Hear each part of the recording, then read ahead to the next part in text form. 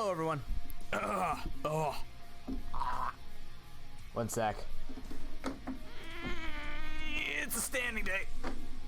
I slept really poorly, and then I slept in, and then I woke up remembering that we're doing Stadium 2 today, and my body's like, yeah, no, you're gonna be late for stream. Not really, but hope you guys are having a wonderful Tuesday. I'd like to believe that I now lead with saying wonderful insert day of the week because I am doing everyone a service and reminding you time is here. It exists.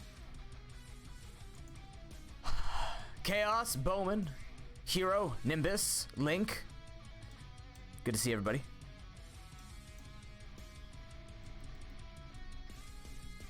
A cat making noise? Interesting. No, not in this house. Our cat slightly roars with a side of cacaws. Not really, but I wish it did.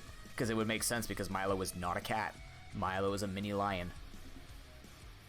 As the title suggests, we are doing some Stadium 2 Randomizer Nuzlocke today. As well as around... I realized that this was actually longer. The match that we had on Sunday was longer than an hour. So around 12:45, we're gonna show what you missed in the first two matches of ProPokeNoob Rando Week 1. Oh, you got the client? Oh, that sucks, man. I'm sorry. I thought that was yours. Unfortunate. Officer, good to see you. That blows. Man, it actually worked out that the match got moved to today between Hero and Voyager because we could do it live. Now, of course, I have to talk with Broken because I don't know how this is going to work when it comes to using them as highlights again. We pretty much figured out what we're going to do to make it for highlights or for people to watch on the stream. But I don't know what happens when they're live stream because I can't change my audio, right? I don't think I can change my audio and make that a thing. Pretty sure.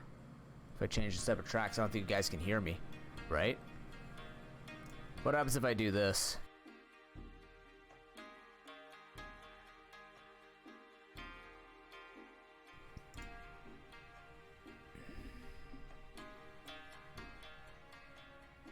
I don't know what I did differently.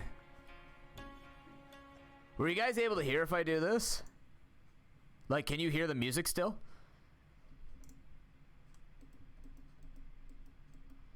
I mean, this does too, but this would be taken off the stream. Actually, shit, I should be wait, is this advanced audio settings for what? Is this for streaming or is this for recording? I don't even know. Lower my latency ridiculously. Like right now? Because I'm on low latency, I've never had a problem with more than 5-second delay. Maybe. It's quite possible. Stream just told me it was live 5 minutes ago, and I was live 15 minutes ago. So...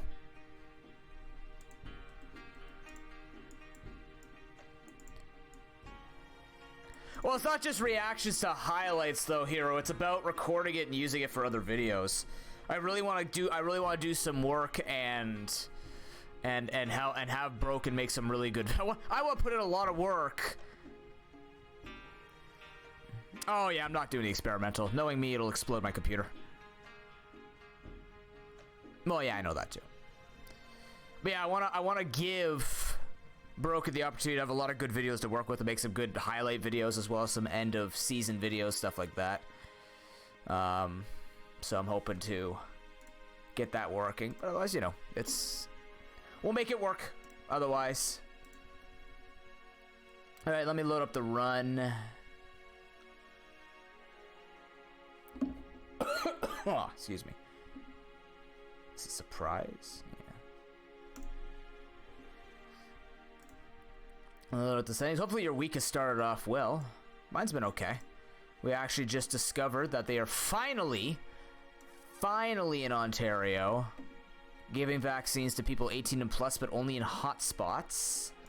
And part of that thing as well is Educators. That doesn't include me, though, because I'm not an educator.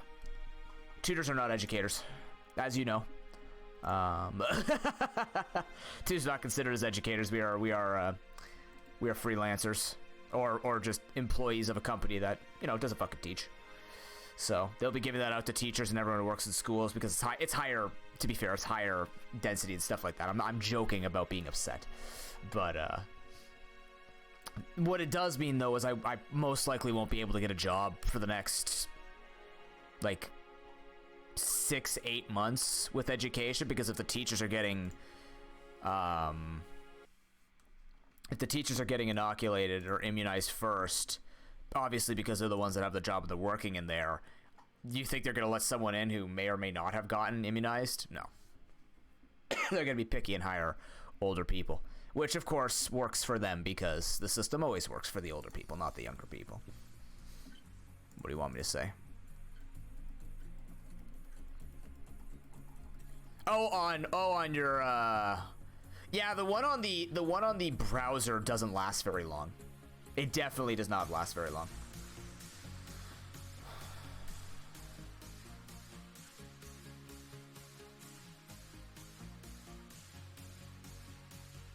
All right. Generate. Yes.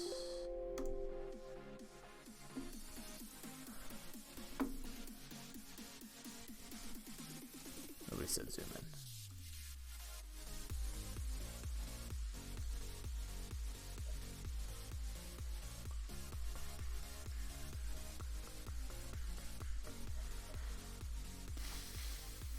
Just looking for my stuff here, sorry. All right.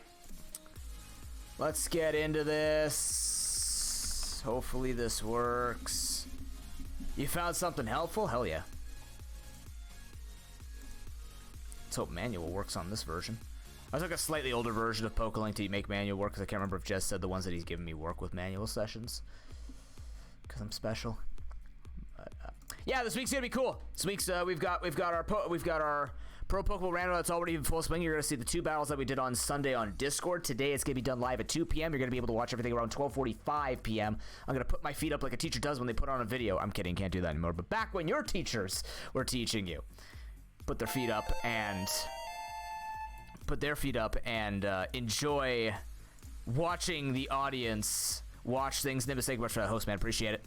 And we'll have that going, and then around 2 p.m. Eastern time, we will have our battle between Voyager and Hero. That one will not be rebroadcast, by the way. Just as a reminder to everybody, when we are doing the ProPokeNoob Rando this year, because you could either battle it offline on Discord or online on Twitch, depending on how it falls in with the schedule. Essentially, if you do yours on Discord, that one will be rebroadcast. If it's done live on Twitch, it will not be shown a second time, just because otherwise you're going to have a lot of videos that we're playing back and forth nonstop. The live show is kind of the be-all, end-all of it, so everyone will be able to see every single battle happening. It'll just be broken up. So, for example, the battle on Thursday, 10 p.m. Eastern time, between Broken and Ace, that will be shown on the Friday before Fedora comes online. So Friday we will be starting a little bit earlier, depending on how long the video is. Probably going to be like 2:30, 2:15, something like that. Keep it easy, keep it simple. Keep showing all the battles so that you guys can keep up to date with it. I'm uploading them to a private database as well so that I can pull them up. That's how we're going to be viewing them. So yeah. All right. Enough talking. Let's get some Veggie games in. Vegeta games, if you will. Uh-oh. Oh, God. All right. How's the audio? Good.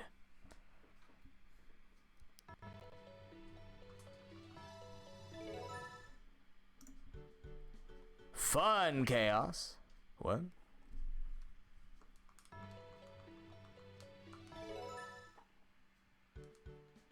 Why is this A?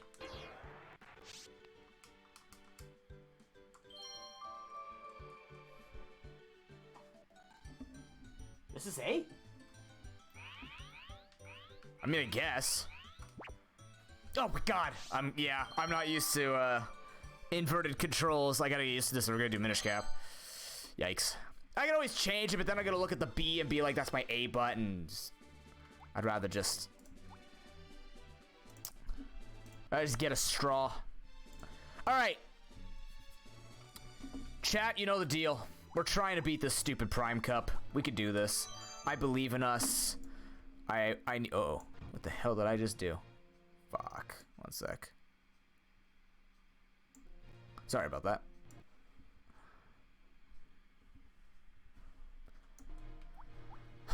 What was our original... Uh-huh.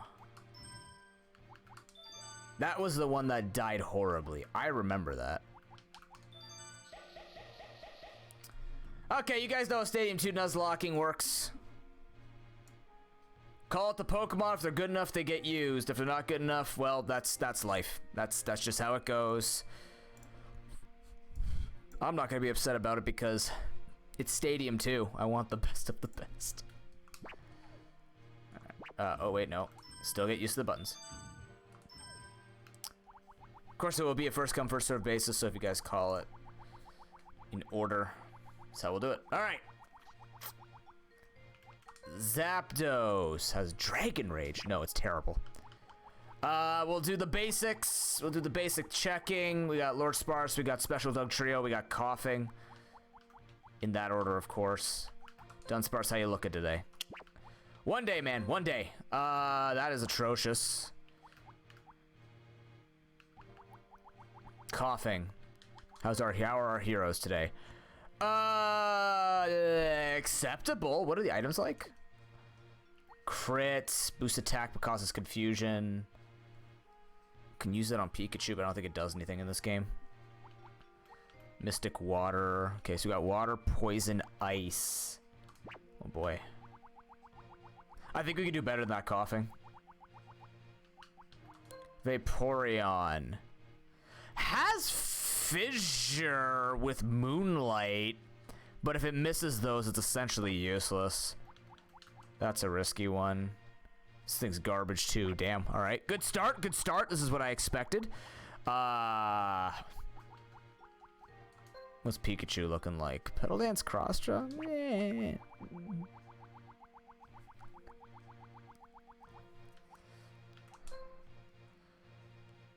If it had coverage, yes. What's Charmeleon got?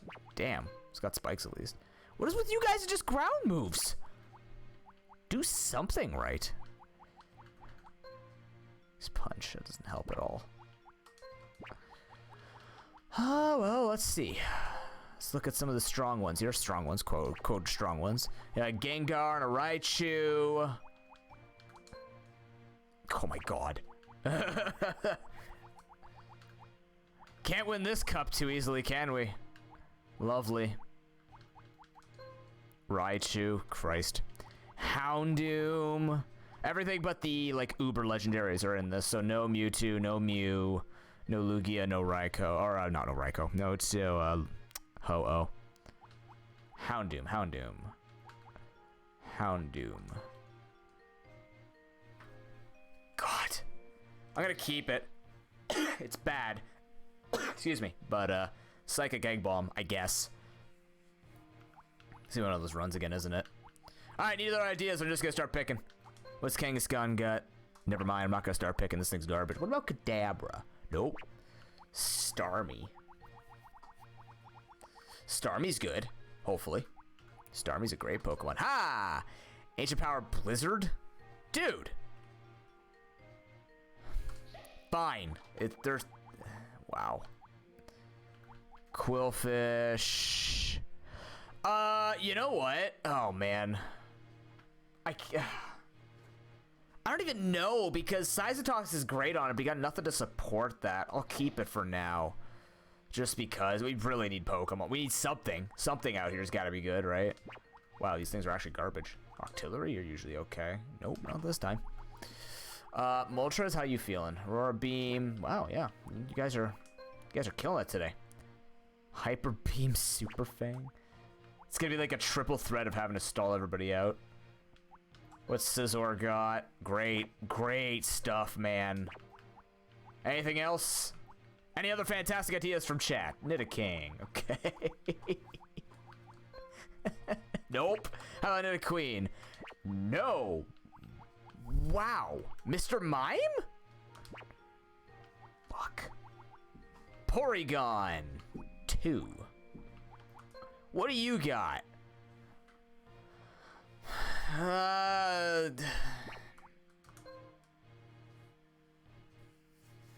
Wow.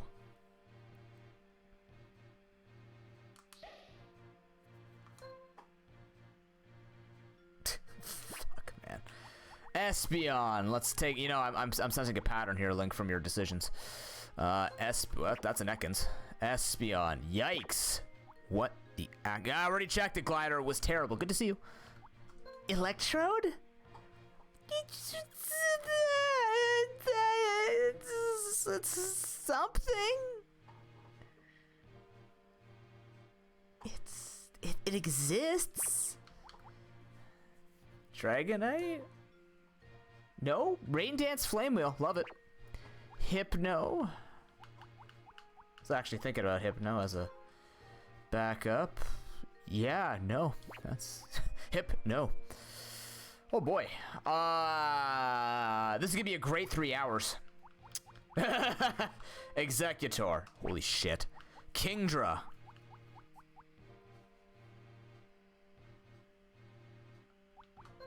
Kingdra.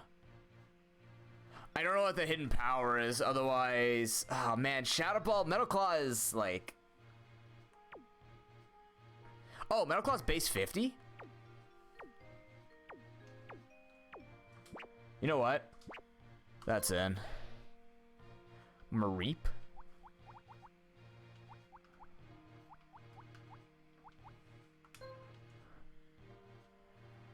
I hate how this is good. That's actually the best we've ever had in this team. Alright, acceptable pokes that we gotta get rid of. Jesus, I gotta get rid of Quillfish. Alright, other suggestions. Why is Mareep better than this entire squad? Yeah, there's a few people that like Mareep in here. I hate it. Don't hate you, I just hate it that it's good.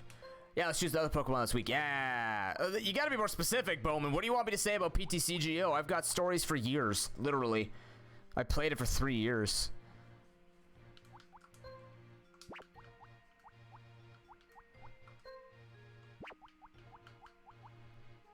Venusaur? We can check that.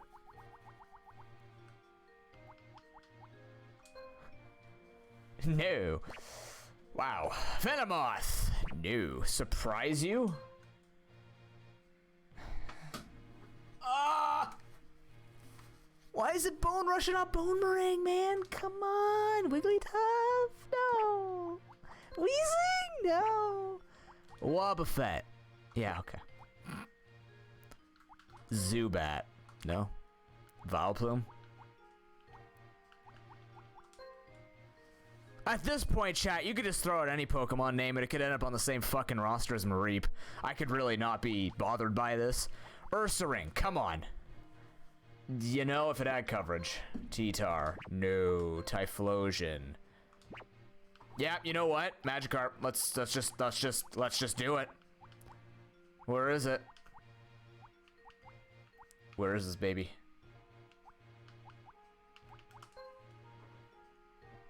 You know, that could actually stall stuff out, and that's the sad part because Fire Spin Moonlight. Magcargo? Oh, Magcargo's good. Alright, we're gonna Magcargo. It's still weak to ground, but I can't help it. Can we trade up the Hound? Let's trade up the Houndoom then. Poliwhirl, not Wrath. We just start with the weaker one. I like the way you're thinking. Poliwhirl. No. Wrath? No. Toad. Eh? Wag. Eh.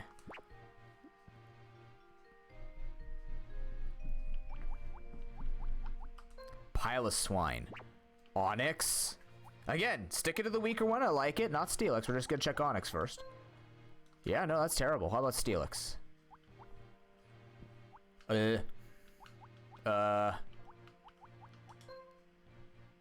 Fuck. Ninetales? Ninetales?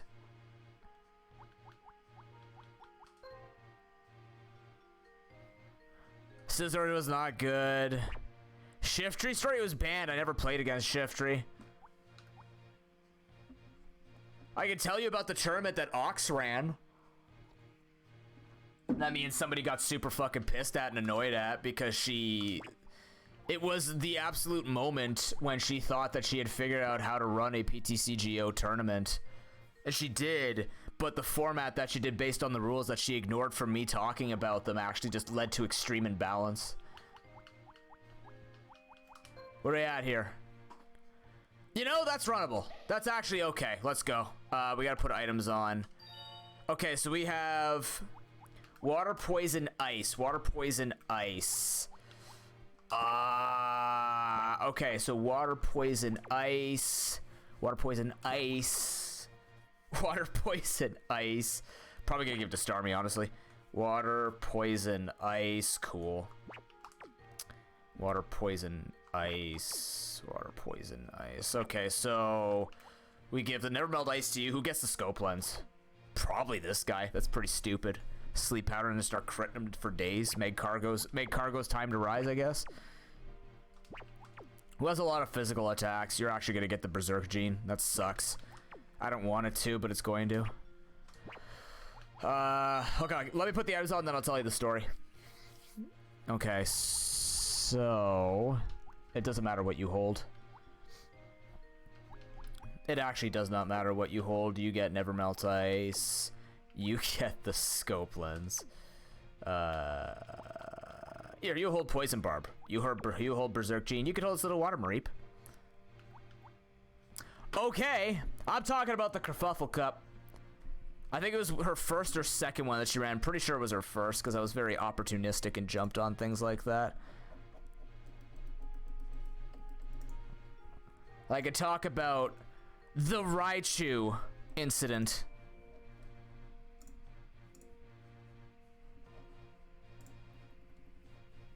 Alright, Pokelink. Mr. Pokelink, bring me a dream. Where this team wins.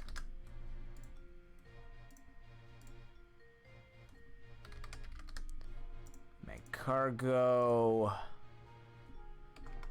Porygon. Why is this autofill and I have to... Why does Pokelink autofill the Pokemon in and I have to backspace it every time?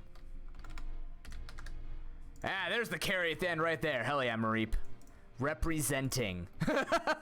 So remember, the rules in these tournaments are after four badges, our team comes back. If they die at any point, they're gone forever. We wipe, it's over, we restart.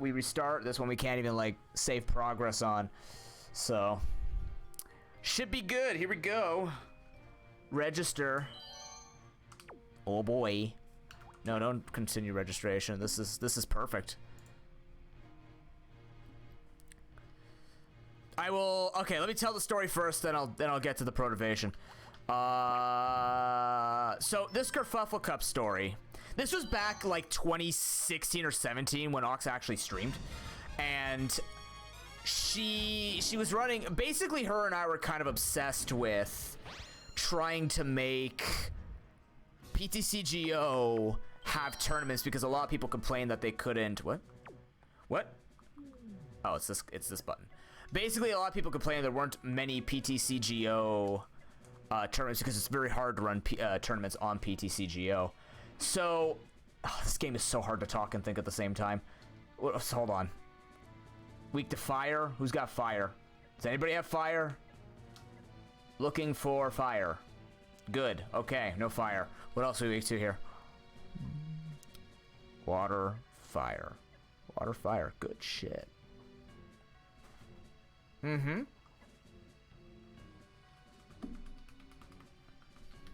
You know, dude, it's pretty good. And then when you randomize it, you go, oh man, this is actually pretty good. Suicune's a behemoth, though. Let's talk about that. Why am I bringing Mareep? Why am I bringing Mareep? Why am I actually bringing Mareep?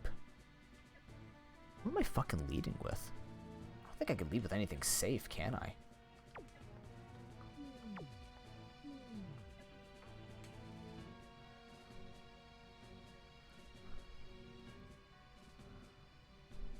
I mean, I guess.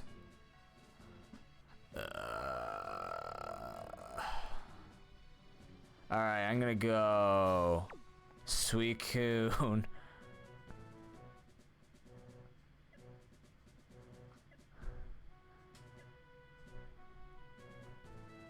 Do I outspeed a lot of things on that team? Kinda.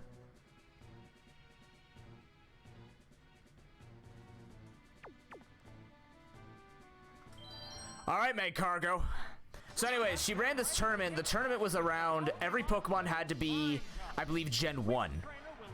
We were only allowed to run it was a 151 Cup. So we had to run only Pokemon from Gen 1, from whatever cards that we could find in the current format. I couldn't remember the format. And there was a particular Pokemon in that format that was kind of amazeballs, and it was Raichu. And basically, with Raichu, it did damage based on number of Pokemon on the bench, which could get up to 100 damage. And, oh wait, no, it wasn't the 151 Cup. Was that the one? Yeah, no, it was Raichu or, yeah, Charizard, and the winner was actually Dugtrio. I can't remember what it was. Was it the 90 HP or under Cup? No, it was the 90 HP or under Cup. Was it just the 151? I can't remember if both of those had rules. But basically, they both had rules where you could only run specific types of Pokemon. Okay, this won't do anything. And essentially, there's an item in the game that everyone was abusing because it made sense to abuse it. And it was Level Ball, because you could grab any Pokemon that you wanted that was 90 HP or less, and the whole format was built around that. So she's like, okay, yeah, but it's fine because everybody gets to use it. And me and I can't remember, was it Chaos? I forget, somebody I remember I used to play a lot with, or was on stream a lot. We were both looking at this going like, this is so stupid, because it led to so much strength and so many like ridiculous combos that it just made everybody play kind of Raichu. So we start the tournament. Oh, this is loud. Holy cow. Well, it did bust the game. That's the point, is it busted the game and made it incredibly difficult for us to even like play out a lot of it without playing that type of deck. So somebody ended up quitting because, like, I was sitting there, I got destroyed by this Raichu deck, and I'm like, you know, yeah, back then I was a bit upset that I didn't abuse it, but I didn't want to either. I just kind of found it dumb. Okay. I can't imagine that's going to do a lot of damage. So I'm just gonna... Should I Encore? Does Encore... Encore works even on the charging turn, right? I would assume. I've never done that before, so... Alright, we're gonna Super Fang anyways. Let's just get this thing down. But yeah, basically that was like a very interesting experience, because it was Ox trying to legitimize this whole like Level Ball is okay in this format, and all of that, and then it ended up being like the one person who was smart was, I believe, Ben, who ended up bringing a Dugtrio deck to destroy Raichu. I don't remember if he won or not. I think he lost in the finals, but essentially she kept in a super ridiculous combination that led to like the entire... That was you, right? Yeah, it was you, because I remember you being like, fuck this, I'm out. And like, I understand she was trying to work with the format. It was just really funny. Like, I was pissed that day too, but in retrospect it was hilarious, because we're sitting there going like, I can't believe we tried to talk about getting rid of this one item that breaks the entire format because everybody could use it. That's like saying that because everybody could use Hypnotoxic Laser, that it's okay. And that was my argument back in the day, because I had no choice. I can't go up against Wizards of the Coast. They're the ones that put out the cards, and Pokemon keeps the game in. So you have to play with what the meta gives you, right? You're kidding me. Wow, Magcargo would have been okay here. But it was just hilarious because, you know, this was a more casual and accessible tournament, so we could be like, hey, this is really, really bad. We should probably get rid of it. She's like, no, we'll keep it. It's fine. And the reason was, I think it also because it slightly benefited her build as well. I can't remember. I can't confirm whether or not that was actually true. But everybody benefited from it. We're just sitting there. Chaos. I remember Chaos and I were just sitting there like, no. But then again, one of my fondest memories of PTCGO was that tournament that I joined where we could use older cards. It was like an uncapped tournament, so I played this deck that made my opponent draw billions of cards and made them discard at the same time. I literally played a mill deck that had no attacks in it. The Pokemon Company, sorry. Wasn't it Wizards of the Coast at one point? Okay. I thought Wizards had a say in it at some point. That was basically the argument, dude, yes. That was essentially the argument, right? Fox isn't broken because everyone could play Fox. Even though I don't think Fox is... I don't know. I don't know enough about the metagame to talk about that. It started off... Okay, yeah. But either way, yeah. So, but whatever. The point is, we can't go to we can't go to them and be like, hey, you know, we're gonna have to stick with this because we can't ban it. In this tournament, we could have banned it. It's just like, it was more like she essentially didn't want to take all the advice. They were giving her like, please think about it. This was back when I was starting to like build my own challenges and you know, try and come up with unique formats that could enhance my own content. So we were trying to be helpful and she just stuck with it. Like, that's fine. It's her decision. It's just really funny.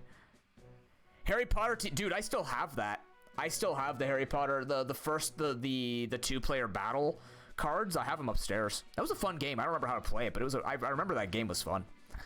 I'd have a lot of people to play with it.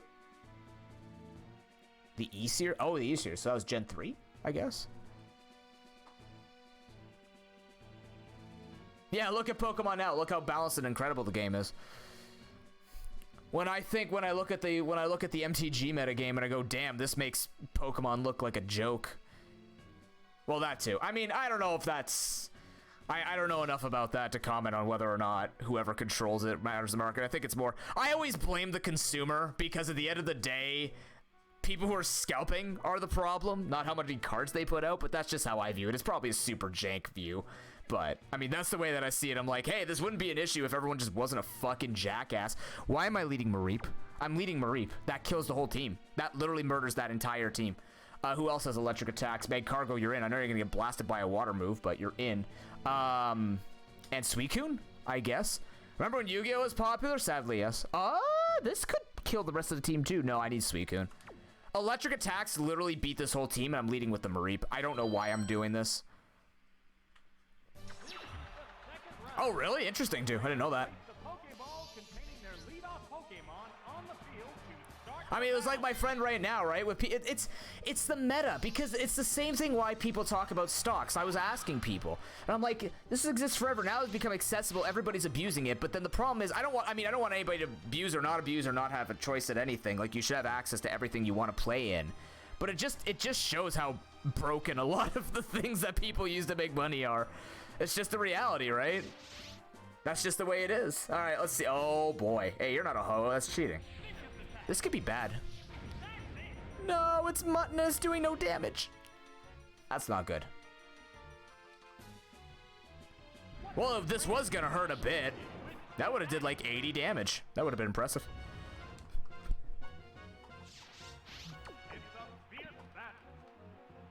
I could go make Cargo. Make Cargo quad resist. I might actually do that so it can't get burned either. As weird as that looks. I can imagine Digimon cards still exist. Oh, yeah.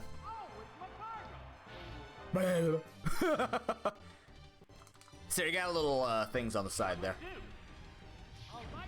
Oh, come on. Don't crit the quad resist. Gross.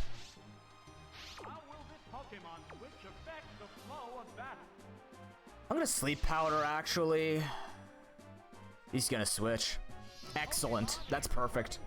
We get to roast anything else that comes out here because we have Thunderbolt. Go to sleep, go to sleep, go to sleep, go to sleep, go to sleep, go to sleep, go to sleep. I'm pulling the power of the MCU on you, yes! But I remember that tournament that I was in, we're making them like draw cards and discard cards. Like Hugh the Mischievous that made both players draw 3 cards, and I played the Swine Up which made you draw 3 cards. That was my that was the favorite trolliest deck I have ever built. Just because it was like, oh come on, just because it made sense, right? Oh, of course you have water. Well, dead. Bye. Actually, maybe not. Yeah, you don't have a lot of special. Oh, it doesn't matter. You just fucking kill it anyways. That's cool. Yeah, because I don't have any special defense. Neat. What? That's cool. I figured it had a water move while it switched in. I was just hoping it, stay asleep. Because, that's generally what things do when they fall asleep. They stay asleep for 2 to 6, but,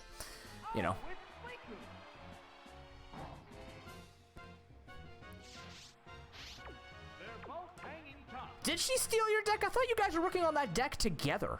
The commands are made. Man, losing my cargo actually sucks. That was a strong Pokemon for us. I mean, I could have predicted it had a water move while it switched in, but like, getting good hits off and all this stuff makes sense too. So, yeah, it's stupid of me, but whatever. Oh, I thought all 3 of you were working on it.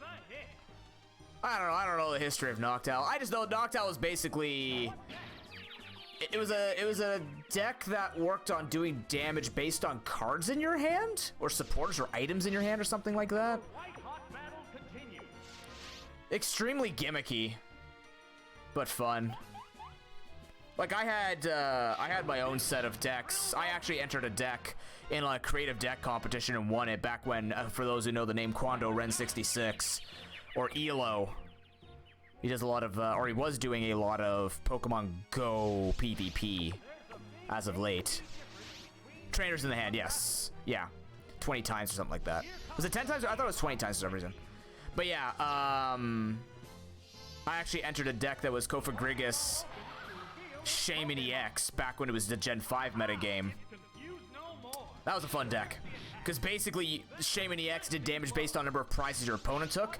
So you use the Kofagrigus that sacrificed itself to make the opponent draw cards from their, or from the prize pool, and then you would deal more damage with Shaman. So you basically forced them to accelerate the game, and Elo like basically absolutely loved it because of how it worked, and he took it and actually improved it with some cards that are now banned. But then I improved it as well and put the Vespiquen in. Oh, in both hands. There you go. Yeah. Yeah, because you use a bunch of cards that would make everyone draw, right? But yeah. I missed that deck. That deck was super good. It was like Night March, but not stupid, because Night March is stupid. Night March should have never existed. Game, can we, like... It's the first match of the day. Can we fucking not do this? Well, we're just gonna... I don't even want to play this out. I just want to reset it. See you guys. It's over. I can't win with the Mareep. Just get me out of here. We're not even like, we're in the second match. We're already gonna have this happening. By the way, if you didn't notice the amount of sheer RNG on this match, you're listening to my story, which I appreciate. I'm not even keeping the team up. No, it's over. Sacred Fire kills us with the burn.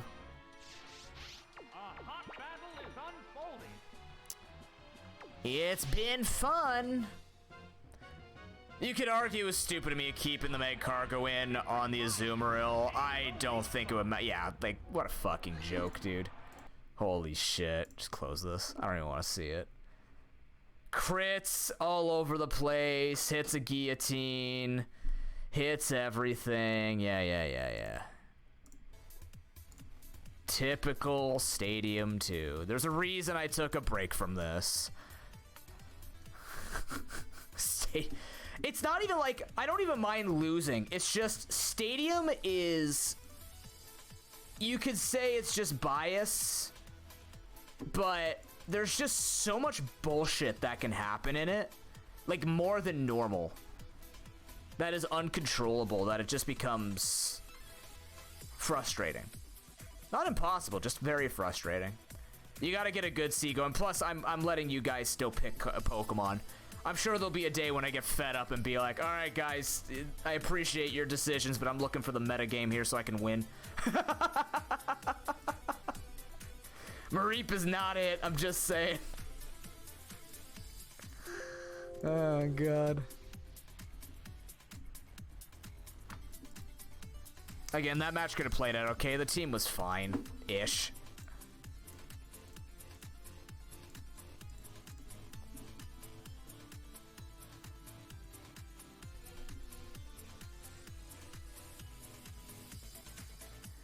Well, it's all randomized, right? Can't really tell. It's okay. It's just the reality of this. No big deal.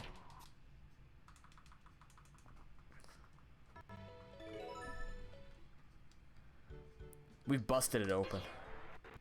Working on your online sword team, any suggestions? I don't actually know Chaos. If you're playing VGC, I've seen people experimenting with Palisand, I think. I don't know how many older, I haven't played Gen 8 competitive, so I have no idea. Like, I'm pretty much out of the competitive scene, and that's why the PPBR is R now. It has the R rating in it. All right, chat, throw me some Pokemon. Let's do this. I believe in us. Always gotta check Lord Sparse. One day Lord Sparse will join the team. It'll be good. It's not today. Damn. What items are we looking at, by the way? Anything we can use. Mystery Berry. At least that helps. Yay, healed by 20. Hell yeah.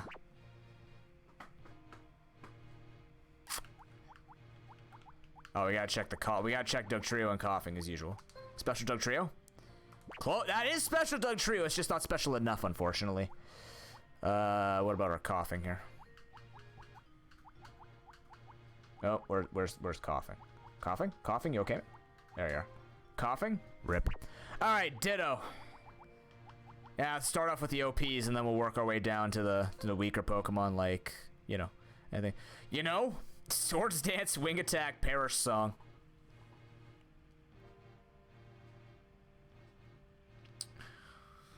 Swords Dance, Wing Attack, Leer. Okay. For now. What else we got, chat? What do you got for me? It's fine. Let's go look at some of the OPs here and try and make it work. Gengar has one attack. Alakazam is garbage. Aerodactyl is interesting. If I had a Bitterberry, that would work. How do we build around Perish Song? You tell me. You're the ones picking the pokes. That's not good enough. Heal Bell's good, but... Bone Meringue. We'd have to build, like, things that can resist what Ditto's weak to, which is fighting. And Umbreon is not the answer, but it has been picked. Let's see. Umbreon.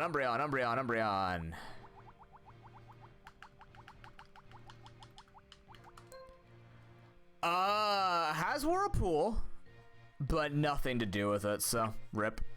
Slowking. Ooh, well, I mean, look. Nah, but it doesn't matter.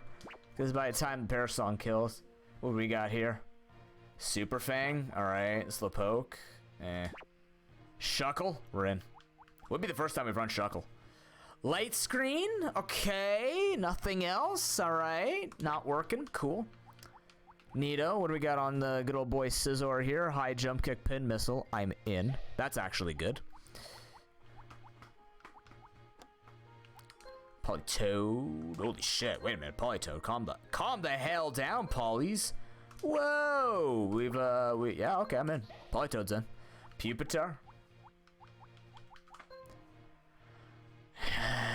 It's got double healing, which I don't think helps with what we're trying to do. Especially it doesn't have any stalling. E-Speed could be interesting. This is terrible, sadly. Quillfish. Nope. Lots of trapping, but the trapping doesn't matter when we switch out. Lick Blizzard. Wouldn't that just get your tongue stuck at that point if you do it in the wrong order? Sacred Fire Bubble Beam. Yeah, that's good. I'm putting that on the team. Screw chat. They're not saying anything. Until they say something, then I say, no, screw chat. Nidoking's okay. We'll wait on that. That might replace the Ditto. Honestly. Togepi.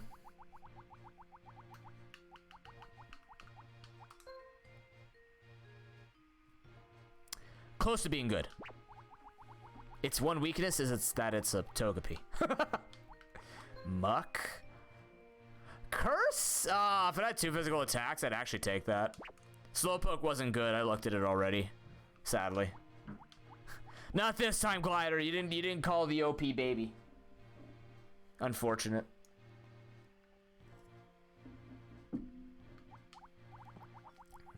Ah, yes, Blastzard. Nah. Nah, it's Scratch Curse, please. Wobbuffet. Would synergize well with the Ditto if it could do anything cool.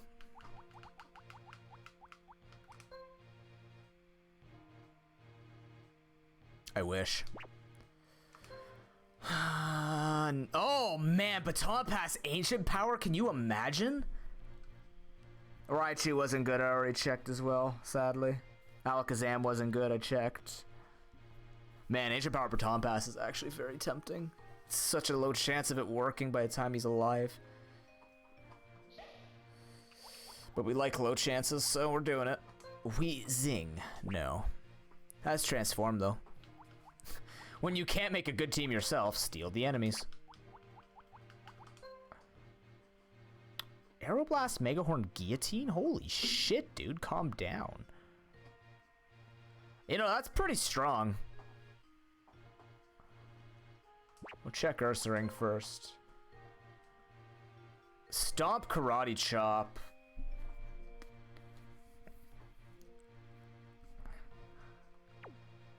Oh, that's fine. Don't worry about it.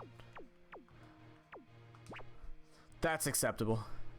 Broken was telling me you've given up your Animal Crossing days to play Pokemon Snap in between eating and sleeping. So, you know.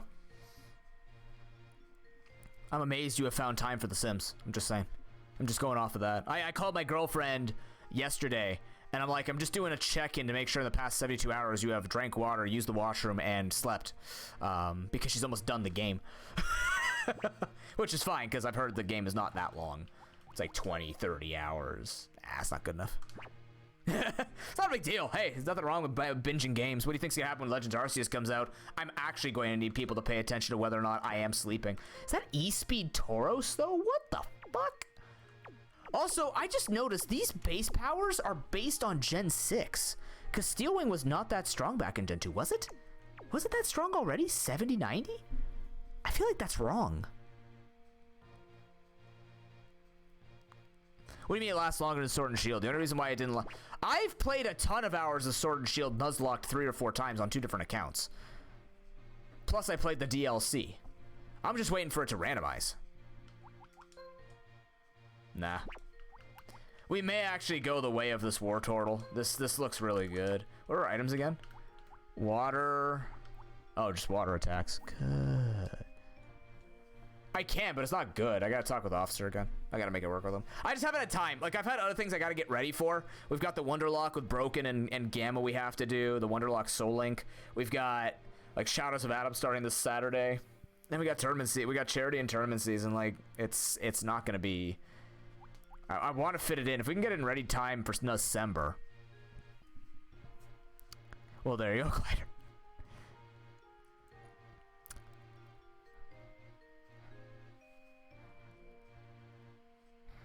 I don't know about that, Nimbus. They're 2 different games. It's like comparing Temtem to Pokemon.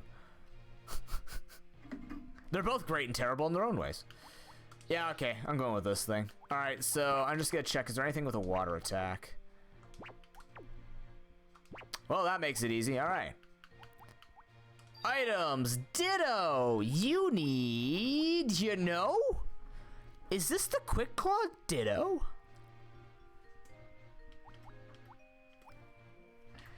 Is this Quick Claw Ditto? For the Perish song? Yeah, I like it. Let's do that. Yeah, Berserk Gene. You get the Mystic Water. You...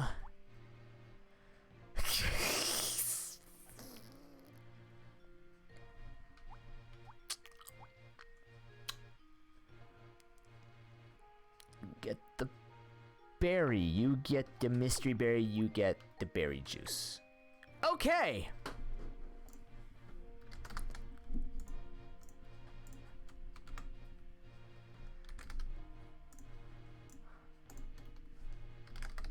This team could carry. 2 water types are the carry again, but that's pretty standard for older gens. They're not ready for the baton pass or ancient power baton pass Wobbuffet.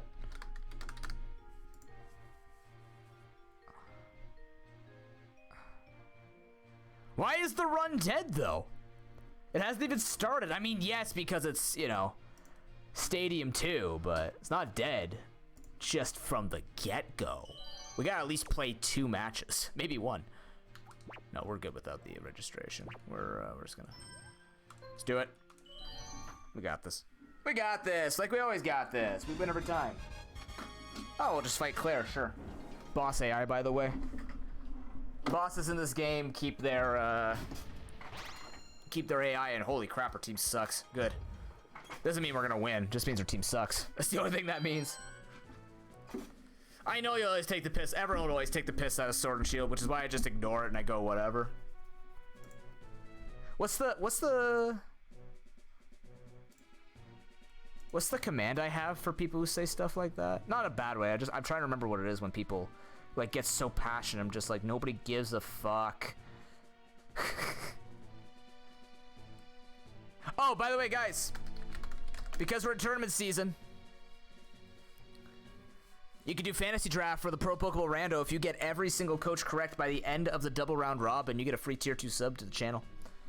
And if you're already subbed, I'll upgrade you easy. Oh yeah, it's this. I have to remember that for when Arceus Legends comes out, or when Brilliant Diamond and Shining Pearl comes out, or whatever the hell it is. All right, this team gets this team gets kicked. Honestly, Scizor does well. Ditto sadly can set up on these guys, but we don't have anything we really need to stall against or Perish Song against. I can't keep them in Nether, but it also stops them from doing stupid stuff, right? Sacred Fire Bubble Beam also gets them. Okay, so we've got some options. We actually have some good options here to take this on. So we're probably going to Porygon 2, Politoed, Scizor. Porygon 2's got the best coverage for start off this match.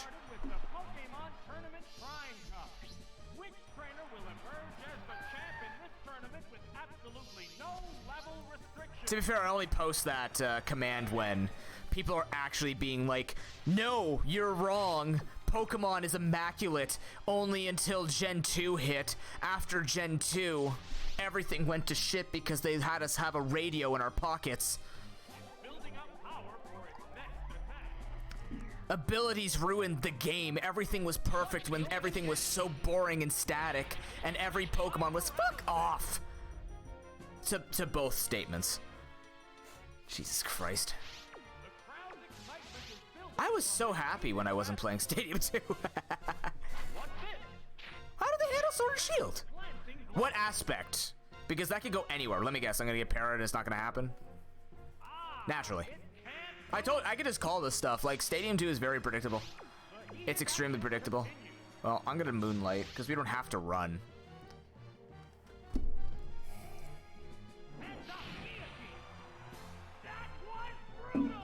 The novelty of Stadium 2 is falling off already on me, guys. I'm gonna be honest with you.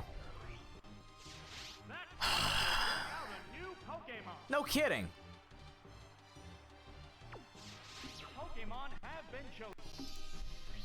Oh, it's Sizzle.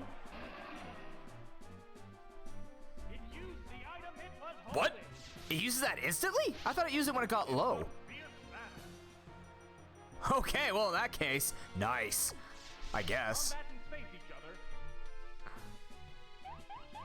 Yes. Attack, go. You're actually kidding me, right? I just missed a 90% accurate move like that? Let me guess, he's getting the para again?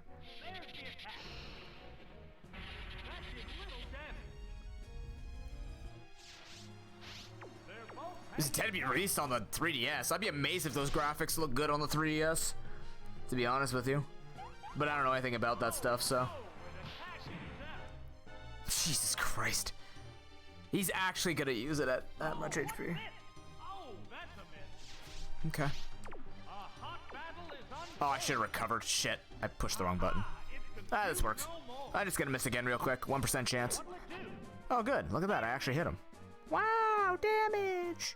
Hey, damage. Yay, Oko moves. Yippee.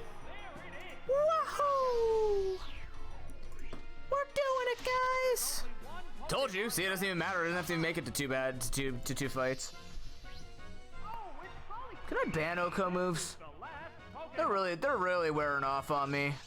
Like, I just couldn't give a shit about them anymore. Oh, there is a guillotine hit counter. There's a video that Broken made. You can just go watch it. They're ready to go. I could give people Noobits every time, and you guys will just break the market because of it. Is the ass slam gonna kill? It's not even gonna fucking kill. False fucking swipe. A light hit. Yeah, I can't even get rid of. Two combatants.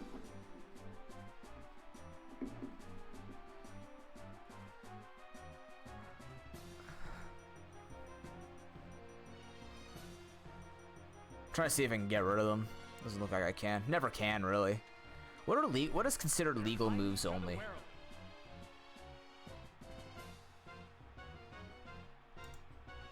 Oh, I see. Maybe that means like Oko moves won't be working. Yeah, that was the place they could stand there and watch their HP fall even faster.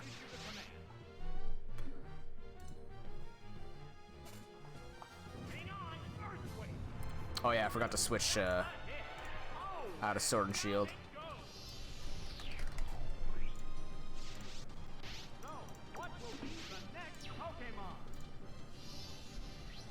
Oh, it's the Fable. Fairy OP. Sparks are flying from both Wow. What's next? Nail the weak. Nice. How's that? Oh, that was weak. A hot battle is unfolding. What'll it do? A powerful blow. Ooh, 2 crits. Okay. Down it goes. Yeah, we didn't need Scizor and Porygon too. This team was built around Ditto Wobbuffet. One Pokemon remains. Politoed is very jovial. Oh, it's Porygon. It's down to the last Pokemon now. The heated action continues. There's the shot. Yes, it's a hit. These guys are bulky. What the hell? What I have the craw. He has the bone. right off? Together we can make a stew. It's a fierce battle. I've never had crab stew. Not a big fan of crab. Just kind of freaks me out. A sharp attack. Like, look at that hand. I don't want to eat something that looks like that. It's weird. Hey, judging a book by its cover, noob. I know. That's how people have survived for thousands and millions of years. Ish. When it comes to food, that's the only time you should be using that. When it comes to food, if it's spiky and looks like it's made of poison, don't eat it. Duh. Thanks, Claire. Yeah, this was fun. Can't wait for round 2. Yeah, Porygon just falls apart. It's just done. I have 2 water types, you can't win. I have a Ditto. You have a Gyarados. You can eat my Ditto. I don't care. You can't chew it like bubblegum. Alright, so I don't have Scizor or Porygon 2 until we beat 4 badges.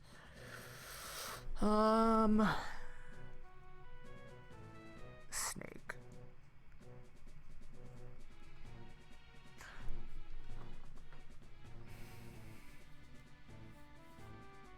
Actually kind of surprises me, Nimbus, that they said that the lead dev said that. Makes you really think the difference between Game Freak and Pokemon, or Game Freak and Nintendo on goals, right? Always makes me think about that. Alright, this guy destroys everything-ish, except for Gyarados, which means we need to handle Gyarados first. And Ditto does the job. Actually, Wobbuffet could do the job. Wobbuffet can help us here.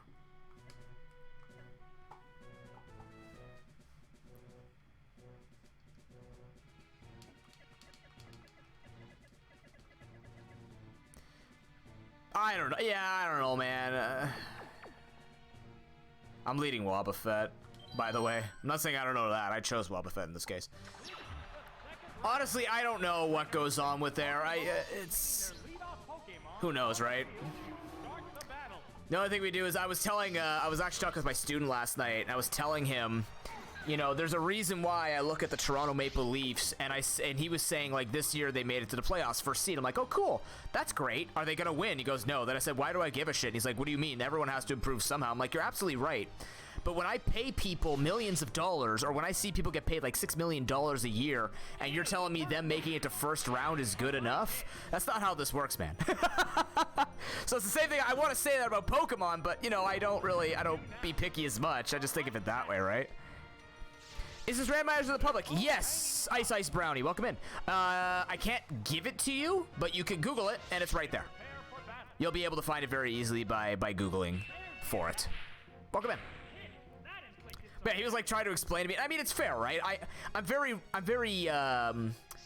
aggressive when it comes to sports, because he's saying like, oh yeah, the players are under a lot of pressure and they have to learn. And I'm like, yeah, I agree. I'm a sports major.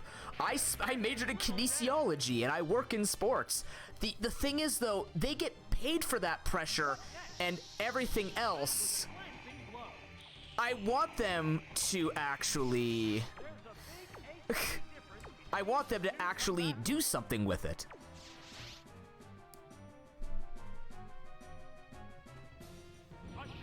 Yeah, exactly. Oh, that didn't kill? I was really hoping that would. I was trying to greed for a boost there. Like, what I was trying to explain to him is like, no, I'm not saying like, yeah, Maple Leafs will never get better. I'm like, because it was a retirement team. It was. Right now they're actually investing into things. I don't keep up with it. I just make fun of it because my uncle's like super obsessed in it. But it's like, yeah, cool. They made it to the playoffs. Excellent. Now I want them to win. And that's not unreal. Is it unreal expectations? No, because they're still getting paid $6 million. So of course I want them to win. That's the disappointment for fans, right? They're devoted. I'm like, yeah, I'm devoted too. But, you know, people also aim to be first. If they're not first, they're last. That's literally how it works. I don't like saying that. But it is how it works in sport. If you don't win, yeah, there's growing things. But when they're making money and it doesn't even fucking matter at the end of the day, I thank God they're not all motivated by only money. But, because if they were, then I'd just be like, yeah, whatever. But it's just really funny when, you know, he's trying to explain to me there's growing time. Like, yeah, I agree. There is growing time. They're also making 7 figures. This pressure is what they sign up to. I don't hate sports. Where the hell is that even saying I hate sports, Marie? Hi, Marie. I love sports. I don't like the toxic masculinity within the sports. But that kind of attitude of they're growing up, like, yeah, but a competitive edge, they don't think of it that way. You very much think of winning. You don't think of like small growth, because small growth will happen as you're working towards winning. That's the idea. You recognize it, but they're not going to recognize it. Neither are fans. What if like fans are just copium at that point? We're just like, it's okay, guys. Oh my God, we got first in the thing. Okay, if they die, they could lose out. No, who wants that? Growth is growth. I agree, Marie, but that's not. They're also getting paid $6 million a year. I want them to grow and make that money work for them. I know that everybody can be a winner. I hope so. If you're gonna support the team, you want to see your team grow. The worst thing is watching your team fall. That's even worse for people, if anything. What am I doing here? How am I killing this thing? War Turtle? What is it using? Synthesis?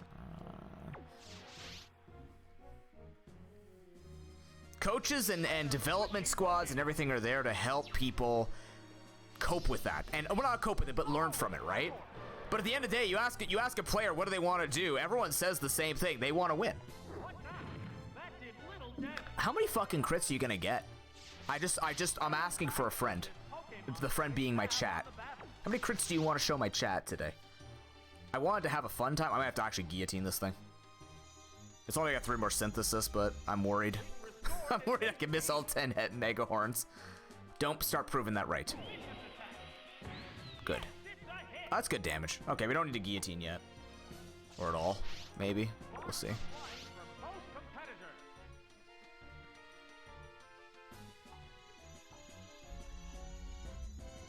restored its HP.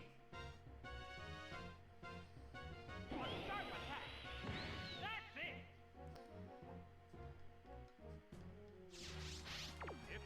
obviously my opinion changes if you're in non-competitive sport, right? If you're playing house league, lower league, amateur league, whatever, my opinion is not going to be as strong. Growth is growth. But if you're in the pro leagues and you're labeled as like the top 100 players that deserve to be on a team and you're making that much money, that type of pressure is what you thrive in and what you're building in.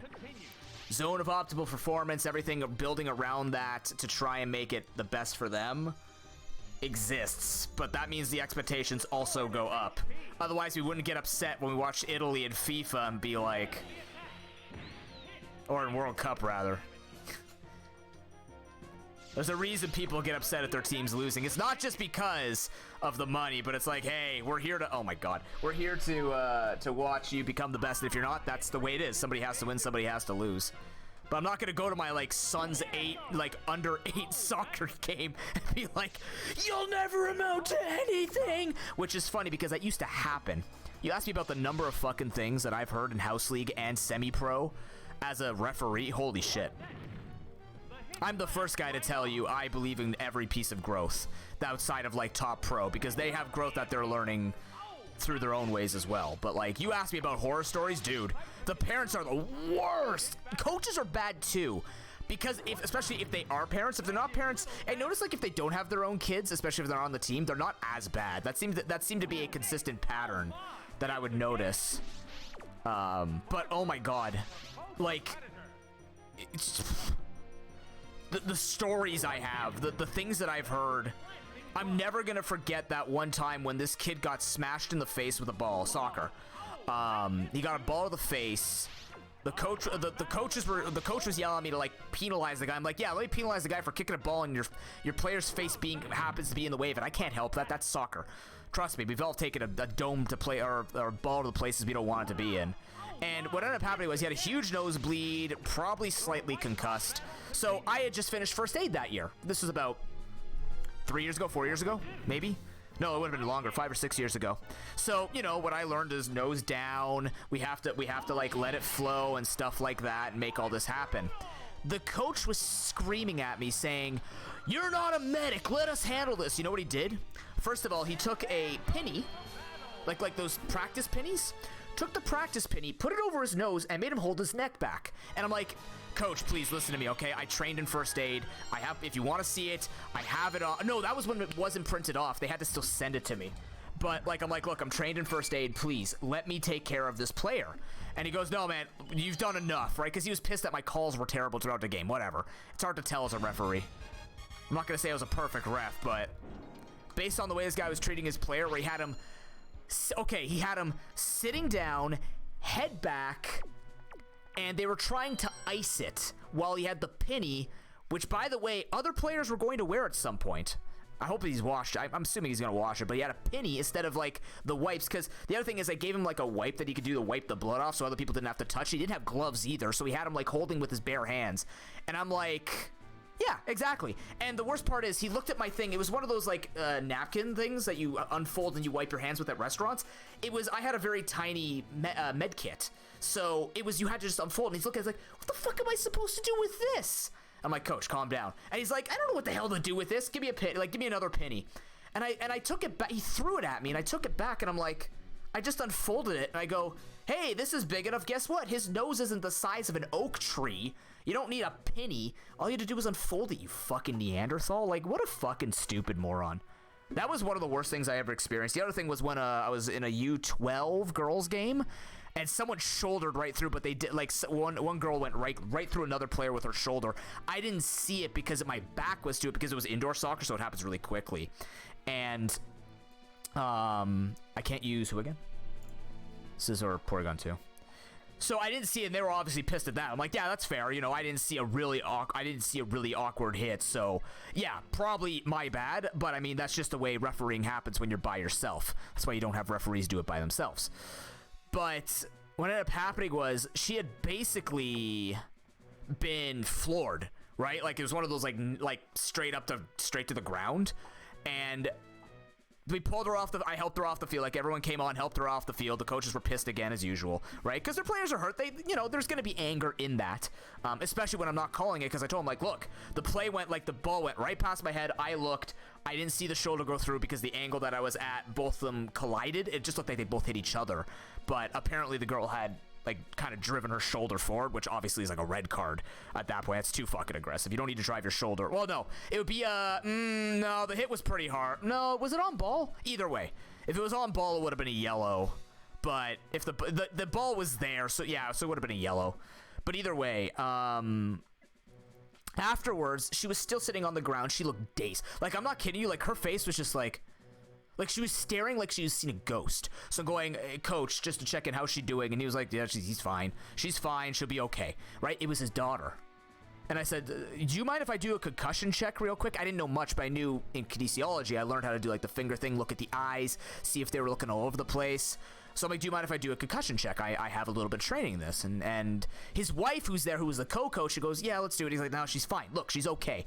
And the wife's like, please do it. And I'm like, okay, let me go check. So I look in her eyes. Her eyes are okay. She's focusing, but it's kind of like wandering ever so slightly. So it could just be fatigue on top of the hit.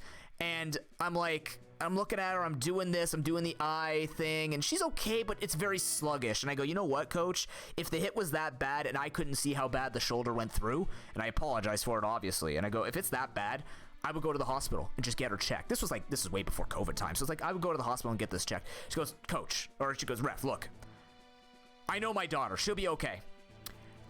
So they're like, okay, whatever her name was, let's go. She tries to stand up. The moment her second foot touches the turf, she just fucking falls over. And I'm like, she's going to the hospital, coach. You have no goddamn choice. So they helped her up, and I don't know if she went to the hospital or not because I didn't ref that ever again.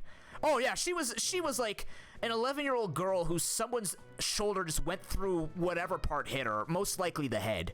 It was probably the way the angle hit, it was probably like back of the neck around the ear thing. It still hurts, doesn't legitimize it, but it was still head, right? But she basically got up and then she didn't fall totally flat, but like she caught herself, which gave me hope that she was gonna be okay. But I'm trying to decide between Ditto and Wobbuffet. You can understand my hesitation. Wobbuffet, all right. And it was just like, I'm just sitting there going, look, okay, yeah, you might not like referees.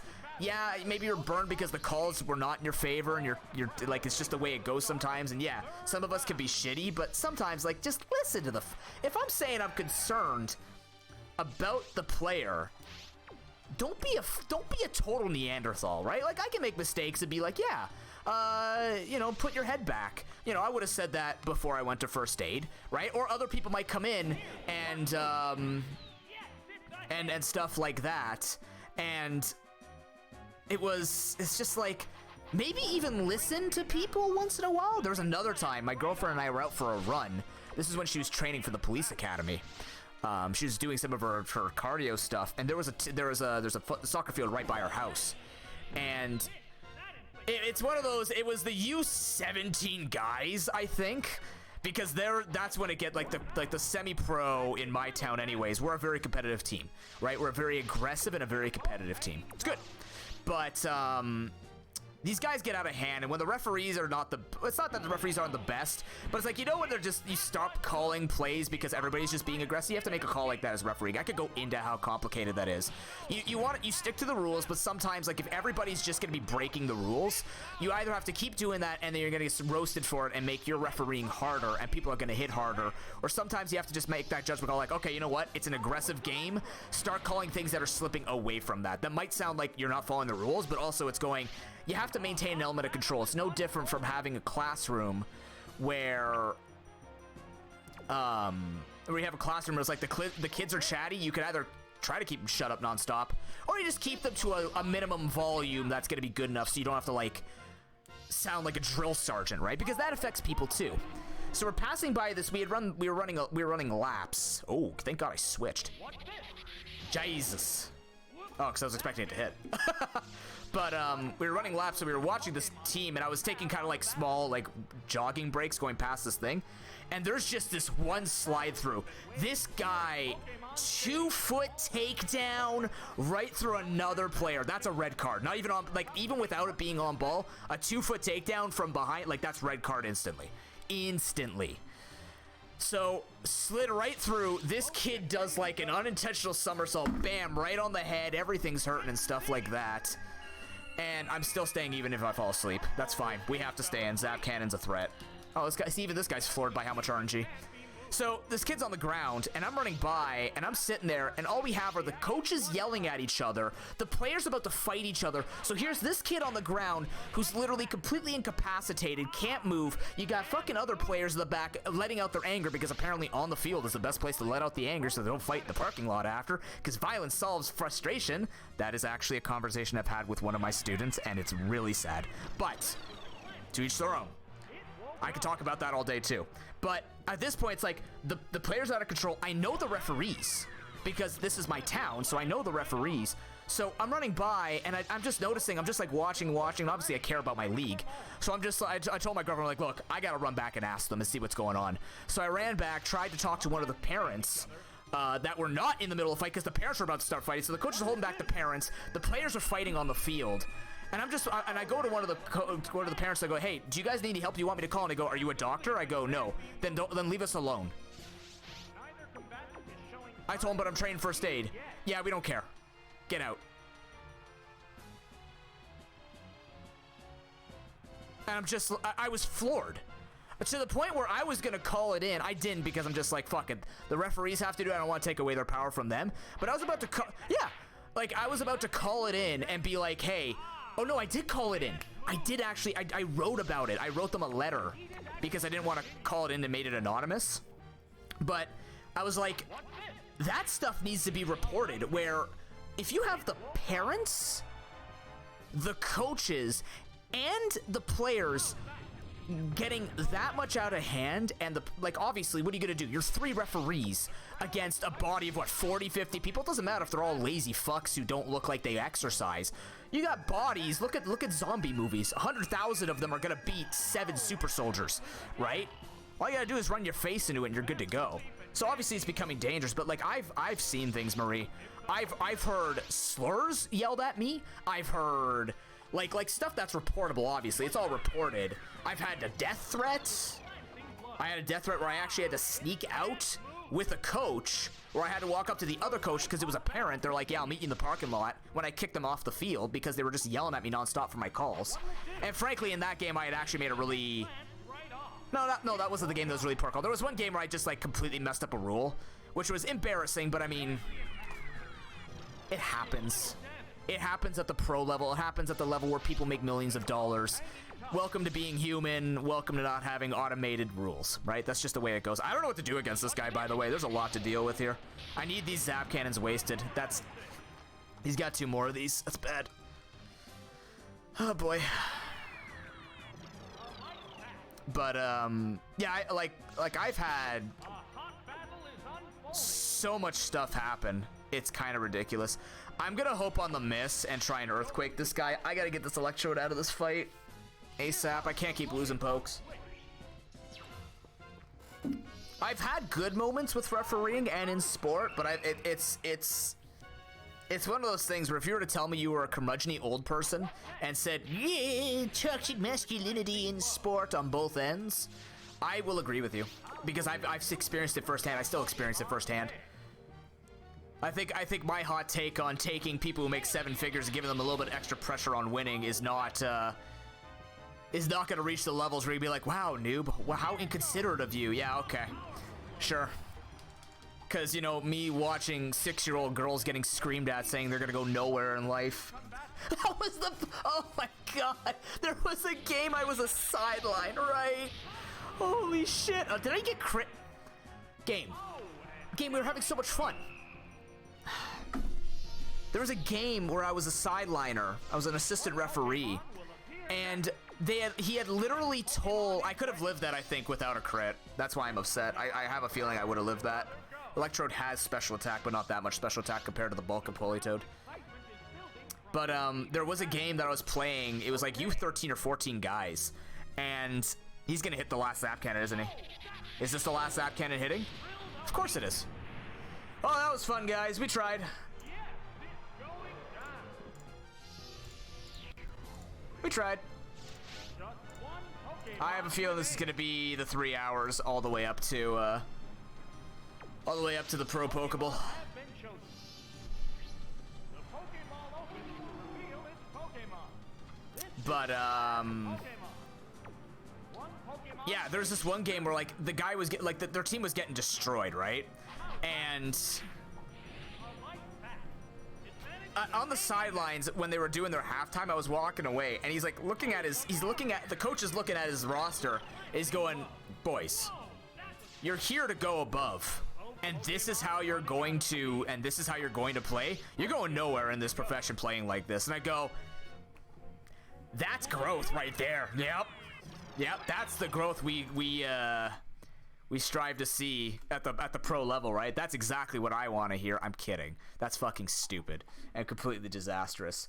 Because no matter what you say, yes, there are teams that get along with that kind of pressure put on them, but that is like, guys, you're gonna go nowhere towards your dreams that you're actually here to play for. Yep, that's how you do it. 100%. That can be sport.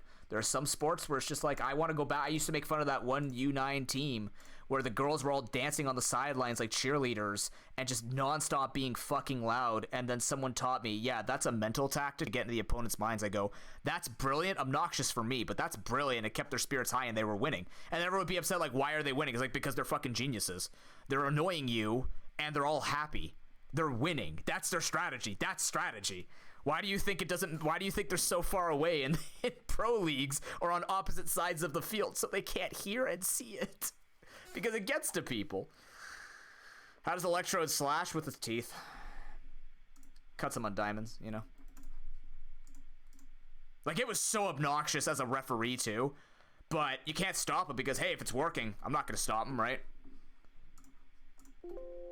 It's not even a dirty tactic. It's just like, look, the kids are happy. Right? The kids are happy, and that's their kind of like motivation and cheering and stuff like that. And that was under 18. I did a couple of over 18. Never wanted to do it again. I didn't care for the pay. The pay wasn't even that good. I made what? $65 for an hour and a half, which is great. But like the amount of shit that you get is like, I almost had someone throw something in the back of my head. It's not worth it. It's just not worth it. You gotta have the stones, and you gotta be fantastic at it. I was good at it. I was a good referee. I'll say it. But Jesus, man, there's a lot that goes into it. Like my uncle who got chased off the. Basically, he was refereeing a Portuguese. He describes it as a Portuguese grandma came out running at him with a rolling pin. He ran off the field, didn't even finish the match. No, he called the match, ran off the field to his car, called his boss, and said he quit. If I remember that story in the exact order that he told it.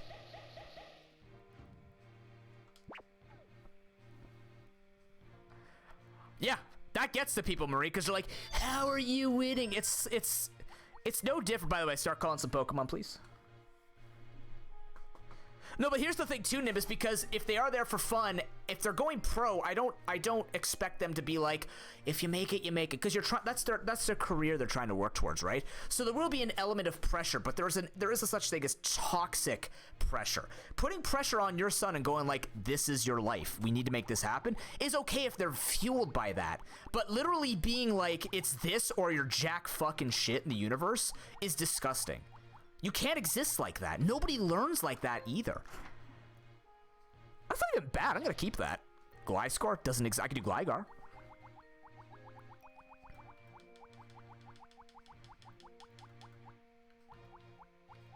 Like, there's nothing wrong with putting pressure on students. Pikachu. Oh, God. Glider. Why? Why? Why do you do this to me? Oh, it's not good. Oh, it's Pichu. Damn it. I should have just played it off. It's still not good anyways. Good. What do we got here? Shtick? Ooh. Lucky Punch. Hold on. We got to check Chansey. Pichu didn't work either. Can Chansey do some high crit chance action?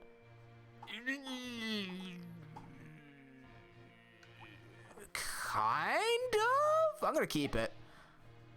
Noctowl? Oh no. Yeah, like there's pressure you can put on people, right?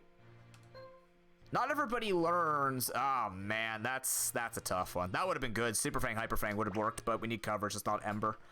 What else we got? But like there are strategies that people use to just keep themselves happy. Like for me, it was always about just talking and having like just having that kind of focus. I'd be very focused going into a match. If you look at football games, like American football games, some people are just sitting off to the sidelines with headphones in because they're focusing. They're getting ready. I hate that. And that's fine, right? That's not them being lazy. That's them, like, everyone has a different, it's called zone of optimal performance, where they get ready in their own way. So generally speaking, that's pretty good, actually. Umbreon, deal. Generally speaking, you know, some of them don't want to be a part of the huddle, or usually they are part of the huddle, but some of them just need to be on their own for like 20 minutes before the game starts. I wish that is Spore. That would have been good. Dragonair?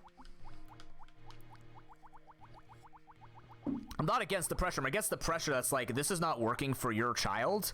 Stop it. But because it works for them, that's what they do. That's why the best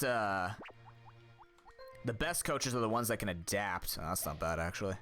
T-Tar? Ooh. Spicy. We've lost so many times now, I can kind of remember which column they're in. Ooh! Okay, okay, let's see. Is there anything we can kind of look at and go, eh? Probably the Chansey. Alright, other suggestions. It's okay, everybody wants their milk. It's all good. Everybody needs some milk. Everybody needs some calcium in their day. You got a Raikou. That Raikou's not actually that great. What are my items again? Bitter, Psychic. I only have 4 items and 3 of them are bad. All of them are bad, actually. Scizor. Megahorn Rolling Kick. That's stab. That's really hard to ignore. Megahorn Bubble Beam. The Milk Drink makes both of these really good, though. That's the problem. I can't get rid of my boy Dugtrio. He's gonna be kicking. I might actually trap Tangela. I can't believe I'm keeping Meryl. I'm doing that on purpose. But if Sandslash is... Nah, it's too much. That's too many flying moves. I can't have that many flying bug and normal moves on my team. Actually, you know what? I might get rid of Meryl then, because Tangle at least has some coverage. This has coverage, though. It's just this Meryl, and it sucks. What else we got? This is not a guaranteed win by me getting rid of Meryl and getting something good in, right? It's just... Let's go for other options. Let's get some other variety in here. You know, we had Ditto try and do something. We had Wobbuffet try and do something. It just didn't work. This is also saying you can swap Meryl for, like, a Venomat if you wanted to. Look, this thing's gonna be great. See, told you, fantastic. It's wonderful. How about Unknown? Yeah. But yeah, I mean, like... I don't know. If I look at it from the perspective of sport, sport is about winning and losing. You don't enter a tournament, like, not everybody enters a tournament to win, right? People enter to have fun. That's the Pro Pokeball, right? People want to have fun. But it doesn't mean that somebody who's going to be trying to win shouldn't have a competitive attitude to try and win. You know what I mean? Gosh, that's not bad. I'm doing that. All right, let's go. All right, chat called about 66% of this team. I accept this. Like, there's nothing wrong with people wanting to try to win. It's when you start to deflect it and impact other... Like, because here's the thing, right? There's a big thing that I'm noticing right now in sports and esports where trash talk is getting a lot of good vibes. Where people are like, yeah, we love hearing the trash talk and stuff like that. Trash talk can only go so far until it just becomes, like, a mainstay in the media and becomes the thing that people... It's like fighting in hockey. Where it's like, I know people who literally watch hockey for the fighting, not for the sport. And if trash talk starts taking over like that, it just becomes annoying to watch. Bay said, thanks for that, host, man. Hope you're doing well. How you doing, officer? Yeah, I got here a little late. It's okay. Maybe this team will die again. Don't worry. This looks like the best team of the day. And you still picked about 2/3 of it. Oh, of course. Yeah. Like, I could go to Link when we're doing our bingos and be like, is this just going to be another bingo day for me, Link? Are you gonna put 5% more in? But I know he'll fight back, and I don't actually fucking mean it, right? Like, I don't mean anything. I am very bad at trash talk. I'm just very good at picking at a wound that somebody has shown before, and it just throws them off a little bit. But I'll take it back, and I'll never mean it, right? Like, I'll never mean it. But when it gets to the point where you're actually just starting to, because there's obviously like picking on people's more personal things, that's when it becomes a problem. Or if it just becomes like that's literally all you're known for, then it becomes a problem, right? You could be competitive, you could be like, you can win. You can't just look at professional sports to say whether or not you have to sound like them to be like them. You don't. You definitely don't. The training is there. The trash talk is just part of them. It is. It's part of them. Doesn't mean it's good. It just means it's a part of them. How am I killing this team? With moves, noob. Aha, of course. Thank you. Internal monologue. Okay. I kind of wish Tyranitar had Pinsir's moves, aka the magnitude.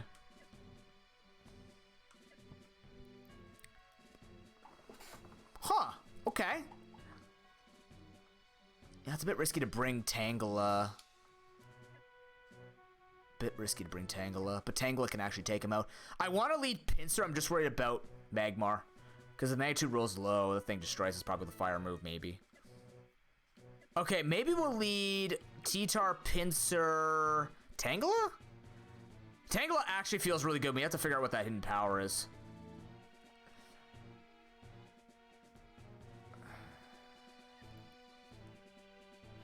He's got Crabhammer. Crabhammer can handle it. I'm just... he's got Rolling Kick. I'm just worried about that Articuno. That Articuno needs to be managed. I don't think Tangela is the manager, though.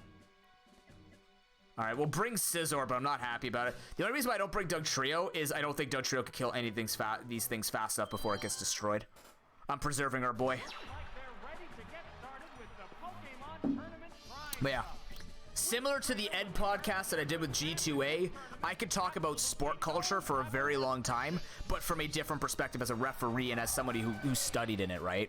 And I can tell you right now, someone like me does not belong in sports in the way that you think, because, like I said, you know, I have nothing against, oh, that's not good. I have nothing against the competitive attitude. I am very tough on pro players, but that's because they are being tough going into the top league. You're going to have high expectations if you're going into a high pressure situation. The difference is I don't think you should be sitting there per se. I could say, yeah, if they're getting paid millions of dollars, they should be upset that they lost because that's the truth. They should be upset that they lost because that's the level. It's like you're winning or you're losing. Growth comes in between that, and that's not looking away from that. It's just, you know, the end goal is not being achieved. You know what I mean? Anyone's gonna be upset. You know, I'll be upset if one day I don't make partner on Twitch, or if one day I just fail Extra Life or something like that, because my expectations and my goals are set super high, and people will hold me accountable to that. What the hell am I doing here? How am I killing this thing? It's got reversal. Pinsir? As long as it doesn't have a flying move? At least it won't use it turn 1. But I think it will outspeed me. Oh, it's Pinsir. What now? You have a lot of things to kill Tyranitar. That disappoints me. What impact will this Pokemon switch have on I have to cross chop. We gotta take it out by the neck. That's fine. What's that? That didn't do much. Scizor won't take it well. It's gotta be Pinsir. Like, it'll take it, but, like, I don't want it to take that damage. The crowd's excitement is building from this heated battle. Diffuse Thunder Wave. It's gripped by paralysis. What's this? A light bat. As always, after these types of conversations, I'd like to thank everybody for having effective communication in chat, not getting upset at other people's opinions. We very much encourage multitude of opinions. There's nothing that I've said that is 100% should be what everybody believes by any stretch of the imagination, because that would be boring and also could be ignoring certain things that we need in life. We need varying opinions, as long as none of them are harmful. Oh, okay, Nimbus. Ban Nimbus. Flash attack. Right, that's a hit. Oh, I mean, you know what, Link? I think the bias with that opinion is because there's not as much they had to do because they could actually add character that they could probably fit in this. When you think about, like, this is literally exclusively a battle simulator, right? Pokemon, other games, like, oh shit, really? Take it? It's an Ekans? Tanky? Good. Like, when I hear that, when I see it, you're right. There is a lot more character in this game with the moves. You could argue for it, especially for its time. But it also didn't have to worry about building a storyline. It didn't have to worry about building a bunch of other mechanics in it, trading, all these other things that would take up the code, right? That's just the way I see it. But yeah, no, this game had, like, everything, even with attacks that they're not supposed to have so much character. That's why I'm looking forward to Gen 8 Rando. I want to see what these attacks look like on these Pokemon. I want to see what Pyro Ball looks like on a Pokemon without feet. Like, how does Electrode use Pyro Ball? How is that? What? What did it use? Shit. Okay. Never mind. I guess it used, I didn't see if it used, I don't know what it used. Submission? No, it would have killed itself.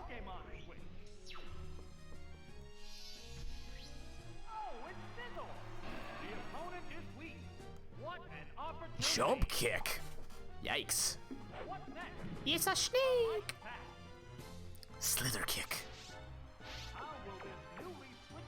I just want to hit it. I have nothing fully accurate to hit it. Damn it. That's the way I see it, right? If it was a pure battle simulator, like, what were the... I'm pretty sure the moves in Battle Revolution were okay, right? Like, Battle Revolution looked good, but again, it's just a battle simulator.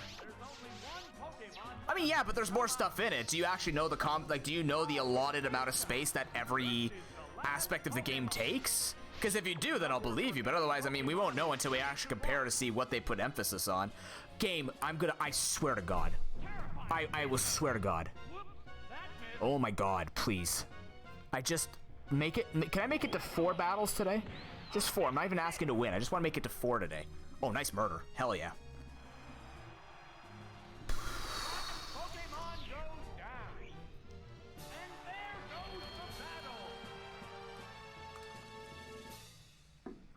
I just think of all the angles with it. Plus, I bet you this would look tacky in 2021 graphics. Like this would look tacky. I don't know. Hey, Massamune Marth, welcome in. How you doing today? They did use it in the newer games. They absolutely did. They sped it up. I don't have to sit here for 20 seconds watching damage numbers and attacks go off. They made them go quick and look cool. They still look good.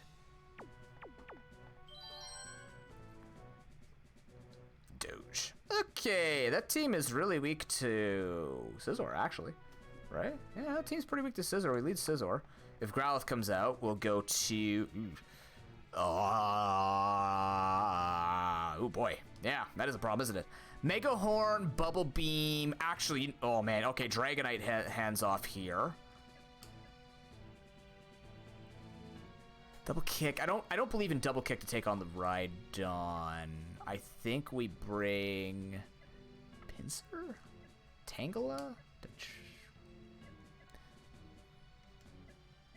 I don't want to be so weak to fire, but I also don't want to have to worry about the Growlithe nonstop. But you can't really hit a lot of things on this team. Maybe it has to be Pinsir. What is the actual difference between Pinsir and Tangela? There isn't much of a difference between Pinsir and Tangela, is there? One has a stronger fight move, the other one has a stronger ground move. Shit. Is this a randomizer? I hope so. Otherwise, I never knew that Tyranitar could learn Pain Split. Yes, it is. We are doing a Randomizer Nuzlocke of it. Basically, we have to assemble a team. If a Pokemon dies, it's gone until we get 4 badges. And if our team wipes, it's over. We start from the beginning. We do a lot of challenge runs like this on the channel. This has been a project for a few months now because we cannot beat the game. I just cannot beat Prime Cup. We beat the Gym Castle challenge. We're trying to get to stage 2 of it. We beat Little Cup after after a lot of tries. Now we're trying to beat Prime Cup. Then we got Pokeball at the Poke Cup after, which I'm not looking forward to. Maybe we do bring the Doug Trio. Nah, we'll bring Tyranitar.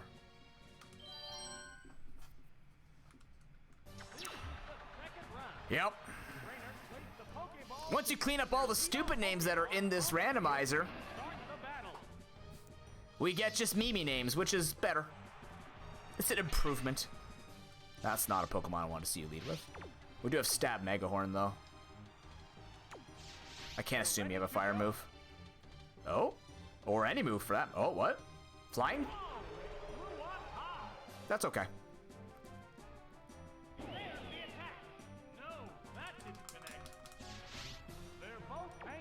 Not in this game, Link. No, I didn't actually replace the names in this game.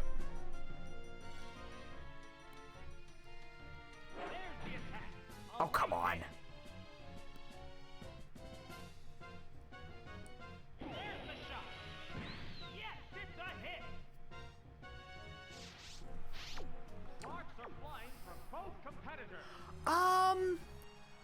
I'm gonna focus energy in case it tries to go for fly again. Good.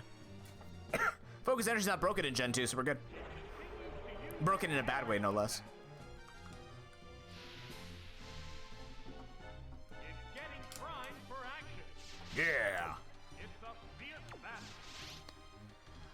But yeah. I don't know, every game has its own charm. What now? The hit glanced right off.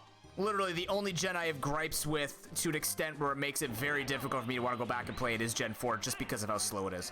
That's it. Otherwise, the game itself has incredible potential, which is why I'm looking forward to Brilliant Diamond and Shining Pearl. I don't want them to do it the way they're doing it, where it's just literally a remake with Link's Awakening graphics. So I hope they build it out that way and they're just hiding that from us. That would be a nice surprise. But... Crab Hammer? High, really high crit chance. It'd be like 1 in 4, right? Hell yeah, that didn't crit. Wow, amazing. It's almost like if you give me a high % chance for something to happen, it doesn't happen. I was expecting him to, What? No. Spedman confused me there. You ruined my monologue, Rhydon. Why? Nail it. Grab him. Whoops. That missed. How's that? A light pack. He can actually crit and kill me Both hanging tough. if I miss again.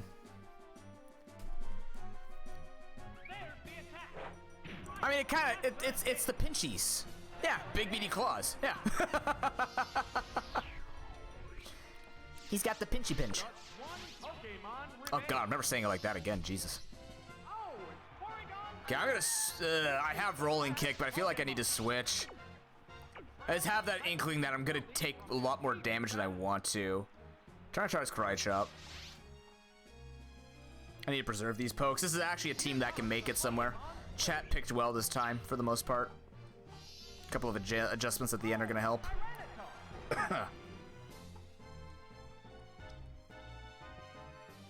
Okay. What's this? A light hit. That's a lot of damage, actually. How will this newly switched out Pokemon fare?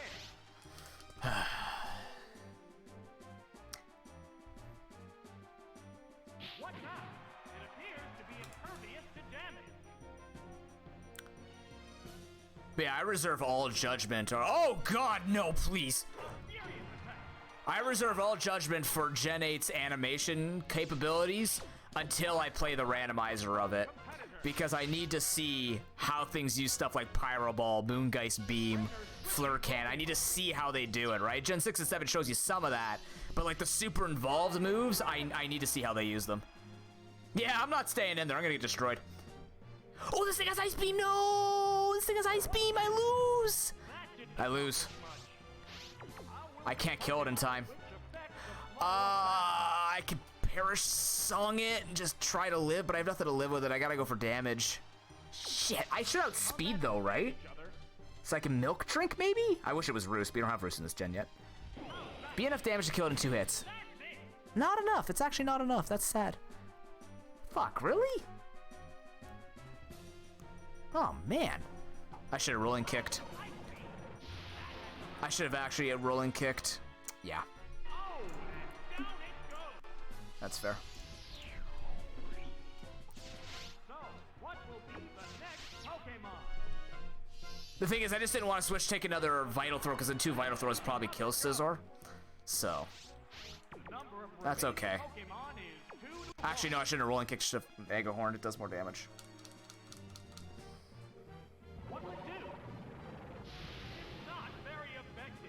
That's a lot of damage. Yeah, if I lose this, this is completely on me. I should have went for Mega Horn. Mega Horn kills there.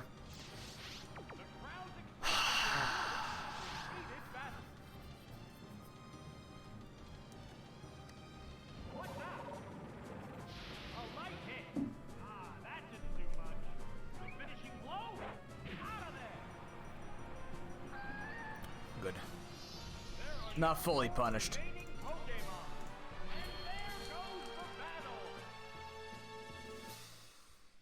Yeah. Super effective Rolling Kick is base 130, Mega Horn Stab is 180. I know better. I've been slipping in my Nuzlocking lately. I don't know. I don't feel like I've been as good at Nuzlocking as I usually am. I'm not just basing that off of Stadium 2 either, because that would be silly. If you base your Nuzlocke skill off of Stadium 2, you are literally just a masochist who wants to see your own career burn. I read that Quillfish's name is Calcium for some reason. Is that thing's name Hotto Queen? That's nasty. Randomizer people. That's gross. Okay, so no Dragonite for 2 more battles.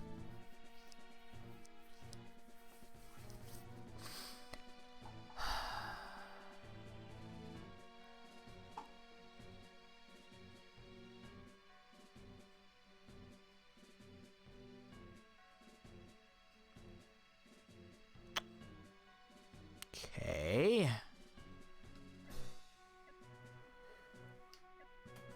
Huh, this team is not really good against flying types. We have a lot of ground and fighting moves. We have a big weakness to flying. You know who could do a Dragonite, but I can't. Dropek Aeroblast. There's a lot of things on there. I mean, Scizor can, just not against the Noctowl Pidgeot. I think we have to lead Tyranitar just because we can hit everything. And then bring Scizor in the back. With Dugtrio? Pray for Aeroblast crits? I feel like he's too weak for this though, but then Pinsir and Tangela get picked off by these guys. But then there's also 2 water types on there that I could technically kill. Oh man, a ground move would be good here to kill that Quillfish and that Nidoqueen.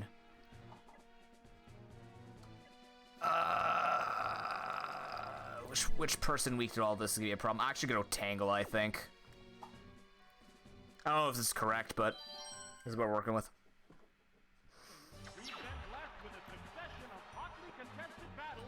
So yeah, that's my hour-long conversation about sports. Conversation. It's my hour-long man sitting in rocking chair telling you about the days of 2014.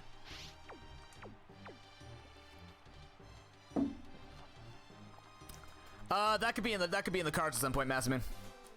Nothing's ever out of the question on this channel, except a lot of things, but we do charity. It could exist. Oh, Jesus, come on.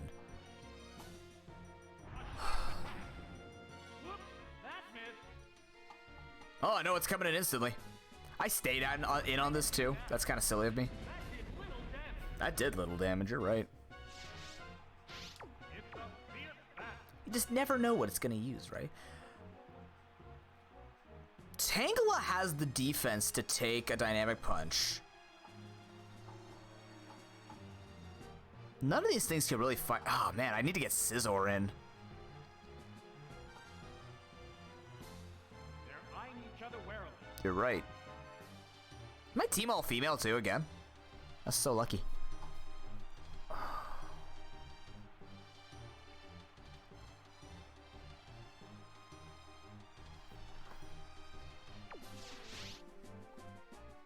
You could do a lot of things this rando, actually. You can even randomize the side effects or the additional effects. Like chance to add an additional effect, you could turn that up, and then chance to remove a secondary effect, you could do that as well.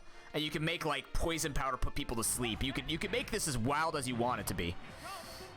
It's kind of interesting. You could randomize base powers, accuracy, power points like in other randomizers. You can add second types to Pokemon. There's a lot you could do. I want to check that hidden power, but I also just need to do damage. Bone Ring, strongest move here. 50 times 2. Where are you going? Oh, that's good. Okay, wait, if that gets him out here, that means Scizor might be able to switch in safely.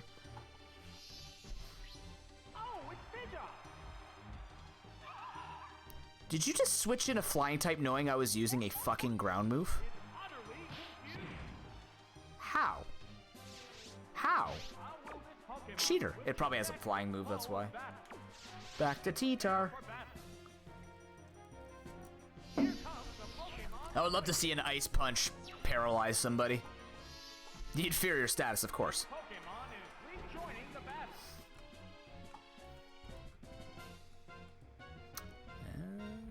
Not the super effective move I expected. I'm very glad I switched to Tyranitar, not Scizor, then. Because that would have hurt. This also scares me, because now I have to kill this thing somehow. Pain Split exists. The problem is... Oh, good. Thank God I went for Fire Punch. Oh.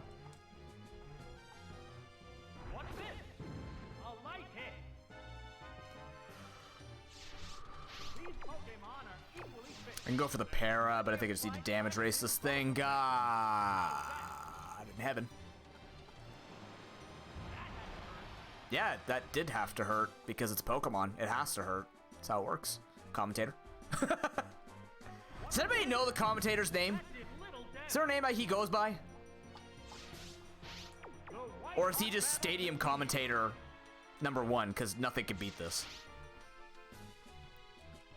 That would be something I would like to have as an option for online battling, is Sword and Shield. Having this guy come back and just do commentary over my battles. I would enjoy that thoroughly.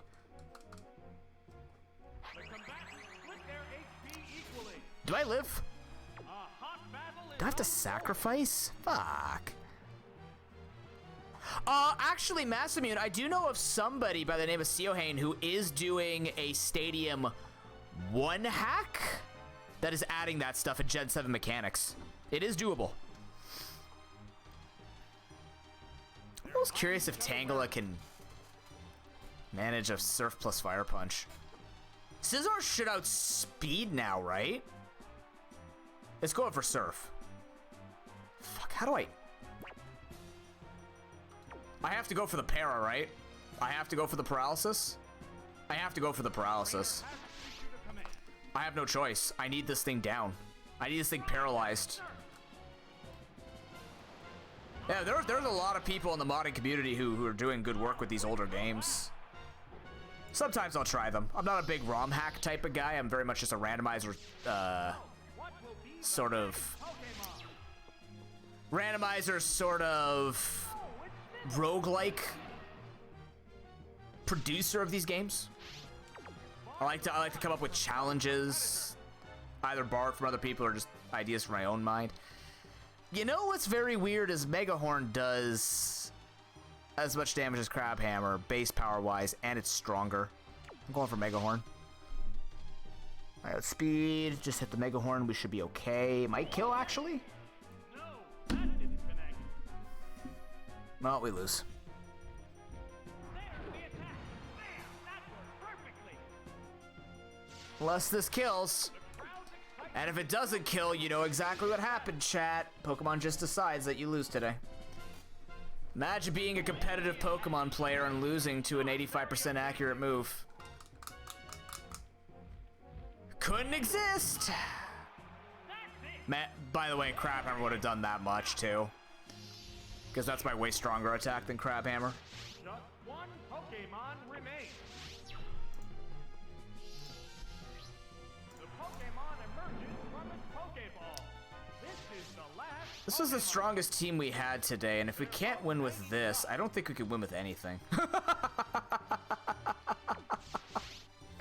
If speed, I'd be amazed. Holy shit. But he has +1 attack. He has +1 defense. That was my fault. I should have went for Crab Hammer because he has the defense boost from Curse. I forgot. I remember that he had speed down. I remember he had a defense up. Oh, good. Reversal should hurt.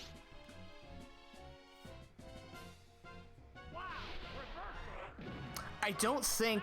I mean, I would have taken a lot less damage here because Tangela would have killed the Pidgeot in one more hit if we had gone for Crab Hammer, but I still think this is still doomed because he still has 2 Pokemon.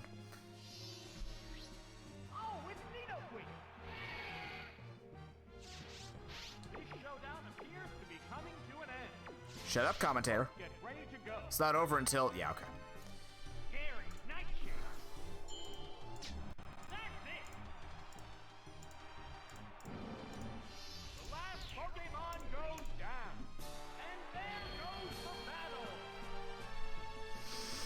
I don't know, guys. I've kind of just lost all edge to play Stadium now.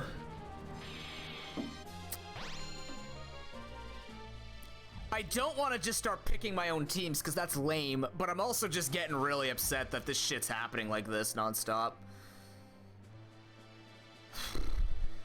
Not like picking my team is going to make this better per se. It just means we'll have better chances with maybe better Pokemon. Like we're not dealing with a Tangela. Like I'd just go for the most meta Pokemon to try and win it. But that kind of ruins some of the fun of the Stadium that we do on this channel.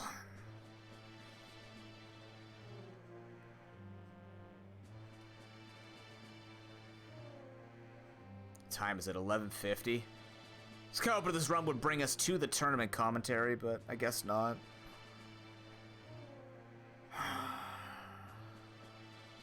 Alright, I'm gonna take a break.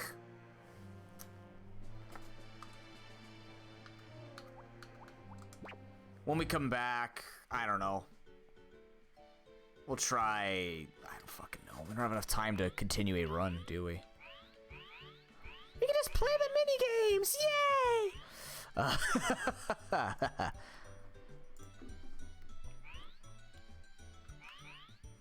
That teach me how to battle effectively. Maybe I do need that.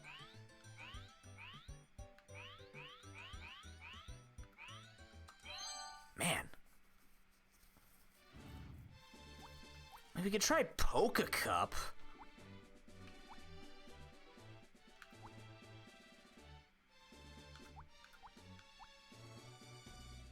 $50 to $55. Why?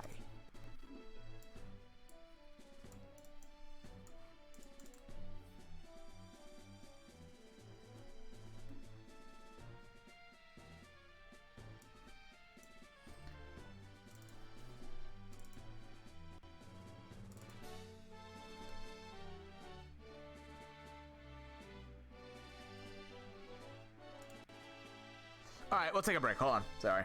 I'm just kind of thinking about what to do. So basically, for those who don't know, we have our tournament season on right now, which means I'll be commentating a match between Hero and Voyager at 2 p.m. Eastern time. But before that, I need to show you the battles that happened offline, which is about another hour of viewing. So we're going to start that around like 12:45-ish and then do the battle at 2. So I'm just trying to think of what I could do with the remaining 50 minutes or so. I started late today, but like I said, I didn't wake up really well. Yeah, I would imagine. Let me check the rando here. Rentals, trainers, and trainer pokes. So I'm assuming if it's considered a trainer poke thing, the Earl School would be randomized. Currently, we're trying to work our way through so we can unlock the stage 2 or round 2.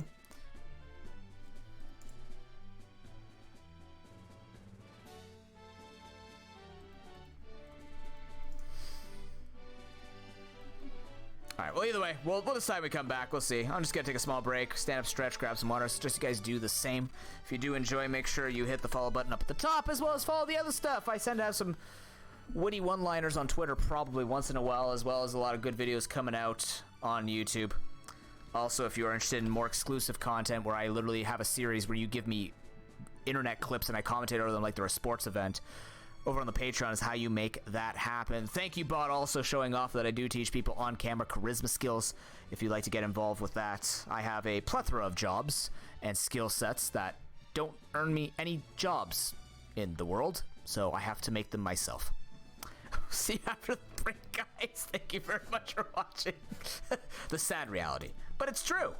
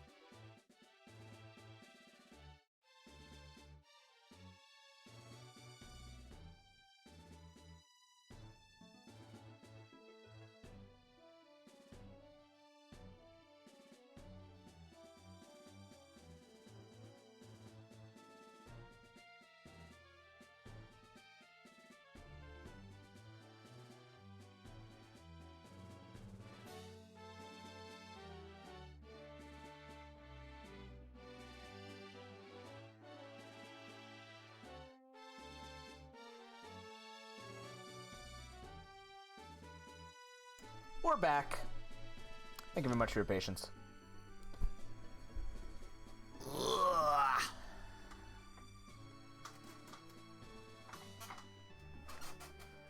Okay. I don't know. What should we do? Chat's filled with great ideas. What should we do? Dude, have you ever thought of a game called Fortnite? Yes. No. It's not happening. I'm gonna chug yogurt. I don't know what you guys are gonna do for the next 45 minutes. It's not gonna take me 45 minutes to chug. I ain't a wimp.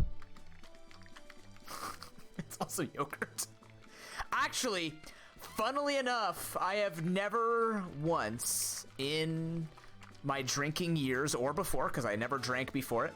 No, there's not enough time for that, Link. I wish I could. I only got 45 minutes before the tournament stuff happens, so. I need something that can be done in 45 minutes. I could do more Hangman. But yeah, never in my life have I actually, like, done a chugging contest with booze. Or chugged in general. I like to enjoy my drinks, but then again, I have a lot of the hard liquor. More so. See how far I can get through in a Pokemon Tetris in 45 minutes? No, I'd rather complete it. I actually want to learn how to do it. Like, I'm not very good at Tetris in general, and that format, I feel like you can make it very interesting. So I want to play around with, like, evening numbers up, randomizing the numbers that we get, stuff like that.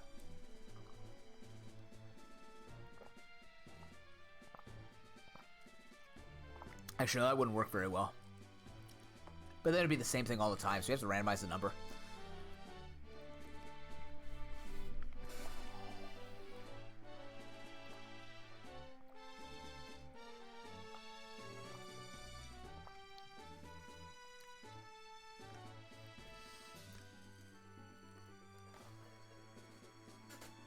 Although I think the idea that other people had in chat, where you have to have like a pre-selected sort of randomized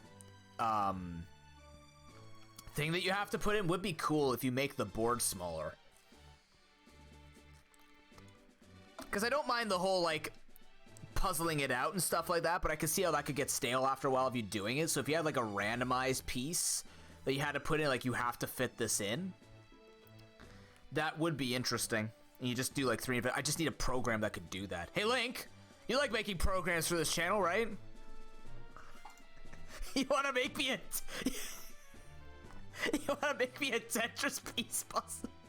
You want to make me a Tetranocon picker? All I need is the 7 pieces. I just need them to randomize so I can go through them. Like randomize 2 at a time and then re-rando. Give you an hour? Holy shit. If you could do it, man, I'll actually practice Tetris with random pieces. It can't be that tough. Like, you just play it like normal Tetris, right? Where it shows one piece and then the piece that's coming up, and then after that just randomizes what piece can happen. As long as you can get like 4 straight lines in a row without knowing it, and it can always randomize like that. That's all I need. Otherwise, the manual aspect of it just gets annoying. If there's an automated system, I will friggin' do it. Oh, you're kidding? I actually got excited because you did that for the bingo randomizer. You actually did that for the bingo randomizer. Damn.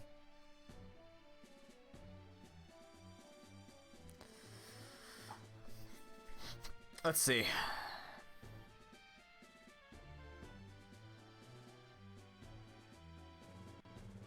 Oh, I know that. This could be stupid easy too. IJSZO-T. There's a 7th one in there. S said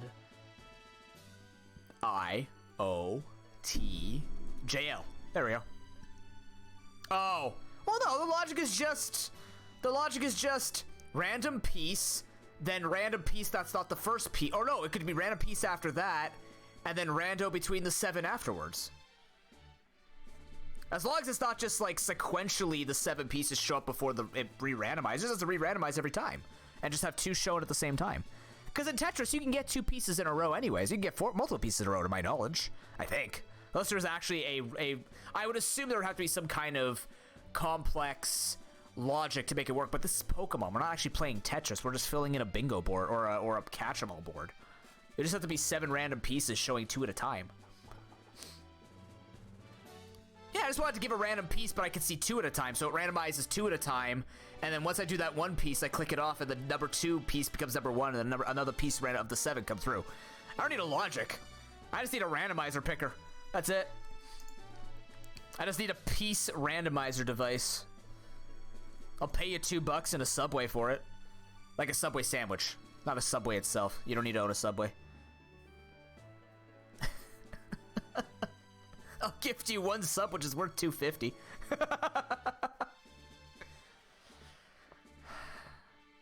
Wait, Subway system or a Subway restaurant?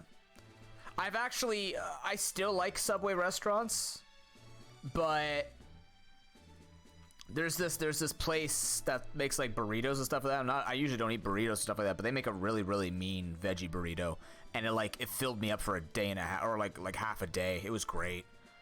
And it was a yam. It was a sweet potato yam veggie thing. It was good. It's damn good. I'll go back. I'm going back there because the best part is a normal sub that I get be $8-9, and this thing was like $11. So like for an extra $2, but I'm full way longer. And I know the food is like not half and half on their ingredients. Their ingredients are actually incredibly fresh because it's a newer place. Like that place impressed me. And it's only like a 10-minute drive away from my house. It's very worth it. Pick my girlfriend up on the way. It's good shit, man. It's good shit. I mean, yeah, okay, passive income is the dream, Link. Buy my merch. But, you know, not everybody can manage that. Subscribe to me on Patreon. You know, it's... Everybody would want to have passive income. It's very difficult to make happen. Actually, no, technically Patreon's not passive income for me because the commentator for anything show. That's a cool pick, Anish.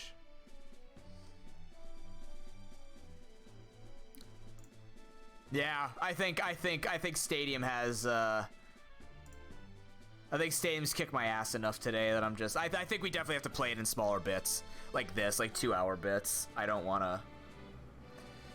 I apologize, but simultaneously I'm just not feeling it.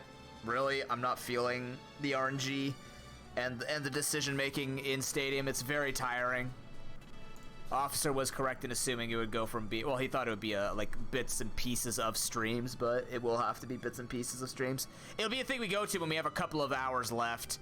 It is brutal. Like, the thing is, it's no different. The only thing that's different from it from other Nuzlocks is, like, usually I have to worry about level restrictions, catches, so RNG can still be bad. It's just that this, because of the gauntlet format of it, like, this can happen in any game. This can happen in any Nuzlocke. It just seems that Stadium and Stadium 2, though, because I don't know what it is. I don't know what it is with the logic. I'm not saying the RNG is worse in this game. It's just there seems to be... Like, these are the movesets I wish we had in normal Nuzlocks. It just seems to be more concentrated in Stadium and Stadium 2. Sometimes my Nuzlocks, because of the rules we use, like where it has scaling moves and stuff like that, certain movesets in the Elite Four could just be absolute garbage, and I wish I could change that. If there could be an improvement I can make to the ZX/UPR randomizer, it would be make it so that the wild Pokemon and the trainer Pokemon can be separate in the moves that they get scaling. I know that'd be really complicated because it goes off of level up moves, but the problem is sometimes, you know, because Pokemon's levels range with their levels, they end up learning a bunch of useless moves, and I'm fighting like I'm fighting the champion, and a level 65 Mewtwo has barrier power split and no attacking moves, and you can't help that. It just looks scary, and then it ends up not being that. I would like some challenge. But then not randomizing the moves also means I can have like a level 5 Paris that has Aeroblast, and that's not fun either. I don't like it's cool to watch, but it's boring. It's really boring. They have pros and cons. I go back and forth on that conversation with myself, going, does reorder damaging moves actually add anything to it? No worries, Link. Take your time. Man, I always think about that. I'm like, is this good? Does reorder damaging moves make it? It makes it so that the early game is not like the early game can still be brutal. It also makes where certain Pokemon will be almost guaranteed that they'll have better movesets, so they're actually stronger at certain points in the game. Like Stone Evo pokes, trade pokes, they'll generally start with stronger moves if they can't learn anything else. That's just the way the randomizer reads it, generally. But other Pokemon, you know, Caterpie or even starters or stuff like that, they will receive weaker moves, and you have to build a moveset. Because you could argue, yeah, it's boring watching Poison Sting rap in the early game, but I think it's also boring, at least it's boring for me, watching Aeroblast Flamethrower. It's exciting if you get a Pokemon that's going to get that because of the randomizer settings, but just seeing a bunch of Pokemon be juiced on your side makes it boring. It's cool seeing how you have to build teams up and build strength up and work within the level limits and them learning and stuff like that. I don't know. That's the way I see it. Of course, you guys are watching, and I'm always open to having Nuzlocke conversations in the Discord or in chat. Okay, we need something to do while we have this, so let's turn this off. Let's man,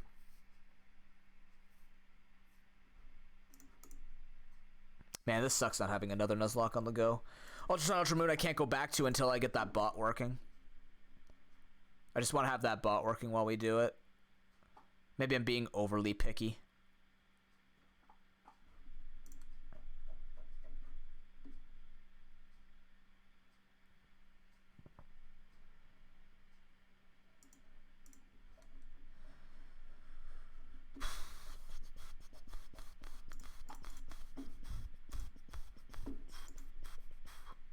Okay, let's go with...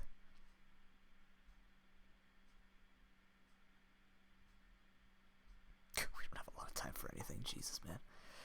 Oh my god, we don't have a lot of time for anything.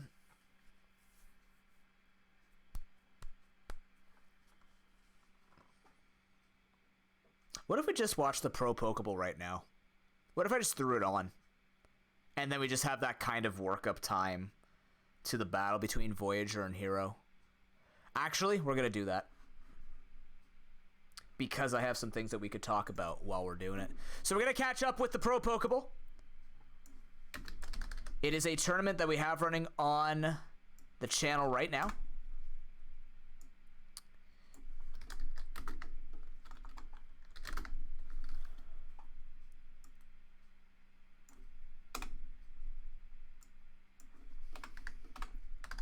A very exciting one. It is built around randomizer format, drafting, generations, and the like. Week 1.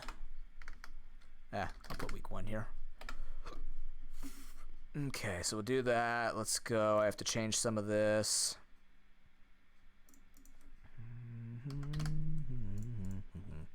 It is a randomizer. Permadeath is no. This is tournament.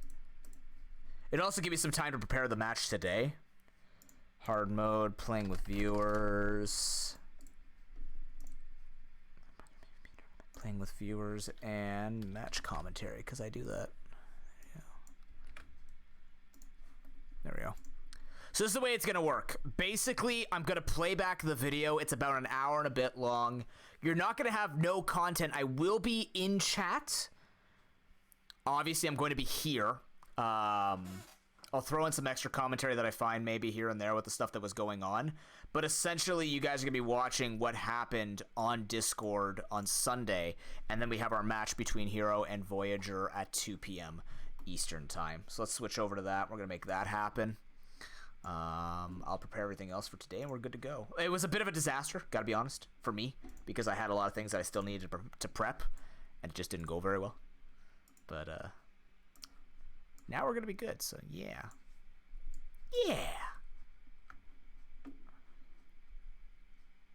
I'm not gonna pause the video either because it's to look like the live experience. Also, if you notice me talking to random people that's not in chat, that's because that's what happens. That is exactly what happens. It's a video. All right. Enjoy, guys. I'll be in chat here. We're gonna be watching this. Oh yeah, I have to put the warning in.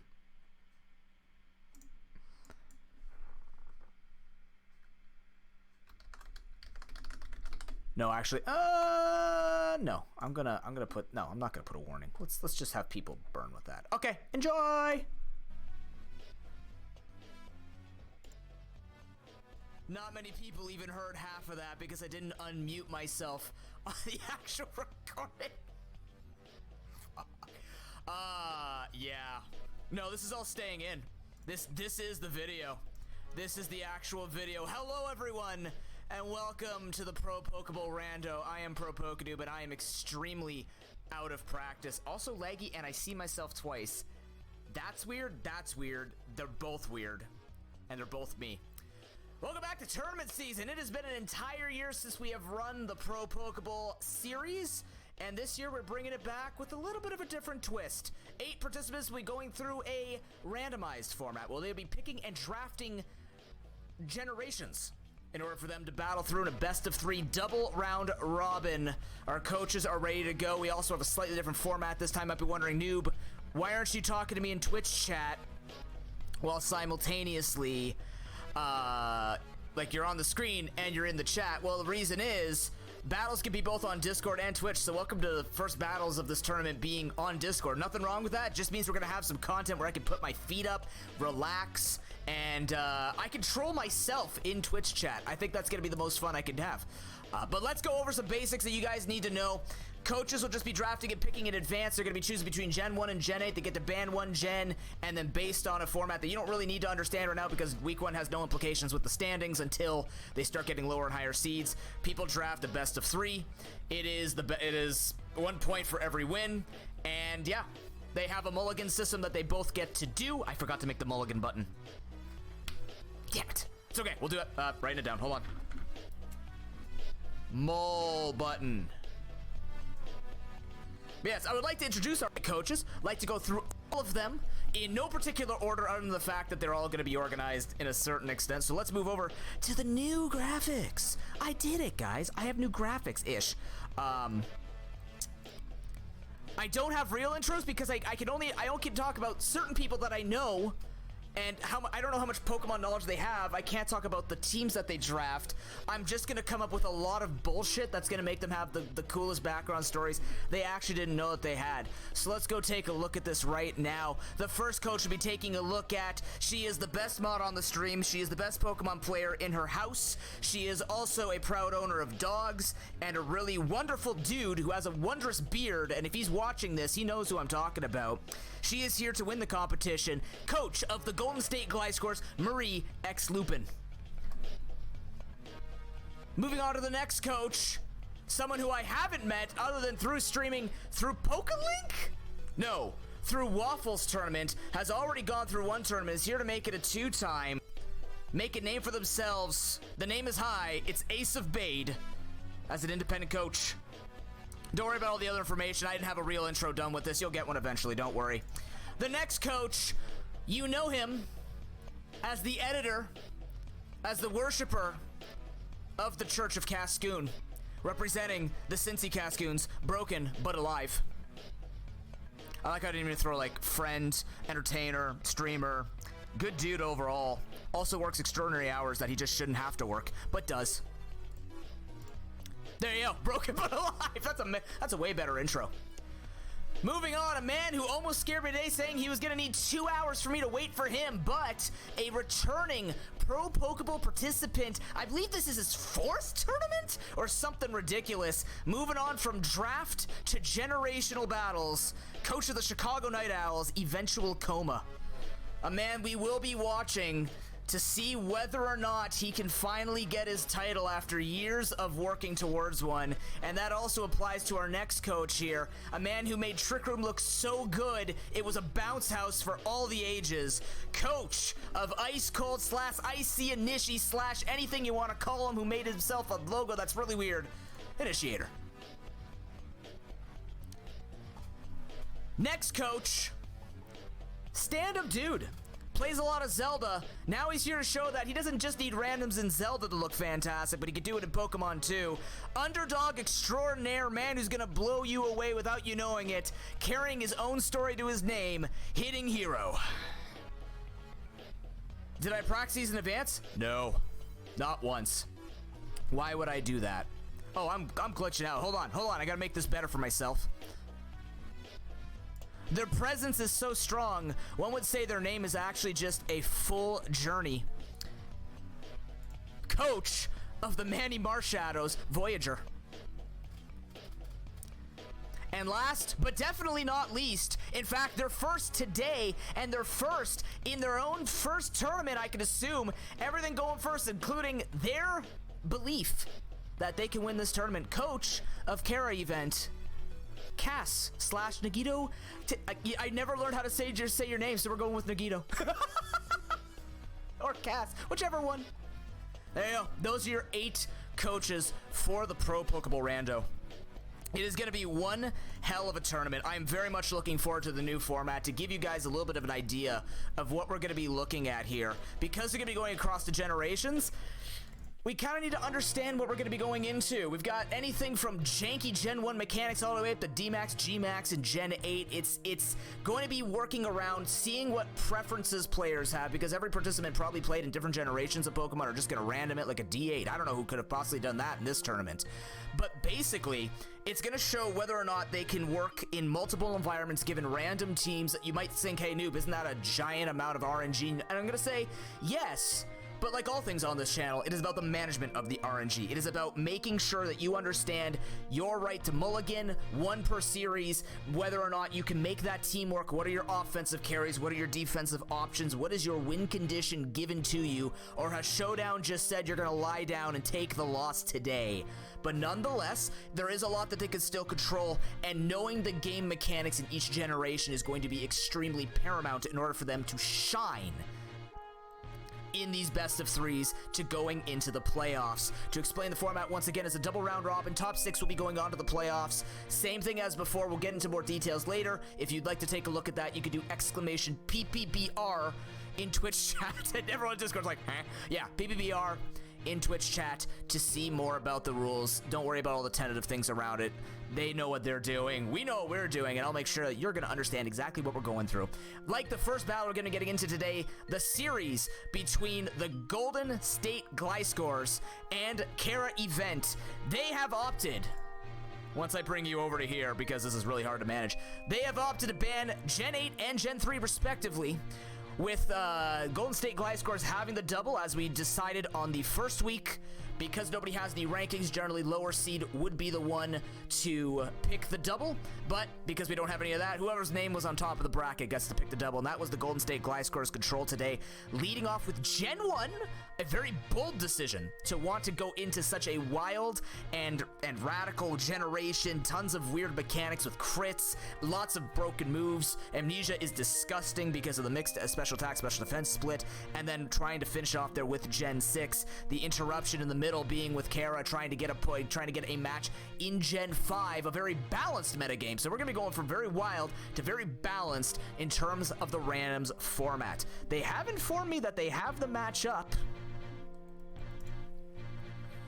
You can't see it? No, I'm not. Why? Has this whole thing been ruined? No, I've been recording it. I have ruined everything for Discord. You know what? Fine. Have it your way. People get to... Uh-oh. Well. Give me a sec. I have to fix this for people. It wouldn't be a pro Pokeball if something like this didn't break. You guys get to watch my... you guys get to look at my Streamlabs. Bask in the gloriousness that is all of my terrible scene organization. You can see what's... oh, you guys can get like a behind the scenes thing. Oh, that's cool. Actually, I can make this full screen for you. Does that make it better for you? That makes it worse for you. I've made it as big as I possibly can. Insert technical difficulties. Obviously, you guys can't see the chat that's going on in the back, but nonetheless... yeah, I'm really excited for this. We already had this test with the formats, and I'll actually show some statistics as we go further into it from the pre-Pro Pokeball match, or Rando, where we actually did this type of format and just turned it now into the new thing for Pro Pokeball. So, really, it's going to be coming down to preference, right? We're gonna need the information. The reason for these coaches giving us the stats and recording all this is to show people, man, this is what they like to pick first. Maybe this is what they like to ban a lot, play percentage and the like. I think it's going to be very interesting to see if there are patterns that develop, or if people keep it so wild and random that it become unpredictable. That's the cool thing about this. Whereas our draft formats had people where they would pick the Pokemon that they could use and make it work. Simultaneously, now they can pick the generations that they're most proficient in, they get the most practice in, or maybe maybe they look at the weaknesses and see, hey, the win rate on my opponent here is really low on this. I'm gonna pick at the wound and make that work for me. So we'll see which way it ends up going, as we are gonna be getting into the first match. You guys can stay in the call. If anything, I would say the coaches that are battling shouldn't be in this call because you're gonna hear me talking about battle mechanics, so don't do that. Wait, why is the screen blank again? No, come on. Why are you doing this? This is so weird. We got this. Hold on, I got this. Yes, I would drop the other battle when you're battling. All right, hold on, I got you guys. Hold on. Discord's having technical difficulties. People on stream are just like, huh? Everything's fine on this side. Everything looks normal. I'm just talking to you guys. Also, I hope you guys can like the little formatting thing that I did. Of course, if you have any suggestions, please let me know. Don't say, noob, get better graphics. That's not a suggestion I could follow through with. I did this mostly, actually, I built this screen by myself. But let's get into the first game. Where is that game? They dropped it here somewhere. What? You put in PPBR General. When you guys drop the games, I would suggest you drop it in Tourney General, please, so that anybody who is not part of the tournament can actually view it and join with us. But I'll drop it for you right now. Bam, that is going to be our first match of the day, of the tournament, leading it off. Best Mod versus mysterious person who I've never seen battle before. I have no idea how this is actually going to go. So I'm very, very curious to see what the battle styles are going to be like. Of course, the format is going to be very basic. When we jump into this, you are going to notice that they're going to have to tell me whether or not they are going to mulligan or go from there. They're going to start the timer, and they're going to be battling. There's no team preview. We are going into it. Game 1, first match of the Pro Pokeball Rando. Let's make it happen. Golden State Gliscors on the close side versus Kara Event on the far side. When they are both ready to go, and let me know,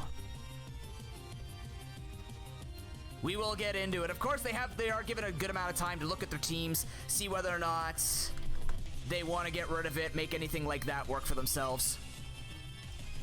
Generally speaking, the way you're going to see when people are going to want to mulligan, they're going to notice there's going to be some kind of like bad, terrible matchup at the very beginning. There's going to be some sort of like really weak team, and that's when they're going to be going for it. Both of them had said ready. The timer is on. Let's get into it. Vaporeon's going to put a lot of pressure on a Kara event here from the very beginning, so we have to see what types of switches. I'm a personal fan of wanting to switch really aggressively in the beginning and use a move that is going to make a potential switch and get hit. So if I had like HP Electric for some reason, I would try and go against that on the Nidoking. But Gen 1, you're not going to find that. A lot of movesets were very rigid, so as a result, the Staryu makes the absolute right sense here. Vaporeon can't really touch that, as a Porygon is sending already a critical hit coming out here on it from the critical hit Thunderbolt here. That is the luck you want to see, and of course, speed mechanics in Gen 1 simply mean the faster you are, the higher percent chance you have of getting a critical hit. So an easy 6-5 lead here for Kara in the very beginning. The Blizzard flying out as well as the Executor is going to try and get something done with the Mega Drain. Mega Drain being a super weak move in this game, a measly, I think, base 40. Very, very, very poor. But that healing might just be barely enough to help Gliscor stay alive just another little bit to get another Mega Drain off. We are going to see the switch to the Arcanine. And actual another switch comes in with Ditto. Ditto is an interesting Pokemon to sit on, considering it has to use Transform. And it's actually really neat because in Randos, it helps you scout the opponent's movesets very effectively as long as it take the hit and go from there. The Body Slam coming out. Wait, is it not showing you guys again? Oh my god. Here, try that. How about now? Can you see it? It's probably because I'm switching scenes nonstop. Either way. Yeah, it's because I'm switching scenes. The rest coming out, of course, I believe rest turns remember themselves in Gen 1 or they remember themselves in Gen 2? I still have to read up on every single mechanic. There are so many mechanics that change between generations, it's kind of ridiculous. But nonetheless, the Ditto once again is going to be coming in as Reflect coming out. Now, of course, Reflect mechanics in Gen 1 were a little bit different. They only affect the Pokemon, but they affect it forever. So as long as Arcanine stays out here, that double defense is going to be there for it. As the Hyper Beam flies through, barely misses the kill, and the Body Slam also misses the kill. A handful of percentage between the two, but the imposter is incapacitated. And the belly slap comes through. Kara in firm control right now of this Gen 1 match. The Vaporeon coming in again, of course, is going to be able to stall out this Arcanine. Frankly, the Arcanine has no more use here for Kara. One of the greatest assets of Randos will be hiding your team as long as you possibly can, because the more information you give, the harder this gets. The Vaporeon will wake up. Threaten it, but there's so much damage on here. I'd almost stall this out if I was the Gliscors, but no, we know Marie is bloodthirsty, chose Gliscors for a reason. Pidgeot will be making its way in, could take this thing out with a Hyper Beam. I don't think any other move will really kill it off. Ooh, sub instead here from Kara. Scouting the Blizzard is revealed. Maybe Kara not feeling very confident about her ability to kill off Vaporeon. As we do see a switch in Dratini, the Hyper flies out, the critical hit makes that null and void. It was a good play from Gliscors, but that crit means the reset on the Hyper Beam lets her do it again. Thank you, Gen 1, enough to kill. The Gliscors are falling apart, and Kara's look like she's going to be taking game 1 here. Coughing has defense, has an okay moveset in this. There's just a lot of damage. There is so much flexibility here. She could go for as many powerful attacks against the final 2 Pokemon on Marie's side as she wants, because she is sitting 5-2 with a Nidoking that hasn't even been touched yet. And we're looking like we're going in 1-0 here so far. Thunderbolt's coming out, will kill off the Pidgeot. Don't think Kara will be sweating too much about that. All she sees is 2 things that could die to some moves here, as Hitmonchan will be making its way in, has some good special-ish. Because special attack, sadly, is mixed in with all of that, so, yeah. Let's take a look at this. Executor is going to be coming in or going around. The Body Slam going to be doing a decent amount of damage. Gliscor's trying to find the in, could be going for that Sleep Powder, try and get some healing up here in case we see some abuse. But never mind, the one-shot from the Psychic is going to make that... Oh, well, never mind. It won't make it look good, but Pinsir's got the upper hand here type-wise. Game 1 looking spooky, but I think Kara is going to be pulling it out at the end of the day. The Body Slam is doing a fair amount of damage. The Paralysis is just more salt in the wound. Looking good here so far. The crit to boot, and that will be game 1 going to Kara event. GG. Hyper Beams for days. The thing of nightmares. The one thing you don't want to be seeing happening, but that is the way that it's gonna be going.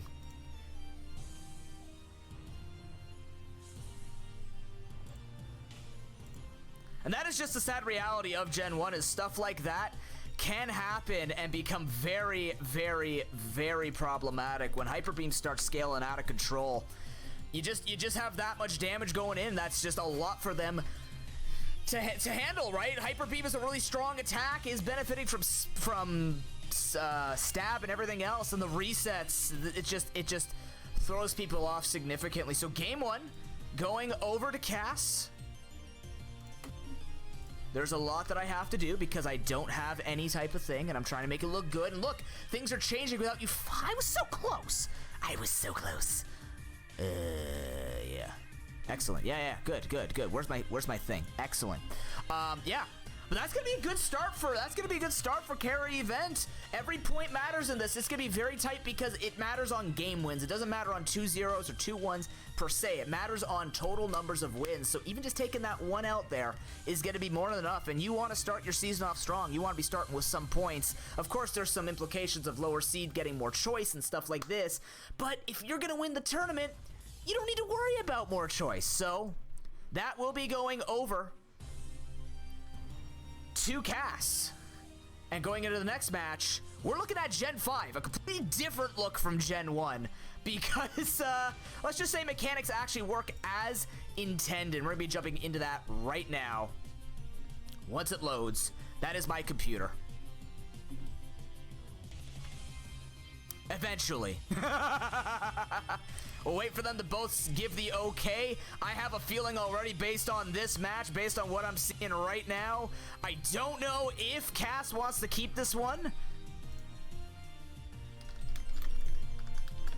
Staring down at Deoxys is kind of terrifying, but... Oh, wait, that's on her side. Never mind. She's got the upper hand with this one. I don't know if the Gliscors want to stare down at Deoxys' defense. All right, here we go. They've both given the okay. Marie feeling confident she could blast through literally the toughest wall in all of Pokemon. We're going to see a quick switch to Sharpedo. I like this. The Toxic coming out. That's actually not the worst thing in the universe because Sharpedo, not too worried about that. It's better than the normal Toxic or the normal Poison will tick down a lot more. That's an enormous amount of damage dealt by the Life Orb Sharpedo as Seismic Toss. Marie knowing that Deoxys generally has a pretty defensive moveset, so something that can wall break like this, it's going to be pulling it out really, really, really well for them. Oh, thank you for posting the replay. I was copying it as well, Nish. Appreciate that. Well, this is a lot of damage done on Deoxys' defense, and this is good on Marie recognizing that on her team here, she was able to manage it, have no issues with it. I actually didn't even think it would do that much damage because I didn't know what it actually carries in Gen 5. I forget what Sharpedo used to do. Considering that it still has Speed Boost, it still has Life Orb. I expect to take it a little bit better, maybe not. The Chansey is not going to do any much better here. Oh my god, through the Eviolite too. But maybe this is just Kara trying to stall it out here, switch through a bunch of Pokemon, let the Toxic and the Life Orb speak for itself. But those are two walls. That is actually an insane, like that is a wild defensive core that has already been cut to bits. Chansey Deoxys is a dream, and the Chansey's just gonna die for the cause here. 1 for 1, but if I'm Gliscors, I'm smiling. Those are two behemoths that could have taken an incredible amount of damage for her team. But now it's been managed. Yeah, you lose a sweeper here, but maybe Gliscors carry more things. Deoxys gonna try and come back in. Not wanting to show anything on the side of Cass, but man, that is just so much damage that has been dealt, and both walls are down, so Gliscor's firing back here really early. We'll have to see if this goes into any type of damage flexing, because frankly, that is with those being used correctly, they could cover each other's weaknesses a bit. But it's just like you have an Eviolite Chansey, and then you have a Deoxys defense that could just absorb anything that's not super effective. Pluck is going to be coming out. Conkeldurr will take it no problem. A one shot. The crit might not even have mattered because it is an Unpheasant, and that is a Life Orb Conkeldurr. If you know anything from past Pro Pokeballs, Conk gives him the donk. I don't know what that means, but that is a Deoxys. That is a normal Deoxys? Is that normal Deoxys or Deoxys attack? No, that's a normal Deoxys. Is that normal Deoxys? That is Deoxys attack? We got the exact opposite here. Never mind. You look at the defensive behemoth. Here comes Mr. Offense.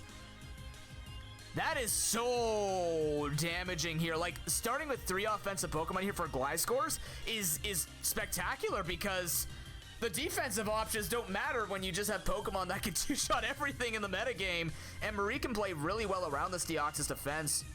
Switch to other Pokemon to get that -2 down. Also have the superpower so close to killing it. Beartic might actually be able to get a kill here with a return attack. Stone Edge with the crit. Seems like that is going to be the theme of today for Kara. Crits for days. Between Gen 1 to Gen 5, apparently mechanics don't change that much. Blind switching here, Klinklang versus Gorbis. 3-2, actually closer than you'd expect, but you got glass cannons versus enormous walls. And we're getting this close match as a result nonetheless. Wild Charge doing a decent amount of damage. The Ice Beam's gonna fly out, might get the freeze, doesn't. Klinklang will feel okay here to go for another Wild Charge. Marino, she only has one more Pokemon to kill off here to tie up the series. And the so okay. Now we can see what 3 Pokemon could do against the literal black-white legendary. These are some stacked teams, and what I mean by that is, yeah, you might see 1 legendary on the side of Gliscor and 2 legendaries on the side of Kara. This is the type of stuff that can happen in random matches. Simultaneously, though, we're 3-1, and Zekrom has to have the moveset to clean up the rest here. Can we see a 2-0 to start off the tournament, or can we see enough damage dealt where Gliscor can bring us to Game 3? Outrage will be the choice, but it's not enough to kill. It might be choiced if Kara did decide to use Outrage. It is her best option, but I don't know. Klinklang will be able to go for another return, do a lot of damage. Gear Grind instead. Okay, we'll be doing a little bit less damage than the return, but nonetheless, we'll be able to kill her off herself. And the confusion, that means, I mean, it wouldn't matter. Oh, it's Lumberry! Okay, well, Vigoroth might be able to outspeed her. We'll have to see when it comes out. We'll have to see what Gliscor's ace in the hole back there is as well. Okay, Vigoroth will be coming out. Let's check the speed tiers here. 213 to 181. It will outspeed. Do the Gliscors have the move to finish us off? Will the final Pokemon outspeed to win? She is opting to set up as a Roost on the Zekrom resets the 1v1. Okay, the setup looking a little bit better now, but also a little spooky. Vigoroth has offense, but it's not that offensive. The Earthquake will do an enormous amount of damage. Can she? Oh. Felt safe, but not safe enough. Golden State Gliscors even the series. Earthquake is a move this thing can learn, and with that bulk up was more than enough. In fact, that bulk up did matter for the 2-hit KO no matter what. Almost makes me think if Gliscors had just gone for Earthquake right away, whether or not that Roost could have been a stalling effect. But you know what? I think we had a moveset there on the Vigoroth that is just going to solidify and keep everything feeling safe here for Golden State. But there you go, one apiece. That's what you want to see. Keep it close, keep it interesting. Oh boy. You know what? Fairly even matches so far. I will say that in terms of the actual decision making here between the two, yeah, you might say there's a couple weird moves being used from Kara, and Gliscor's getting a little bit sloshed around with not having the right switches, but both of them have been keeping it fairly good for each other here, as I didn't do the thing to make it look like the... okay, well, you know what, guys? GG. The illusion of the scores auto-updating is gone. Yes, it was me behind the curtain the whole time. I am the one that does all the work on this channel when it comes to the live content. I am sorry I failed you. I am not actually a wizard. My bad. Still both have the mulligans, though, going into Game 3. This could be very important for both of them to take this final point. They have both gone to the final match with mulligans, so if they don't like their team in Gen 6, they're going to make that work for themselves, hopefully. And that will give them some kind of advantage. Or just try and re-roll. Like, both of them can mulligan, so let's say, like, Cass re-rolls, then Gliscors in the next match can re-roll, which means you just leave it to an actual, true third match. Take what you get. There was a curtain? Yeah, it's somewhere. It's up there. It's not tall enough.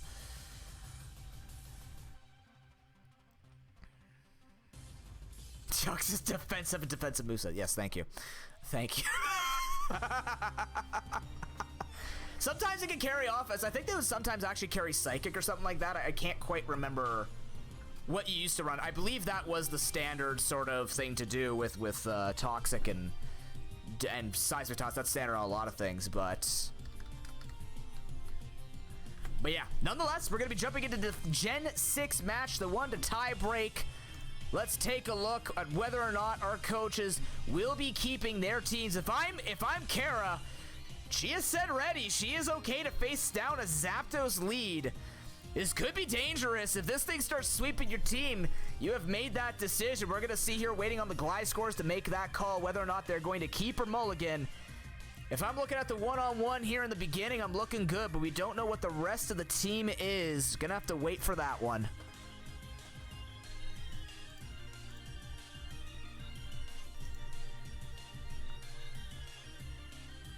Psychic Fang didn't come out until Gen 7 broken, so usually it ran Waterfall, Crunch, Protect, or Swords Dance. I think Ice Beam was another thing, or Hidden Power. In Gen 5. It was a very unilateral moveset.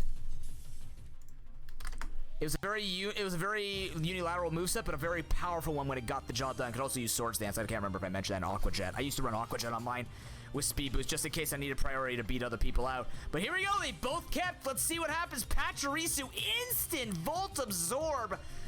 Cass showing no fear here, saying, I've got the 2017 VGC champion. What do you got? Some bird that was lost in an abandoned powerhouse.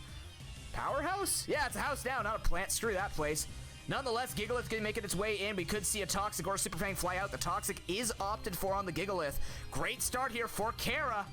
Flexing some good game knowledge, knowing that this is very basic, right? You try and get that defensive poke out, get the good switch, start using something to be effective. This might be less than effective. That Thunderbolt does nothing. Even without the special defense boost from a Sandstream, that is an incredible amount of damage dealt out there from the Earthquake onto the Pachirisu, as the U-turn will be used to get the little bit of chip damage. At this point, you don't see that it has leftovers on itself, So it could be Custap Berry. I believe Gen 6 could run Custap Berry, so we could see a Custap Berry explosion to some kind of damage, or maybe Stealth Rocks at the end of the day. Sock coming out as the Zapdos is going to be coming in on the Earthquake. Well played by Gliscors, reading that both a close combat or an Earthquake would be absorbed here by the Zapdos for the most part. Zapdos can run offensive or defensive. A very good overall bird that can have flexible movesets. The Ice Punch coming through. That is Toxic Zapdos, but that didn't look very defensive. That was a lot of damage, actually, for an Ice Punch onto what could have been a physically defensive Zapdos, so I'm not quite sure what the build is here that Showdown has provided the Gliscors.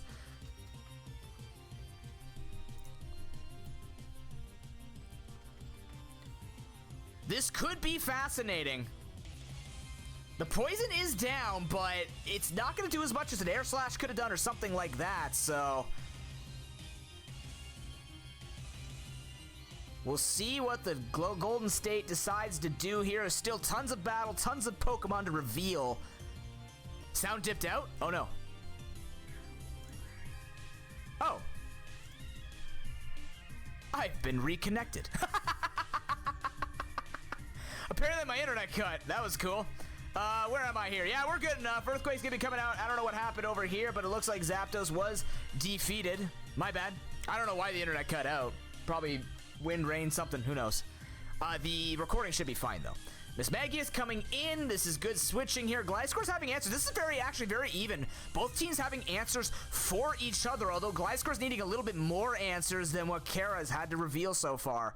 So still very early on in the match. Yes, damage has been done, but things can change at any moment. It is randoms, after all. Shadow Ball flying out, no Psychic used. Ice Punch coming out, might get the freeze, doesn't. Healing up here for Miss Magius as the Sock is taken down. So 4-5 in favor of Kara Event in the first match of Pro Pokeball. Pro Pokeball Rando, which might be just named as Season 6, so I stopped losing my mind, but no way. Oh, Nidoking got, destroyed. Oh, is that what I see? Thank you for the update, Broken. Missed that. People are always helpful. I appreciate all of you. Thank you very much for joining the tournament, watching the tournament any way that you're doing it, whether you're watching it on Discord or on Twitch. All I know is I'm going to be in Twitch chat bashing my own commentary skills. Good stuff. Okay. Loppity get destroyed. Looks like Miss Maggie is actually doing a lot more work than I expected it to do, although it is a bulky mofo that can have a really good coverage on itself. Mesprit, not the answer you want to see because Shadow Ball will destroy this thing. But if Mesprit can outspeed somehow, it's not. It's gone. Okay, there it goes. Yep. Coverage wins. Who knew? Suddenly a 5-4 is turned to a 4-3 in favor of the Golden State Gliscors. Metagross will come in. Luckily, Steel doesn't... Oh, wait, no. Steel doesn't resist this anymore, so it will be a super effective Shadow Ball flying into it. And it's actually just dead. Oh, she has Nasty Plot on her. Oh, that explains a lot. This is a sweep. Okay. This is just a sweep at this point. I didn't even notice the Nasty Plot. I'm like, wow, that's a lot of damage. I don't remember Miss Maggie's ever being this good. Why don't people use it more?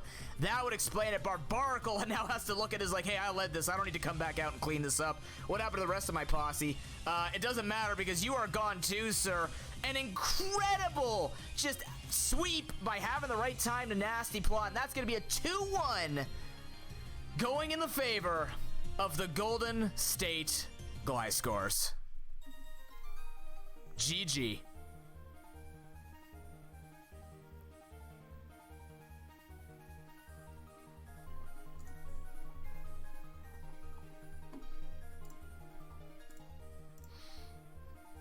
Gotta say, it's a damn good showing for the first match to lead off our season. We like even. We like things that stay close. I'm sure I don't think it's taboo to say that people like to see series go all the way, and that was one hell of a match. That just shows you what you can expect from the rest of the Pro Pokeball.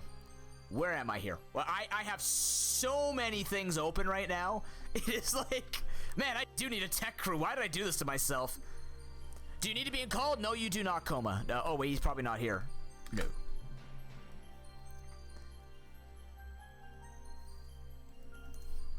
That was a very even match. Super enjoyable to watch. Again, it's one of those things where you end up finding that right opportunity to sweep, and that's how it goes. Marie found it. She did it. She got it through.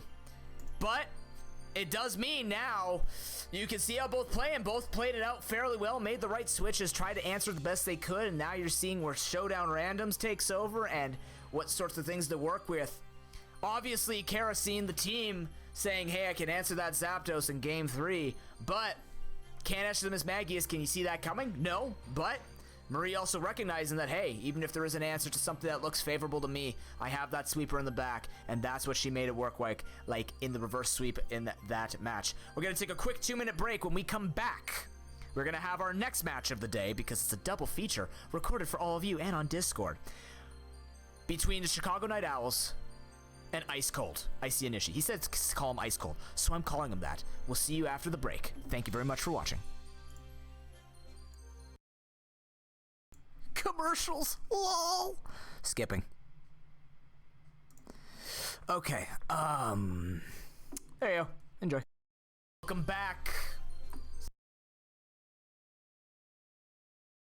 You're fucking kidding me, right? You're kidding me, right? The Pro Pokeball That's what I thought.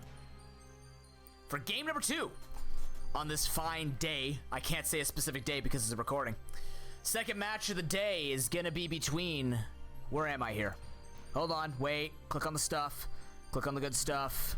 I gotta get there. We're good. No one's the wiser. Between Chicago Night Owls and Ice Cold. Did I say casual tournament? I hope you understood it's a casual tournament. That's the whole point of it. Try to keep it as special as we can. These two players, I have my intense eyes on. They are former Pro Pokeball players. They have played in the older draft formats. They have played for years. They both know Pokemon fairly inside and out. It's going to be very exciting to see how Koma and Anish play up against each other. They've played each other in the past, which means they know each other's styles. Just because they can't build the teams doesn't mean they don't know how each other might try to play. Both of them are also looking for their first Pro Pokeball title, despite the fact that they have those years of experience chasing a title in a past life. Past life? We're going with that. Yeah. This should be. I'm excited. I'm actually like it's one thing to watch players who I don't know who have how much they've played Pokemon before playing these types of tournaments, and it's always these cool stories where I like to have these stories that develop around players and kind of watch their growth. You know, shout outs to Manchester Manetrix, Arizona Articunos, the days of Pichu Warriors and stuff like this, and then you have also like the OGs like Daggerdrome of oh no, I don't have his name in there anymore. With his beautiful sand team back in season 1. It's always cool to see how these players manage and work through different formats. And this one, here we have someone who made it to the play, or both who actually were close to making it to the playoffs in season 5. I believe Anish just barely fell short of making it in with his team. I should have did more research into that, but both of them showing that they have knowledge of the game and that they were in the right league, but still growing in terms of making the correct decisions, having questionable plays in the past year with move set choices as well as team choices, but they don't have a choice in this one, which means that this could show that their battle prowess can be enhanced when not having to do that aspect, because the team building aspect is an extremely difficult aspect of Pokemon, something I struggled with myself back in my competitive days. So with a little bit of game knowledge, with the generations that they've chosen, something California Cacturns, thank you. Oh my god, I forgot about that. Oh yeah, back in the day that Chaos played too. Oh my god, I forgot about that. It's just there were so many things. Like, there's a lot of history in this, and it's quite spectacular to see the growth of the Pro Pokeball, just the growth of how people approached drafting and things like this. The same thing here, just looking at what we've seen, you know, Swish being banned Gen 8, doesn't actually quite surprise me. Both players probably not feeling comfortable in playing in Gen 8 metagame. Also, maybe understanding metagames a little more effectively, knowing that Gen 8 is just like Gen 1, an extremely volatile generation. The one wrong move, one wrong D-Max, you know, one team member that's out of place, and all of a sudden you're just falling through. And RSC, very interesting to see Gen 3 banned out. I know it's a bit of a weird meta, but not a terrible meta. Actually has a lot more balance that I think people could kind of work their way around, a lot less wildness to see it. But you can see the comfort coming out here from both coaches, leading off with the Gen 4, then going into 7, and then finishing off with 6. Gen 7 will definitely be the one where you're going to watch, because these were the ones, this was the generation that we played Pro Pokeball in a couple of times. Same thing with the X and Y format, so a lot of comfort here, and I think the biggest mystery, the biggest question mark is going to be around who knows the DPPT metagame the most, because that's when Pokemon started to gear itself towards being more competitive. Mechanics were changing, movesets were enhancing, Pokemon were becoming a little bit better after the Gen 3 kind of power spike. Oh, yeah, that's okay, I know. It happened that way, Chaos. My apologies.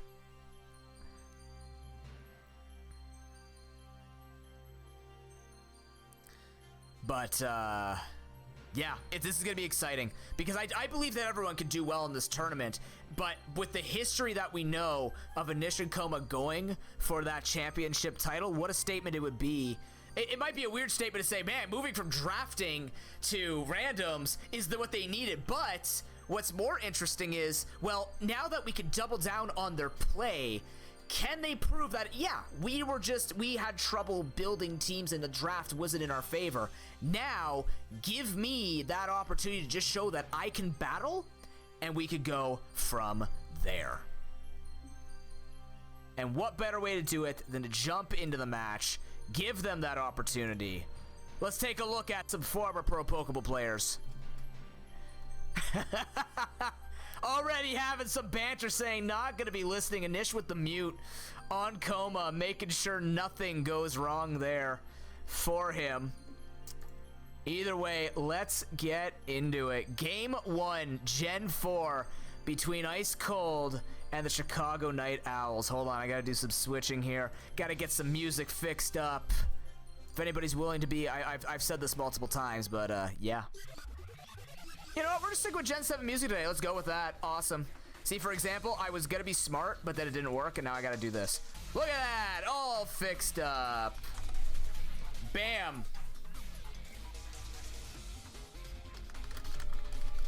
Let's wait to see if we're gonna get some kind of ready or mull call, and then we're gonna be jumping into these really big friggin' Pokemon, because Gen 4 has some really weird stuff going on with it. Waiting for the Chicago Night Owls to call for it. Timer will be popped, and we're into the series. So like I said, Gen 4 is that generation when things start to come out, more hazards, more competitive movesets, more skill that you can see. And of course, it was the last generation. I mean, luckily in randoms, all of it is no team preview, so you can do the same trick you usually do in a normal battle. But you know, you still have your strengths, you still have your weaknesses. Smeargle being one of those stronger ones. Tentacool being able to tank this up, as most likely that was an HP Ghost or an HP Bug or something like that. Oh wait, no, super effective HP Fighting coming out. Which again, this was also the start of the special physical split. So certain moves, some becoming stronger, certain becoming weaker in their own way. Cresselia showing its face, and it looks like Anish just getting his element, getting right in there with a nice defensive hazard team. That's right up his alley. He knows exactly how to play that out. But nonetheless, Intimidate for the Mawile is going to be coming in as a Calm Mind's coming through. Anish cannot let this Cresselia set up, but that's probably why you have Mawile coming in, hitting on the physical side, trying to crush Cresselia, take it out by the neck. I also didn't make the connection. We have a bunch of Pokemon that can basically build a face up of itself. That is Swords Dance, and that's what you want to see from Anish. Taking advantage, knowing that Cresselia's moveset usually carried Ice Beam and Psychic. You can't touch a Mawile with that, and he's got the setup ready to go. This is not the Pokemon you want to see come in, but it is the Sucker Punch, not the Crunch. Anish trying to get it to Destiny Bond coming out as a sub is used. They're in each other's minds. This is what I was waiting for. The Shadow Claw used. Anish knows he can probably take it. At least he has one move in him, and a Swords Dance is set up. This Mawile is ready to 6-0 if allowed. D-Bond's gonna be used. Anish knows he has to play around that. So we did see Sucker Punch. Most likely Iron Head is the other move we're gonna be seeing coming out of the Mawile. Destiny Bond can be spammed in this generation. So now it comes down to a game of chicken. We got 5 more Destiny Bonds, but we also have the poison ticking down on the Bandit. Bandit has to go for the attack. Smart play here by the Night Owls, knowing that their Bandit is basically going to fall. They need to get that sub down. Might even go for another attack here, as I predicted, knowing that Anish would try and set up. It was just barely not enough damage to keep him from substituting. So well played by both sides, but Anish at the end of the day comes out with the advantage, a +6 Pokemon. But with Sucker Punch here, we're going to see these subs falling. Yet Ironhead's going to be used, so yes, Venusaur dies, but for a good cause. That sub is gone, which means anything faster than Mawile that can hopefully try and figure its way. The worst part about this is you need a Will-O-Wisp poke, because without Will-O-Wisp, that +6 Sucker Punch is going to do a lot of damage, and guess what? He still has 7 of them. So here it comes. That Glaceon's going to be taken down. It's already 6-3. Just being in a really good spot, having enough damage to basically say, if you can't poison me, you have to burn me. You gotta burn me without attacking me. A little bit of doom here for Chicago Night Owls, trying to find the way around this. Cresselia outspeeds, but it's not going to be able to kill. Oh, never mind. It might have a Calm Mind. We're going to be playing a little bit of Game of Chicken. That does put him in a range where Psychic can probably kill Mawile from there. I think if I remember the damage correctly. So now is it the Sucker? I think you just spam Sucker Punch if you're a Nish, because you keep healing if he tries to attack you. You keep going for Calm Minds, but at the end of the day, the Mawile is healing up, and Cresselia will die. Oh, the sub is used! The double sub is used! What an opportunistic play here from a Nish. Knew exactly when to do it. Now I can go for Ironhead. This is mind games on mind games. The layers are big. He still wants to save those Sucker Punches. Now the question is, he has enough HP, which means he can't go for the Sucker, or he's not going to go for sub. So a Calm Mind will be used here from the Night Owls. This can go sour real quick. Either we see enough damage from Cresselia kill off the Mawile, or we just see subs forever. The sub there makes sense, but Mawile, actually, it doesn't outspeed the Cresselia, so right now I think Night Owls are in an okay position. If Mawile wants to break that sub so he doesn't, so that now Inish doesn't get reverse swept, he's gonna have to go for it and sacrifice his +6. This is well played by Coma. This game of shit, you can't really predict it, right? Yeah, you could be like, well, why didn't you go aggressive earlier? But you just can't tell, right? There's so many scenarios that could have gone wrong there for Coma, but he keeps it alive. Keeps himself safe and secure, and now he has the upper hand.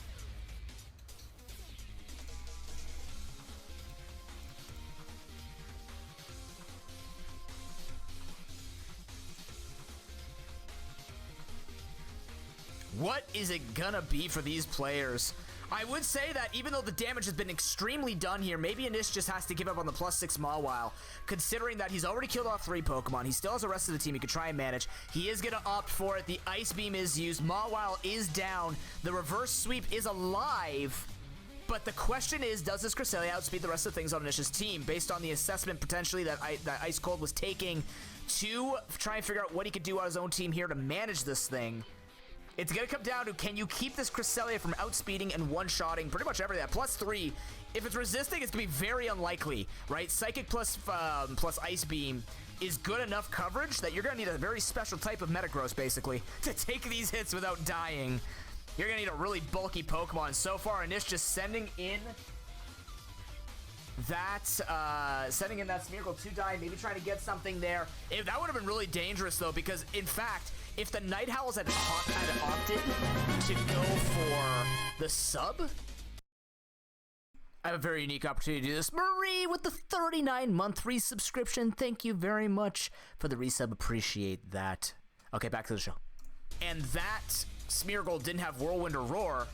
That could have been basically game, right? Or just at least another Pokemon has to drop on top of everything else. But I like the way that Coma's playing. Maybe he knows that they used to run phasing back in the day on the Smeargle. I'm not actually sure about that. Entei will outspeed, go for the Flare Blitz, but it's not even close. Yeah, 51%, but it doesn't matter when you have to... Oh, wait a minute. I expected better from you, Cresselia, but apparently not. It does invest defensively. So there it is, managed 1-for-1, 3-2. We're back to basics. Let's take a look at what Pokemon haven't been revealed. The Tentacruel could come in and try and hide all the information on Nish's team to give Coma less scouting. But man, I keep forgetting that the way you used to build Cresselia was like you built defensively with Calm Mind. So the the special attack investment is not there. The damage is just not there.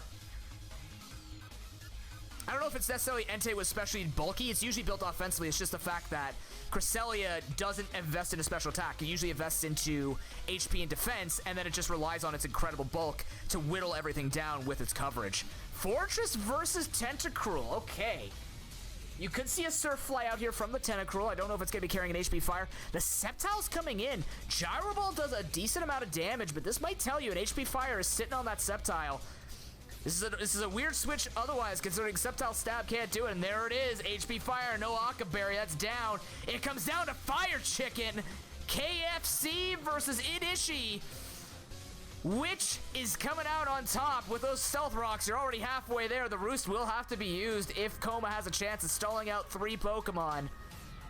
That Surf is going to do an okay amount of damage, but that is enough damage not dealt that Coma can Roost on this. Stalled out a little bit. Hope to God doesn't get any 6.25% crits on him, and he can keep going in this match. He opts for the kill instead, though. That could be the end for Game 1 in favor of Ice Cold. And Lapras is the other Pokemon. Now, Ho should outspeed. Ho should have the speed to be able to heal up. And it does mean, oh, I mean, you wouldn't go for Ice Beam anyways, but it's so much damage. Now, here's the thing. With Leftovers and Roost, Surfs can be held out for as long as possible, but it's not going to matter. The burn is unfortunate. It will not weaken anything else. And a crit to finish off the game. Game 1 goes over to Ice Cold.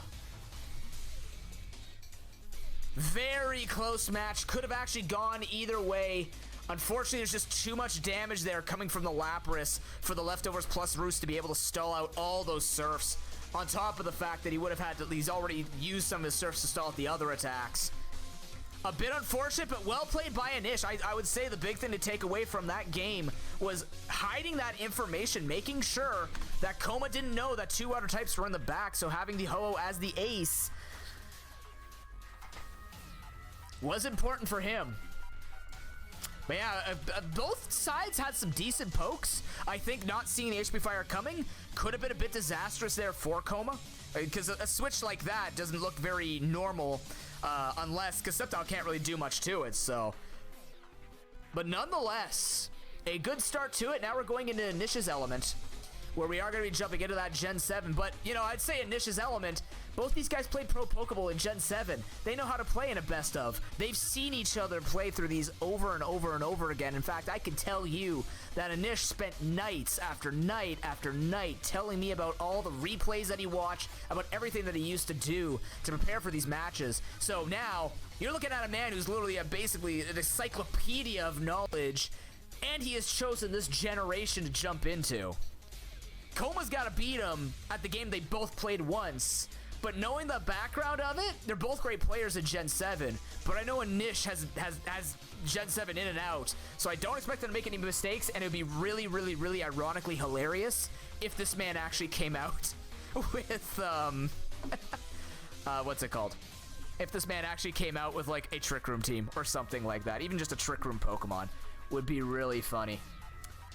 But they have Game 2 prepared. No mulligans used yet, so maybe everybody just kind of feeling like they're comfortable, maybe giving Week 1 a try, see what kind of luck they're going to be working with here. I mean, luck is relevant, or if you're me, luck is terrible. But I didn't change the number. I jumped right into it. I was so excited to talk to you guys. I didn't update this. There you go. But, I gotta show you this start. This could be a mulligan. We're not actually too sure exactly how this is gonna be looking, but, right now, Chicago Night Owls are staring down a Simipour, and even though you got a Blacephalon, you know, hopefully your teams can manage. We'll take a look at what the coaches say, if they're happy with it. Getting into game number 2, can Anish? Oh, we have a mulligan from Anish. Anish is mulliganing despite having that lead. Probably not happy with the game then. That is completely acceptable. That is part of the rules for those who don't know. A mulligan basically means that they can look at the match and say, hey, I don't like this particular game. They can do that 1 per best of 3, or eventually in the playoffs 1 per best of 5. Both coaches have that. They get to say whether or not they want it. If both of them say mulligan, the person who chose that generation, in this case it was Anish, if they both said mulligan, that would be the person who chose that generation's mulligan used up. So Anish would have been the one either way if they both said mulligan to lose that. And I'll have an indicator for you guys eventually. But yeah, that's kind of even if like he has the advantage, I think it's a smart call. You know, judging a book by its cover can be extremely dangerous, considering, yeah, it is Simipour, but Simipour, yeah, if it's got the nasty plot and everything, it could set up. But now, at this point, This is only whether or not Chicago Night Owls.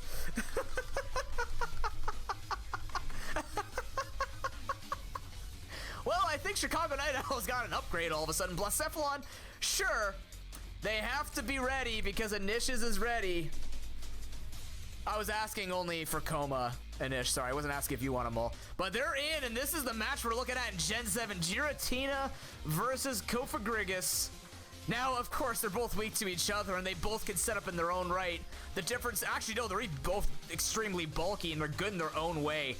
This is a very fascinating start. This could even be a Toxic Spikes Kofagrigus for all we know, so we could still be in Inish's element, but, man, what a change going from...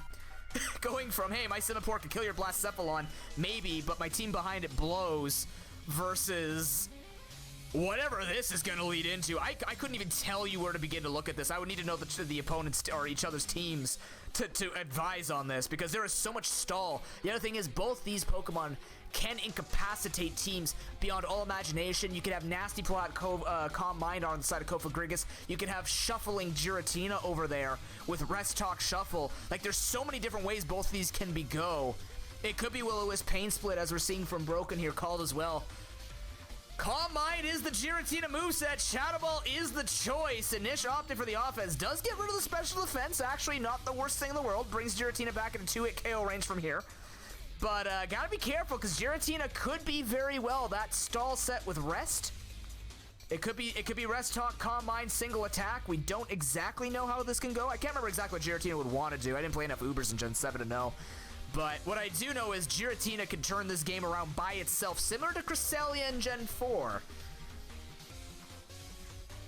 What exactly are we opting for here? It's going to be more Calm Minds. I think I agree with Comb here. The Shadow Ball is just going to keep flying out. So Inish trying to maybe just say, hey, take out my Kofagrigus and show me what your moveset is. And there it is. The Shadow Ball is going to one-shot the Kofagrigus. Doesn't honestly surprise me. Super effective, destroying it. And that will be Vanillux making its way in. Vanillux does have the speed to go for it. The +1 doesn't matter. The crit takes it out. Back to an even match. One would say this is baloney in favor of Ice Cold, because that's literally his thing, and now he's just handing him an ice cream and saying, here, assimilate. Deoxys attack. Okay, Koma's definitely happy with this team. Didn't even look at Mulligan. He looked at the first two Pokemon on his roster and said, yeah, when are we starting? Thank you, Inish. TY, anytime. That is power. Now, here's the thing, though. Yes, you could one-shot this probably. Actually, yeah, Superpower should one-shot the Vanillux. Hell, I think even frickin' Psycho Boost will one-shot this. He is going to go for the Superpower. It will one-shot. Obviously, the better choice, because that means now that the Stab Psycho Boost on the Deoxys, it will still be intact. You don't have your minus special attack nature, or your minus special attack boosts on it. Inish definitely having to get a little bit of weakness here. I don't blame him for just sacking that. One, maybe he just doesn't have the team to manage this thing, but two, just try and get some chip damage down with the Hail. Try and find some way to get this thing's defenses down. Maybe he has priority, which means the -1 defense will bring it from, like, just barely not dying to dying.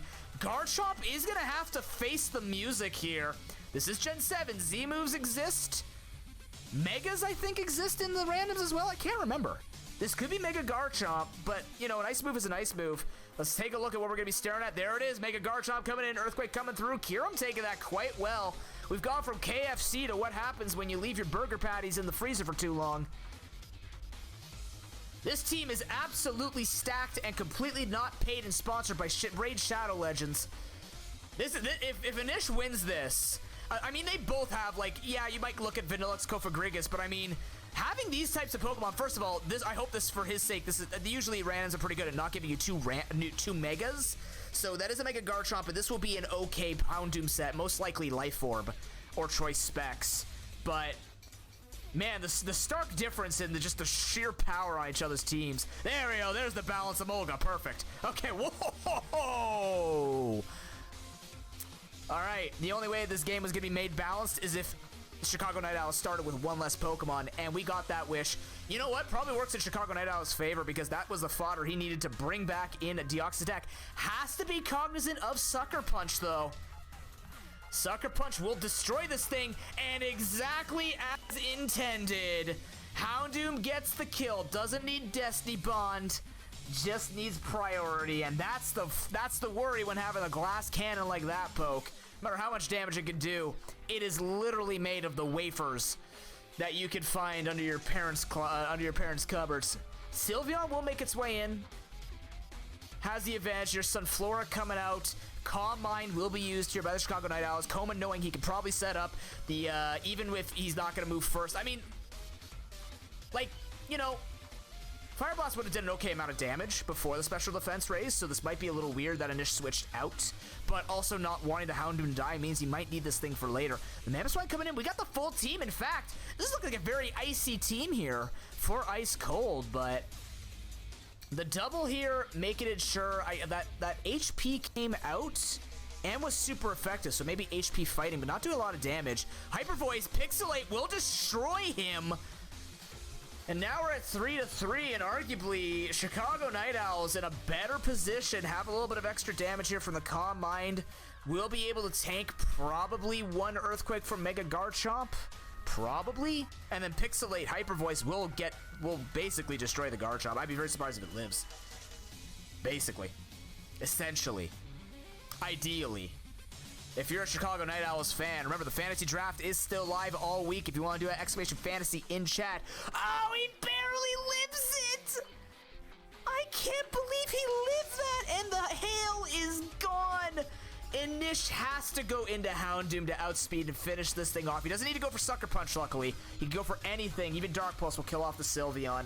But man, I expected it to do a lot of damage. I didn't expect it to, like, actually bring it to 1%. I did also not expect it to kill it. So the Hidden Power will be used. Kind of reveals that it's not going to be resisted by anything. It's a Whimsicott and your leftover burger patty stuck in the freezer for 2 weeks versus a Houndoom and Sunflower. Well, if you look at it type-wise, technically Houndoom wins, but, you know, you have to switch in, take some damage. Moonblast gonna be flying out, do some decent damage here to Sunflora. Sunflora does have 100 special attack. Do have to be careful with this thing hitting. Yeah, it doesn't have a lot of choices when it comes to its moveset, but can still do a lot, and guess what? Hidden Power still exists, so HP Fire feels good. Coverage? What coverage? You have Hidden Power. That's exactly what you're going for. That U-turn does a lot of damage, actually. He's going to allow Coma to switch into the Kyurem to take whatever hit's going to be flying out. The Hidden Power is indeed used. The Toxic plus the Life Orb will mean it's down to Houndoom. If Ice Cold wants a 2-0, they got to bring it back. They got to bring it back right now. And I think we're going to be going to Game 3, unless that Fire Blast does enough. Doesn't do enough. The burn comes in, but the life orb is just gonna mean it's gonna get it low enough to die. We have ourselves a Game 3 in the second match on day 1. Okay, week 1's looking a little bit spicier than I thought it would be. I'm happy. 2 Game 3s to lead us off. I'm in. The worst part that could have happened there for Chicago Night Owls, if he had just more HP on that Houndoom, Outrage is a physical attack, which means he would have been able to finish it off with that attack drop. But it's just not enough. Coma pulling it back barely. Barely. You know what that means though, chat? We're going to be going into a Game 3, and this is going back to Gen 6. Already had a decent taste of what that looks like. Both these players have played in that. We even have Como, I believe, played the Pro Pokeball in the Gen 6 era. Can't remember if Anish did, but yep. This is what I expected from both of them. This is exactly what I expected from both these players. Their game knowledge and the way they're gonna be playing out. It's gonna come down to inches. Making one mistake will bring it down. We've already seen. Playing into each other's minds. You got Game 1 there playing between the Mawile and the Cresselia. Both playing a little bit of hacky sack. Let's see what they can do with Gen 6. Because if it's what I want it to be, it's going to be down to one Pokemon at 1%. I don't know if that's too close. I can't say who it's going to be in favor of. Every point counts. And in this case, at least everybody's walking home with some points so far. But until we've seen a victory, remember, Coma is the only one that can mulligan. And based on what I'm looking at, it's gonna be one hell of a decision here. Coma still has that, but he is set ready. Timer and go. That's all we need because Anish does not have his mulligan now. So at least Steelix and Golem can both beat on each other. And considering that Stealth Rock's gonna be set up here, you know, that Steelix might actually have cussed that berry, but it's enough damage from the Earthquake on the Golem that Steelix basically has to get out if it wants to do anything in the future. Go-Goat's gonna make its way in, does have Horn Leech, which means it can heal off the Golem if it decides to give its life. I highly recommend against it. It's gonna actually give its life to go down to Sturdy. In favor of what, though? Oh, so close. Custap Explosion was extremely popular on my Golems back in Gen 6, and it was just barely that far off from getting the kill on the Go-Goat. I respect the attempt, though. I respect the amount of damage he tried to go for, try and make it the 1-for-1, try and get some coverage down. Latios just having the legendaries continue here. Another legendary coming out here for Coma. This is the type of legendary luck you want in this type of tournament.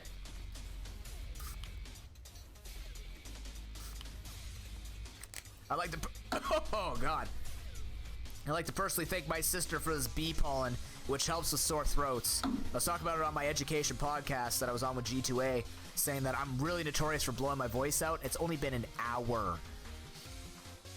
So that's a Mega Latios. I guess, you know, a powerful Star Raptor. This is, you know... reassuring it's only a Mega Latios. The problem is it's Mega Latios. It's really bulky, takes a lot of damage, but it also will absorb a lot of damage. That U-turn does an incredible amount to the Mega Latios. Perhaps a bit of an oversight here from Coma, not realizing that Star Raptor always has U-turn, because, you know, it's Brave Bird, U-turn, could be Reckless, could be Intimidate, not Intimidate. What else does it have? I don't remember, but either way, Star Raptor is always carrying a powerful enough moveset to make it a very solid poke to have on your team at all times. Helios making its way in. Maybe it is just saying that I know at +1 my Hyper Voice will still kill, and it doesn't, which means Roost is probably going to come out here. Bit of an undercalculation there from Anish. And now that Latios could go back to doing whatever it was, especially since that Helios is not going to do enough damage, and this gets worse and worse with Calm Minds. Better see a Toxic on this thing, or it's about to become disastrous for Ice Cold. Don't want to lose control of the match that early, especially since he's had some really good play throughout these 3 games. Yeah, this Bee Pollen Spray is extremely great, Marie. I love it. We'd have to take a look at the damage calcs later on. I'd like to see the damage calcs if anyone wants to run that. I'm always a fan of damage calculations. It's so close! He is trying to force it, but the round hole is too small for the square peg. He's just trying his best. Maybe he's saying I have nothing for this. Maybe what he's trying to do is bring it low enough so that when he decides to kill off the Heliolisk, that Star Raptor can finish it off. 59% was the power of that U-turn from Star Raptor, and I think we're gonna see a Brave Bird fly out here because that means that will kill it off. But he doesn't outspeed. He's down, and Nish is losing Pokemon left and right. There's a chance that even this Latios is carrying Hidden Power Fire and not a Dragon move, which means that Steelix, I mean, it's Psyshock though, so Steelix has to take it. Actually, it's Psyshock, which means Steelix takes it on the physical side. At +2 though, can it? I'm not sure. Maybe it's a Mega Steelix. Maybe it just starts taking it a little bit better, and Nish was hiding it. Takes it more than well enough as the Roar comes in, and a Gardevoir is revealed. Sturdy will not be abused, and Trace will not be forgotten today because of the Stealth Rocks.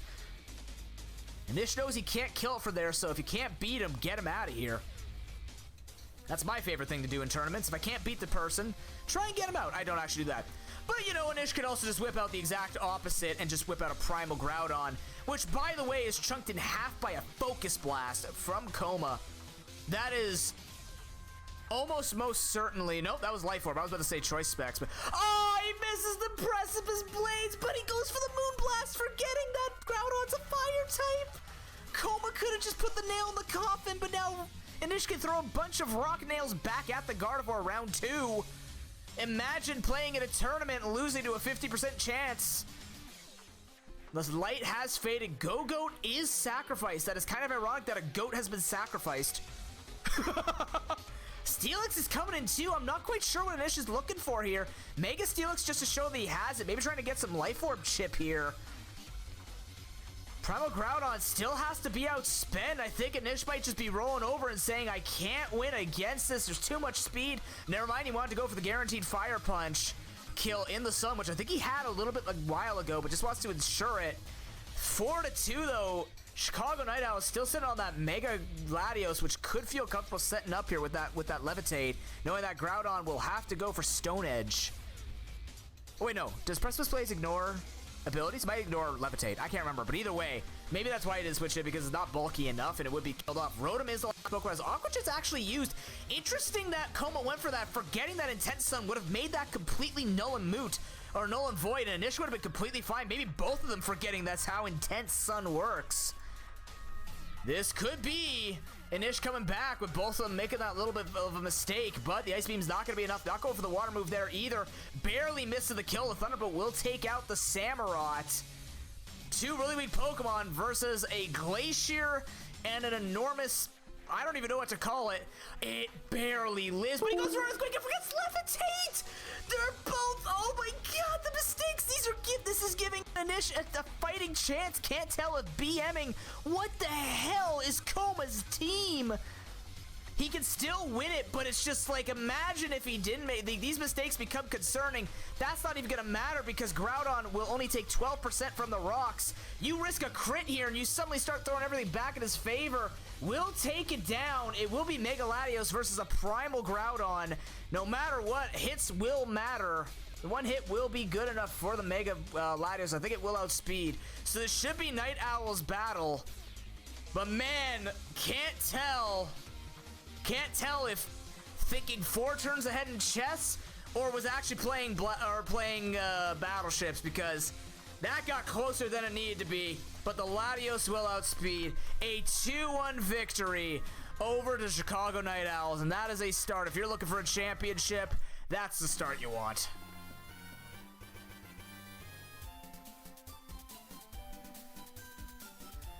GG.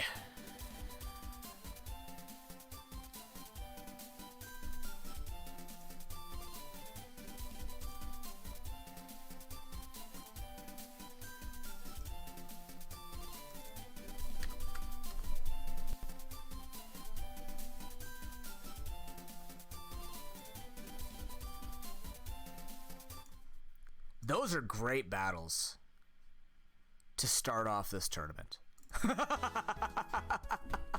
Those are actually great battles to start off this tournament. But at the end of the day, it does end up going to Coma. I have a feeling we're going to see these two fighting for the top just based on things that I've seen in the past, knowing that they are both fairly knowledgeable of Pokemon and competitive battling. I suspect that we are going to see in the second time these two meet that it's going to be there's going to be a lot of statistics used and a lot of comfort in trying to throw each other off. We'll see who has the advantage with the lower seed. I'm not saying to tank to get that lower seed advantage, because frankly, why would you do that? It's kind of weird, don't you think? But it's just risky, right? It actually is just risky to be the lower C, like if you wanted to go for that, especially with the point system that I came up with. You could just ride low and just always have the lower C to try and make those little points up and just make it to the playoffs. But I mean, there's so much control being in first and second seed that you just don't want to fall in that position where you just get played at your own game. So being ahead is important. Let's put some points into the standings here and give you an idea of what Challenge is looking like after today. I don't know exactly how I'm going to do this for everybody. I forgot who won. Who won game 3 between Marie and... Forgot Rotom had Levitate. Yep. Yes, sir. Yeah, you did. Yeah, it's because I'm using different stats things this time, Marie. I'm just kind of losing my mind. Don't worry. We got it. I got there.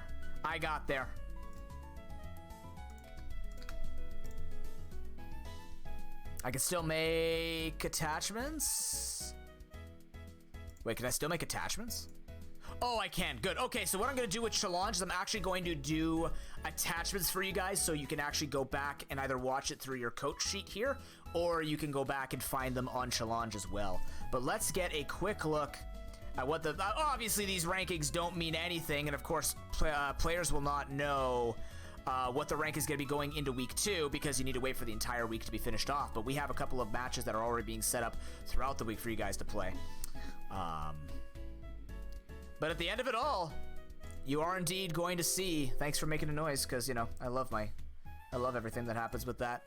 You guys are indeed going to see that Golden State, Gliscores, and Chicago Night Owls shoot up to first place. Where Ice Cold and Carry Vent honestly sitting in a position that you kind of want to be in, right? You don't want to have that. You don't want to fall too far behind in it, considering every point matters, and that will be like the tiebreaker is going to come down to they can't. You're gonna have to look at when they play through it twice, because if Coma comes back and beats the dish again, that's when it's gonna matter, when they're tying it up. But you know, every game matters, and that's the best scenario you can have when you're in the losing position. We do have our other 2 matches happening throughout the week. I believe we have both of them that have been organized. Let me go quickly grab them. And neither of those times are going to be correct anymore. So we're going to end it there. Thank you everybody for watching. That is that's what you missed. That's how we're going to do this. We're just going to have these playing it back for you. Wow, my voice is deafening. Like, my ears hurt. How do you guys listen to me? Like, I feel like I've been absorbed by myself. Maybe it's just because I'm hearing myself. But yeah, give me a few minutes. I'm going to fire up everything else for the Pro Pokeball between Hitting Hero and Manny Marshadows. And we're getting into Game 3 of Week 1 after a few minutes. Thank you very much for watching. Once I go to here. Perfect. See you soon.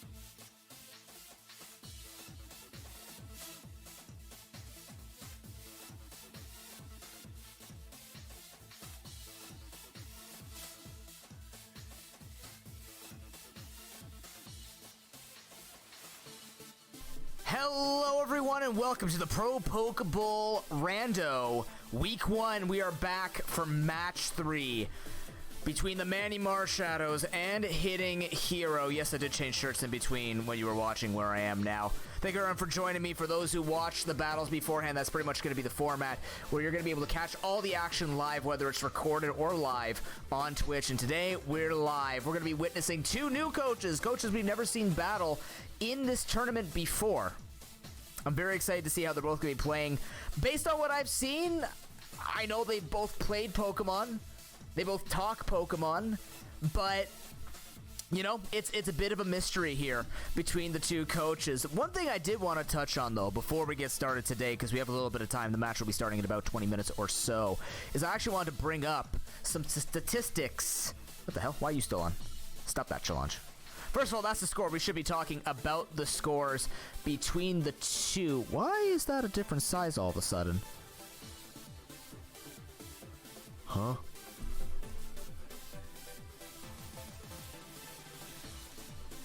That's kind of weird because... Oh, right. Yeah, see? Like I said, no tech issues. Look at that. Bam, solved. There's that, but what else happened with... That is not the updated thing. Let me get you the updated thing because... Huh? Do I need to refresh it? Oh, did it do the stupid... It might have done the stupid, hey, I'm... Yeah, there it is. It did this stupid, hey, I'm Slubs. I'm going to reach into the wrong database and pull up the wrong picture. I hate when it does that. I don't know why it does that. Nobody actually knows why it does that. This is the correct image. This is the updated scores for everybody. As you can see, Golden State Gliscors and Chicago Night Owls walking away with the maximum points they can earn per week. Ice Cold and Kara event both keeping it close, but a 2-1 will mean that they will be sitting on the lower seed for now until we see the remainder of the other battles, one of them being today and then one of them being Thursday night, 10 p.m. Eastern Time on Discord.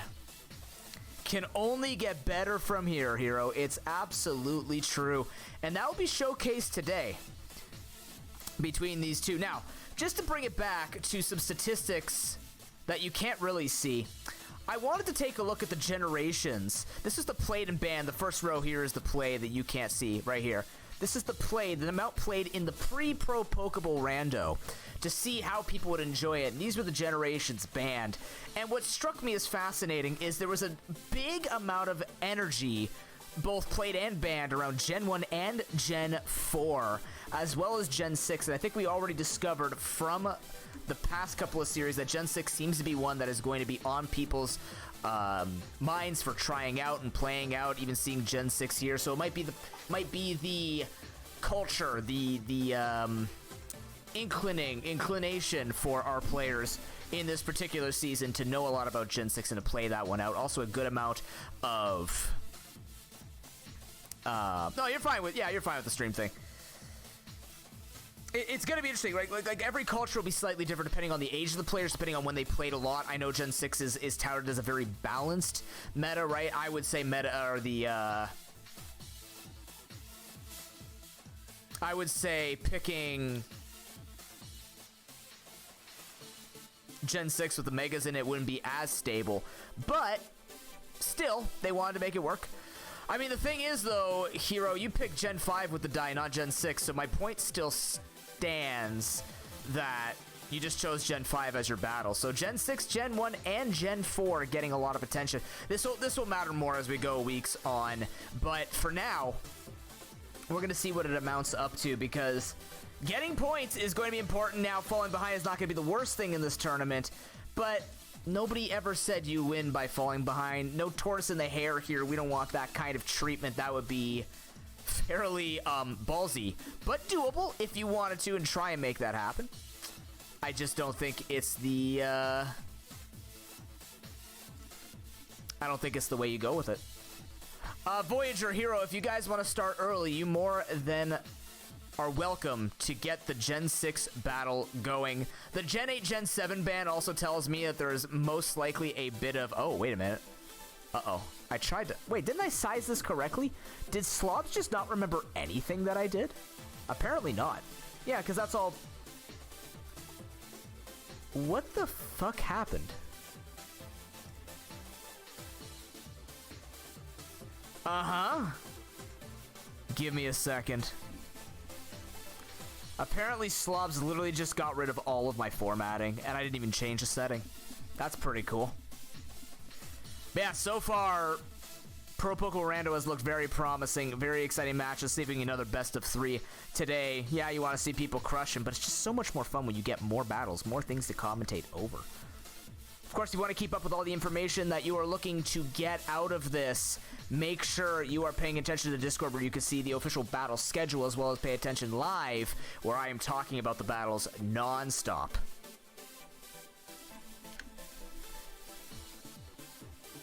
That's where I put that, right? Yeah, probably.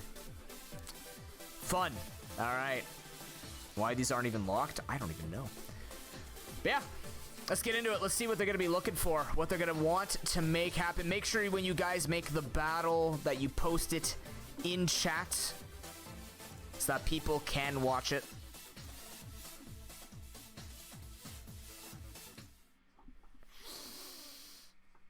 I'm excited. I know Hero knows a lot about Pokemon. I also know that Voyager speaks as knowing a lot about Pokemon. So this should be very interesting to see how both of these play out. Because again, it's like there's not really a lot of history to talk about. It's not Koma and Anish playing against each other in multiple Pro Pokeballs, playing against each other in general with Pokemon. Like this is actually a legitimate difference in like there's just so much mystery coming into this.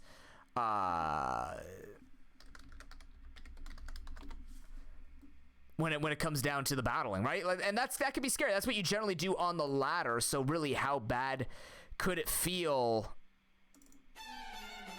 playing against either way? You know, you have no prior knowledge. You just play it out like any normal battle. And as you can see, my stuff didn't reset either there.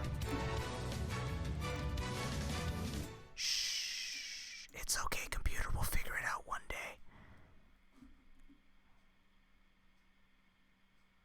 Oh, it looks like we have a mulligan anyway, so there we go. All right. Yeah, we have a... Looks like they're actually redoing it. Marshadow's not being happy with the team, I believe. Right? I think, because he said veto, so he's in vetoing. One sec, hold on. For some reason, the battles don't want to show up. We got this. Hi, Kari. Yeah, it sucked. All right. Well, they'll be back into it in just a moment here once we get that loaded up. Just to take a look at it really quickly, the team looked okay, at least from the very beginning. Nothing too terrible, but if it's a Flareon and the Musharna, clearly not confident what he's got going on with it. So, ban text, I'm going to slap you. Get in position where it's supposed to be. Mulliganing in the first round could be... I mean, here's the thing, right? We are in the Gen 6 format, and it is the one where you see it as the most balanced. Not necessarily the worst thing in the universe. Might just not be confident in wanting to fight against those. I see the picture. You're going to go bye-bye. There we go. There we go. Excellent. Maybe just not confident in what's going to be happening with all of that. But... you're going into Gen 5 and Gen 3 format. Might be more important to try and get better luck going there. Nonetheless, here we go. That's a much better start. If we stick with it, we'll see what he wants, because Heroes sit with a Maractus staring down a Reshiram. They both could mulligan right here, right now. And then we're just going in with 3 battles, and it's looking good to go. The timer will be started, and the match begins. I don't know what the hell Hero thinks he has against this Reshiram, but we're about to find out. As he switches into the Gorbis immediately, as the blue flare is going to be fired out, not doing a heck of a lot of damage to the Gorbis, which makes a lot of sense because, Gorbis is fairly bulky. Looks like it is the Shell Smash White Herb variant, though, which means could set up on the Reshiram. Manny Marshall's probably not wanting that to happen, considering that could be very disastrous. But the Draco flying out, just doing enough damage anyways. Never mind, not afraid of the Shell Smash, knows the damage, just gets it out. That actually surprised me too, that it killed from that range. But it kills, but the Reshiram will be at -2, which means the next switch that Hero sends in here will be hopefully good enough. He does have another water type. All right, not the same sweeping capabilities, but definitely probably good enough to make it work here. Gastrodon could soak up a lot of things. Well, the Sunflora is going to be coming in on the Earthquake. Ooh, it is that mixed. It is not the fully special set. It looks like it could be that mixed defensive Gastrodon set. Doesn't want to get blasted with a Leaf Storm. Doesn't want to get hit with anything like that. Toxic most likely coming out, though, from Manny Marshadows here.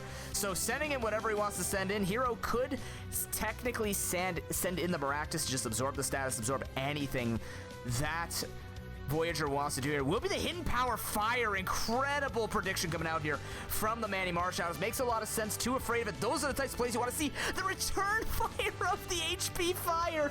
It's not as good as you think it would be because Sunflora is pretty tanky. But that is pretty funny to see, and those are the types of plays you want to see in randoms. Knowing your opponent might stick with not showing all the Pokemon, might just want to switch to something safer, makes sense. Making those types of plays will get you ahead in this type of tournament. As Entei now makes its way in, Entei might have, if Entei was here, it would have been a decent idea to send this in maybe in first just to absorb all the things that Sunflora could have. It could have HP Rock, but chances are not really. Reshiram feeling super safe as E-Speed is used, a very neutral thing, believing that the Sunflora would not stay out there. Actually, though, with that, I'm pretty sure that damage would have taken out Sunflora as well. So this Extreme Speed makes the most sense. Stone Edge! Not a 2-hit KO, though, which means a lot of damage will be put onto this Reshiram. Not sure about this type of exchange because the Roost does exist on the Reshiram. That damage is not worth losing the Entei over this because you could just sit here and Roost all day until the Entei is not feeling comfortable in killing the Reshiram even with a crit. So Manny Marshadows in a good enough position here. We're probably going to see something switch in to take these hits. Excadrill's a bit ballsy, but could outspeed the Reshiram here, and it does indeed. Threatens with the Earthquake. Sunflora is going to die either way, so I think Hidden Hero making it a good enough reason to bring this thing out, not fearing the blue flares. Not worth risking something like this. As Rock Slide instead. Oh, Hero predicting the flying type, perhaps a bit too much 4D chess for the start of this match as high jump kick comes through and knocks the Spade back into the garden. That's a leftovers Hitmonlee. You don't see that every day, but there it is nonetheless right now. 6-3, already Manny Marshadows in firm control of this series. Bit of an overprediction potentially there. There's a point where you want to start predicting what could switch in, but simultaneously just making the safe plays that gets you the most value can still be pretty good. I'm not saying the Earthquake would have killed, but it would have felt way better. Now, he's got to be careful because if this is a reckless Hitmonlee, that high jump kick has a giant attack boost to it, plus stab. You're looking at 190 plus a reckless boost. That is a ton of power flying at anything. Entei will not live it, but Manny Marshall is not wanting to risk it. As Bulldoze is used, that's incredible because the speed drop will mean that he can keep going for that. Licky Licky is the double switch here. Still good because speed has to be dropped. Let's see if Hero has anything next to that Gastrodon. Try and make this happen because right now Entei is that way back. It's a long way back, but it is possible. He is choice banned, it looks like, as the Wish is going to be used. Otherwise, we would have seen Hero here switch it up, but he's just dropping the speed. Gonna stay healthy here, can body slam, try and get the para. Doesn't get it, but Licky Licky can stay in there all day. Maybe Hero accepted this out a lot here. The Lucario is the last thing to come in. That's not bad, though. Lucario plus Entei so far looks like it could do some things. Gonna take a little bit more of a miracle. Victini, though, showing up. The Aura Sphere is not gonna do anything to that whatsoever. This team has been played very well here by the Manny Marshadows. And he's gonna be able to even U-turn. Hero ballsy stays in, sees it coming. All right, maybe not looking even in terms of Pokemon, but definitely showing that both of them can get some mind games rolling. That is a good sight to behold as Crunch comes in. The crit on the Rotom. There's the team fully revealed by both squads. Hero, it's a bit of a thing. One has to wonder. Oh, the Will-O-Wisp variant. Unfortunate, that is going to neuter the Lucario. If Hero played around his Pokemon a little better, made more of those standard plays just to get some good value rolling. Could have been a bit closer. Still looking a bit bad, though. Stays in for the blue flare. I think he kind of knows at this point, based on the team that he sees, the incapacitation of the damage that Lucario could deal like that. It's just not looking good. Not even a Mega Lucario, actually, now that I think about it. Gastron can absorb pretty much anything that's going to happen here, but the Licky Licky is still safe, still secure. Burn here would feel okay, but it's a wish Licky Licky, and that wish will come true for Voyager, that he's going to be able to tank game 1 as long as he needs to. Yeah, Earthquake comes in. Yeah, Licky Licky won't be fully healed. Gen 6 still, which means Burn still does a ton of damage. But Heal Bell is even here. And Hero just trying to bring this thing low as he can to try and get it in range where Entei can come in and try and kill everything off. But the issue is, you still have that Reshiram in the back. Quad resist the Sacred Fire you want to lock yourself into. Hitmonlee might outspeed at this point, depending on the level differences. Sunflora coming in. Earthquake is going to kill it off, so a wish is ruined. Licky Licky will have to come back in, try and set that up again. I think Manny Marshadow is underestimating the power that Gastron can have with that stab, and gonna have to maybe go for the protect here. Not quite sure what he's gonna try and manage with this. If he has Toxic, this would be the time to use it, because this Gastro is proving this thing is always low tier, yet still so valuable all over the place. One of the best Pokemon they actually created from Gen 4. Not the Licky Licky, the Gastrodon. It's possible, but it's an uphill battle. We'll have to see if Hero can actually manage his way through with these two Pokemon. Again, that Entei is severely neutered, but there's no Stealth Rock to be seen yet, so it's not like it's going to be doomed at less than 10%. There's a chance Gastron could try and pull us out, do enough damage that Entei can finish it. Hero has to pay attention to the damage he dealt earlier with the extreme speeds. Got to pay attention to the fact that the Hitmonlee still exists. Hitmonlee coming in. This could be a Scald. Clear Smog is used instead! Why is Clear Smog used? Oh, what an opportunity that could have been for him to get the burn on the Hitmonlee, but instead gets knocked off and doesn't even get the burn, loses the opportunity to take this thing out of the fight. Doesn't kill Gastro, can still get the burn, but the damage has been done. Gastrodon loses the bulkiness, loses its health, and Hero's gonna lose game 1 here, as I don't think Entei has enough in the tank to finish off the rest of the team. We'll have to see, because it's coming down to it. That Victini has too much HP for E-Speed to finish it, and that's going to be game 1 going over to the Manny Marshadows. Oh, it's so close, but it's just not enough. Oh, never mind. Hold on. You called it too early, noob. Because he went for Bolt Strike. I didn't expect to actually go for Bolt Strike. Haha. Hey, he goes for it. Does he get the kill? Wait a minute. No, he's not. He doesn't have this. No, come on. I've called this early so many times. There's no friggin' way he wins this. There we go. Game 1 goes over to Manny Marshadows. It wouldn't be the first time I've done that, chat. In fact, I've called it so poorly before that I gave the score so early, it actually turned out the opponent like swept 1-6, bound down to a 1-0. Never GG early. I'm really bad at that, but simultaneously when I'm in the battles, yeah, that's me. Man, that could have been... that actually could have been so close if we saw Hero use the rest of his team more effectively. Just barely more effectively, right? It would have been... It was very close, right? The Gastron still did a lot, but the Clear Smog, not sure if it was a misclick? Or maybe seeing something different that we didn't expect, but nonetheless, the Scald missing, the Scald not having that extra chance there to burn early on to save him all that damage, most likely had to recover on that moveset too, maybe. But if it had Clear Smog, we'd have to, yeah, we hadn't seen that 4th move, so makes you think. Could have had Toxic, maybe not healing recovered. Regardless, though, getting everything that low and not have to worry about it, the burn plus the 2 Scalds would have meant that Hitmonlee would have been nothing left in this world. But it's only 1 game. There are 14 weeks in this tournament. It doesn't mean anything until we get to the end. So tons of time. And we saw good play coming out of both sides. Voyager making the really early predictions. Hero making some good predictions as well. They're definitely on par with thinking each other out. And with a little bit more team management, Hitting Hero can keep this extremely competitive and pull it back to bring us to game 3. We are going into the gen that he randomed into. Gen 5, another very balanced metagame. One that you can kind of see things coming. The movesets are very easy to read. Should feel good looking at that team. And remember, we do have Hero with the mulligan only. So Hero still has control. Down 0-1. Could try and get himself potentially a better team here. Of course, that's a giant risk. Could get himself a worse team. He mulliganed already. I just want to see what he mulliganed so we can get an idea here. Let's take a look at this really quickly. What did Hero actually mulligan in the lead? He is gonna mulligan. That's, oh, he mulligans a Salamence. That's a wise decision. Salamence is scary.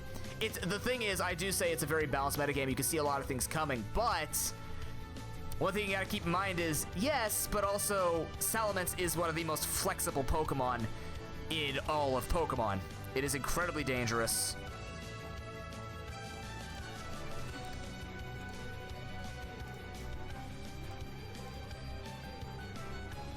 So we'll have to see what happens in this third match. Gamma, good to see you. Here we go. Can we see another 3-game match this week, or will Voyager be the first one to take it himself? It's a Snorlax VA Jolteon. They have no choice but to go because their mulligans are exhausted. Jolteon does not want to stay in here. I fully expect to switch here from Hero because Snorlax can start setting up. It can start crushing. It has Earthquake. It can do a ton of damage. He's going to stay in, though. Says, I know I'm not afraid of what you're going to do. Body Slam is going to do an incredible amount of damage. You can still paralyze Electric types in Gen 5 all the way up to Gen 7.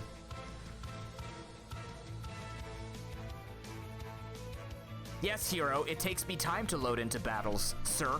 But yeah, we'll have to see what's going to be going on with this because this can end really quickly. Crunch coming out doesn't actually kill him. I'm actually surprised we saw Crunching on another Body Slam, maybe predicting a Ghost type coming in, but there is less damage between a Stab Body Slam and a basic Crunch. Delcatty will be coming in. We see the Baton Pass as well.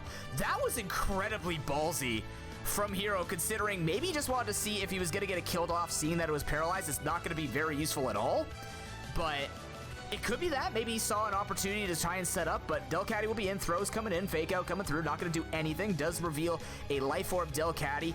This is not the thing you want to see. This throw is incredibly bulky, and so far from Marshadows, there is bulk for days, but there is also no speed. Storm Throw will take out the Delcatty. Going for a Dark move. Doesn't actually kill Delcatty. Maybe tries to go for the freeze. Gonna use it as fodder, perhaps.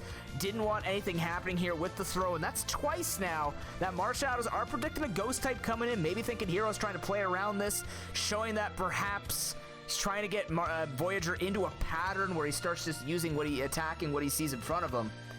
Sometimes that burns people. Ask Gamma, ask Anish. Sometimes just attacking what you see in front of you matters. And Deoxys Speed is something you need to get rid of because this thing can hurt. Doesn't matter if it's all of its power is in its speed. It does in this case, though, as it takes it up just barely. But Payback doesn't even kill. That is incredibly surprising. Deoxys Speed's gonna get something like this out of here. This throw is probably dead to the world as Psycho Boost will finish it off. It just makes sense to use that. I'm actually surprised it lived that Payback, but another bulky but very deadly Pokemon coming in here. All three of these Pokemon are slow, fat, and can set up. This thing has Shell Smash. And this Deoxys is at -4, which means it can't even threaten with that much damage. It would have to go for like a Freeze Ice Beam, if anything. He is going to opt to switch to the Weavile. Kind of a weird decision considering he won't outspeed this Crustle, and you are weak to Bug. This puts it at 248 speed. It does actually still outspeed. So never mind, unless it is an Adamant Weavile. It will outspeed, be able to go for the Ice Punch, but it's not going to do enough. Doesn't get the freeze. The Rock Blast will dumpster this thing, whether you want it or not. And so far, Manny Marshadow's taking bulk to the bank. Hero's gonna need an answer here. Yes, he has that Deoxys still. He has a paralyzed, weakened Jolteon, one Stealth Rock, and this thing becomes a 5v3 battle really quickly. But you can also use that Jolteon to Death Fodder to get something to switch in as safely as possible. Jirachi showing up. Not the safest, could have Iron Head though. Serene Grace, very, very effective to flinch things to death when everything's super slow. It's gonna outspeed, doesn't get the flinch, it doesn't, and it's gonna barely live though. Oh my god, Voyager missing kills here. It's not his fault, but it's like Hero is being gifted so much, and there's the fast Pokemon you need to see. This will outspeed with Aqua Jet or just anything in general. It is a fairly fast Weasel. But it's gonna outspeed the Floatzel here, kind of surprising. Interesting. And we're just gonna see flinches for days, betting on the Will's sheer grace, and Aqua Jet. Man, he is just fed up. Says, I'll just Aqua Jet this. Surprised he didn't do that first. Maybe checking to see. Jolteon's gonna be left here to die to get more Life Orb recoil down. Maybe just not feeling comfortable that his final Pokemon could take out Floatzel from its HP value. But it's down to a Deoxys. That Deoxys cannot take down a Snorlax. Not from that range, which means whatever Hero has hidden in the back has to finish the job, or it will be the first two. Oh, Scarfarachi. That does make sense. I forgot it's Choice Scarfarachi. I forgot that exists. My god. I'm so used to bulky Rachi. Good call, Gamma. This is why you should be a commentator on this.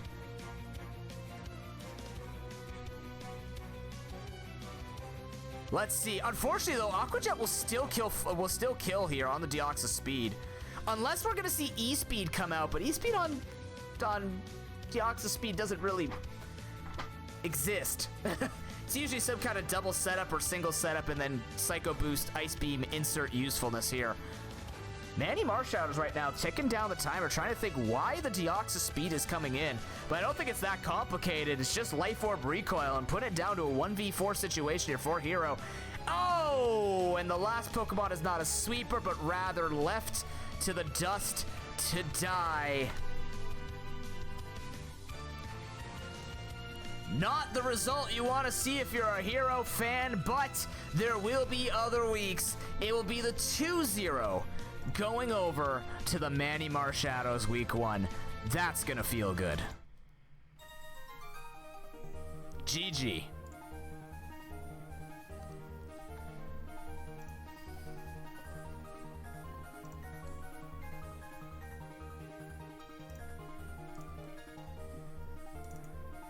A quick dispense of justice, Voyager says. Oh, uh-oh. There we go. Well, like we said, it's early on in the season. Warming up, getting everything good to go. Just got to get it going. And this is how fast the Pro Pokeball can go, because that's it. That's it. We're done. But hey, you know what? The teams, the way they were played, that was a lot of bulk. We went from a very, very organized team where Hero had a good chance to that one, where it's just, you know what? The mulligan led to something that just wasn't going to be his way. And the amount of thickness on Voyager's team was just difficult for him to break through with the Pokemon that he had. That's rando, baby. That's just the way that it happens. So it's a bit unfortunate, but that's how it's going to go. Ah. We'll talk after your finals. Done. Yeah, not going to see the Gen 3. Still got to see the Gen 6. So far, Gen 6 100% representation in this was absolutely terrible. I believe you on that, Hero. But hey, that's just the way it's going to be sometimes. And, you know, we could talk about, yeah, you can play around the script, improv. Sometimes you just go to an improv competition and they say, hey, I need you to pretend to be a hippopotamus. You go, I've never seen a hippopotamus a day in my life. And you just got to try and wing it like that. And it's not always going to hit the mark. Unfortunate, but the way it's going to be. Thank you everyone for watching. That is the end for the Pro Pokeball today. I realize we still have about 2 hours left in stream. Yeah. The recording is now done. Next Pro Pokeball match will be, next PPBR match will be Thursday, May 6th at 10 p.m. Eastern Time on Discord. We'll be streaming the same format that we did before. It will be shown on Friday before the battleships with Fedora. Yeah. It's really weird not having one single Pro Pokeball day because, one, my throat's okay. And two, it just has a really awkward ending. Like, thank you very much for watching. We're still here. GG, you two.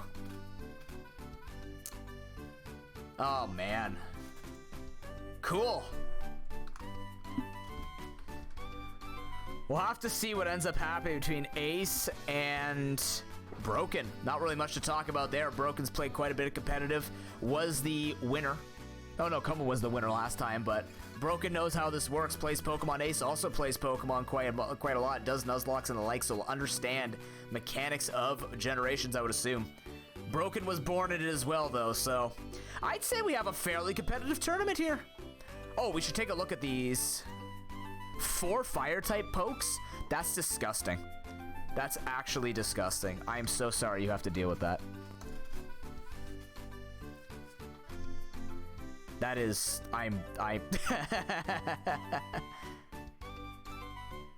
Wait, why can't I clip it and ship it? Really? Oh, by the way, I didn't mean to, I forgot to show the scores at the end of that all, but basically what you're looking at, with that 0 points, Hero will most likely have the control, depending on what happens between Ace of Bait and the Cincy Cascoons on Thursday. Hero will be the first to inherit that that double. He'll be the first to inherit that double prediction. He'll have control of it. So, yeah. Are there any? Let me see. One sec. I have to update the pictures. Please update the pictures. Based on the battles next week. Let's see, we're looking at Manny, Golden State, and Chicago. No, actually, so far, depending on what happens with Ace, if Ace wins tomorrow or on Thursday, technically everyone will know what seed they are compared to each other. They'll know what ranking it is because, let's see, we don't know about Chicago Night Owls, but Kara Event will have the double over Manny, and Ice Cold will have the double over the Golden State Gliscors. Ooh, Marie and Anish. That should be fun. That'll be plenty of shit talk. I can already see it. To the D8? Oh my god. You're here? You just missed the Pro Pokeball. It was like that. It was 28 minutes. Which honestly it works out for people, right? That's the nice thing, is it just literally works out for people.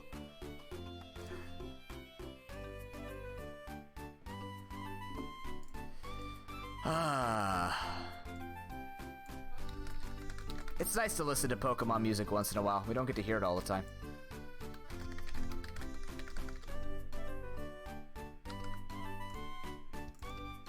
So what do you guys want to do?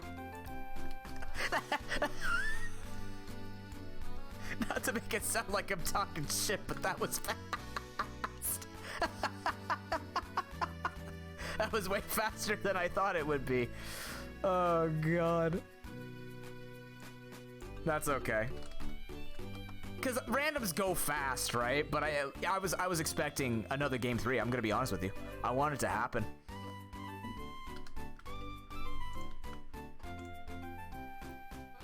No, that was a good play, Voyager. I think game 1 could have gone either way. Game 2 kind of looked your favor just because of the RNG. But I mean, for the sounds of it, Hero also had to friggin' mulligan an atrocious team. And on top of that, 4 fire types. Weren't you staring down a water type in the lead as well? I think you were staring down like a Pokemon that could have swept your whole friggin' team anyways. Broken, I apologize. I can't do the mixer thing on a live recording, so maybe being on Discord is the way to go. If you could join it, it would imbalance the fantasy draft as well as everything else. That's the problem, is I already have people who enter the fantasy draft. And, like, we're already doing lower seeding, so if I enter, you actually gain a slight advantage. It would mess over everyone's schedules. People have a lot of, like, predetermined schedules and things like that. I would want to have you on. I've done that in the past, but the way that we're doing it this year is, like, it's very clinical. So, sorry, man. I wanna make it work, though. I can't right now. I apologize.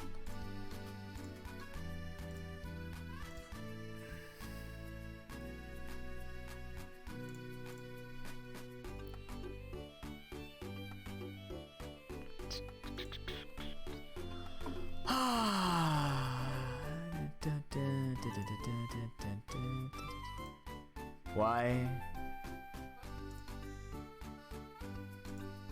Oh, did you guys not have any attachments? Oh, crap. Wait, how did you guys get share match results? Why can't I share these match results?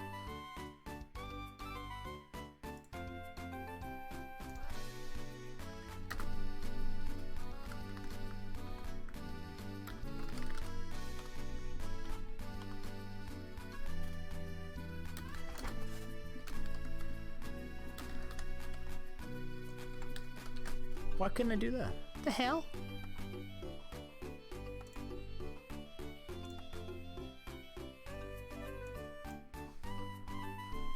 Hold on.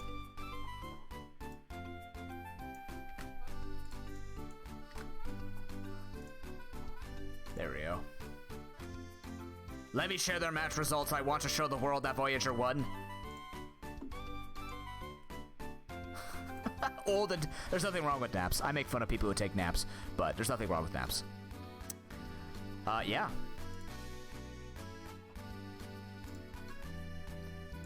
GG.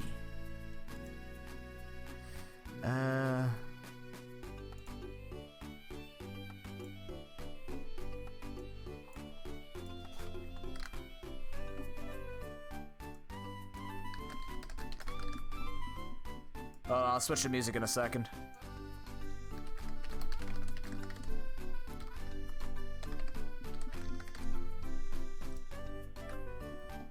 Okay. Close that. That's ready. That's ready. That's good. Okay, God, forget it. We heard that song already. There we go.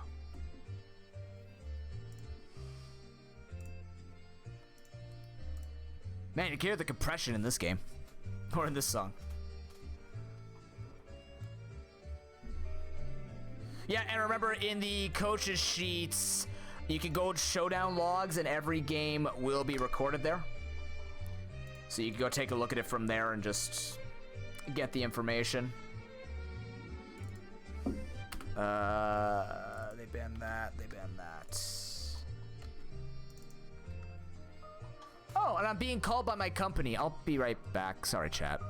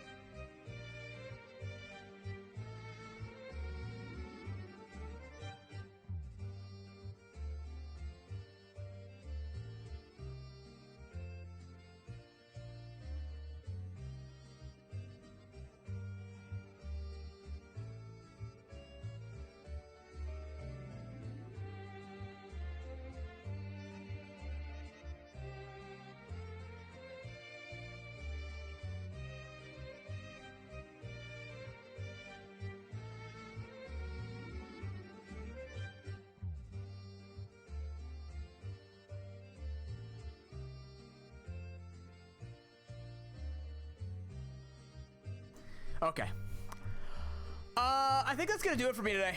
I gotta talk to my company anyways in a few minutes. I asked them to call me back. They gotta talk to me about that student that I'm focusing on, or they're trying to get me to do. So, yeah. Honestly, unfortunately, Stadium 2 went terribly, but that doesn't mean shit because that's just the way it's gonna be. Oh crap, wait a minute.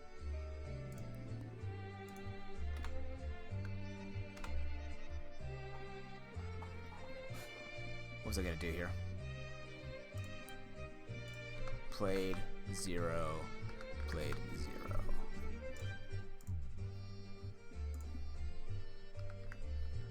There we go. Let's try to do my things, yeah. Yeah, you know what? That's okay. That's the way it's gonna be, Voyager. Right? Like with the Pro Pokeball, it's gonna be way more flexible like that, and things of the sort. So, yeah. I don't know. It's been one of those days where it's like I have a lot to do, and I have my late tutoring tonight, and I'm focusing on Friday. I'm focusing on getting all the Pro Pokeball stuff like finalized and perfected. Starting to think ahead about charity and stuff like that. Oh my God! Fuck! I forgot about Millie's charity. I was helping her with that. I completely fucking forgot because she hasn't said anything. Because we got to a juncture where I was waiting for everybody in her community to tell me stuff, And I just completely goddamn forgot I told her to have everything organized by May 1st. But you know what? It's her charity. So she could do it whenever she wants. It was one of those things where I asked her, like, does she need help? And she's like, yeah, can you organize everybody? And I go, I can, but the problem is I don't know how to build it. I might have to, I gave her a sheet. We're gonna need, I could look at that now, I guess. I should remind myself. Is anybody talked in that chat? It hasn't really been mentioned, has it? Yeah, nobody's really mentioned it, so.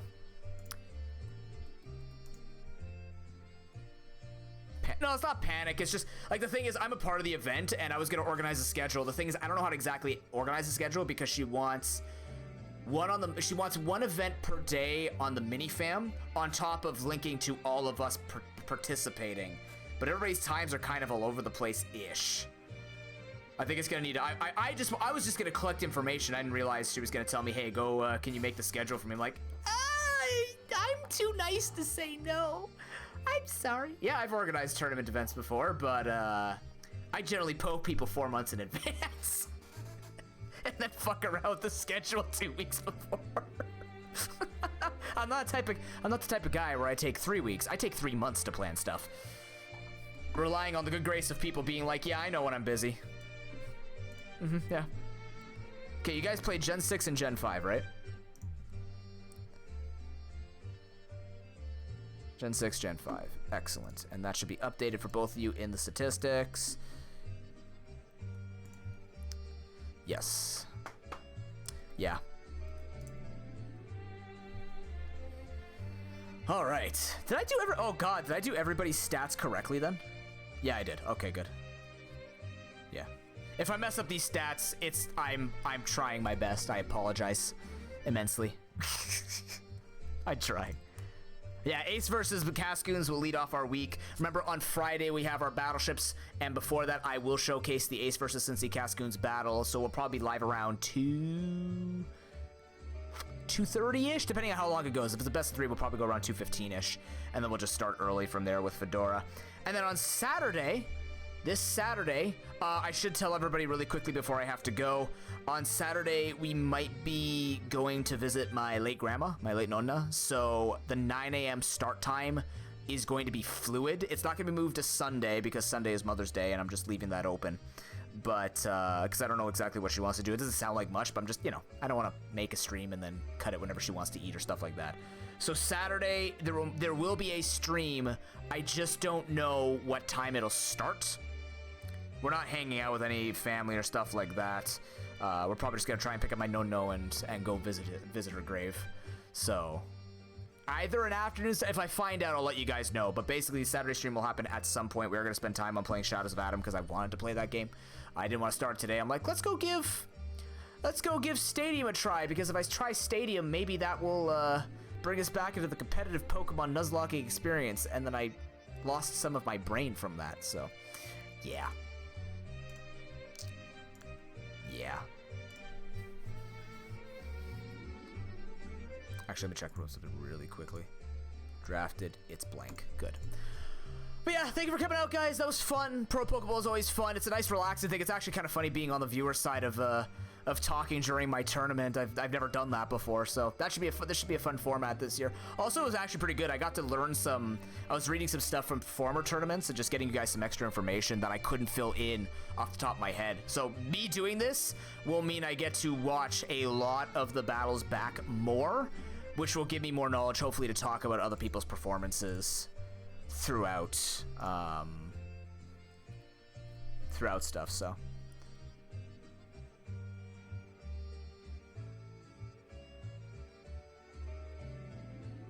I think I signed up for this already. Yeah.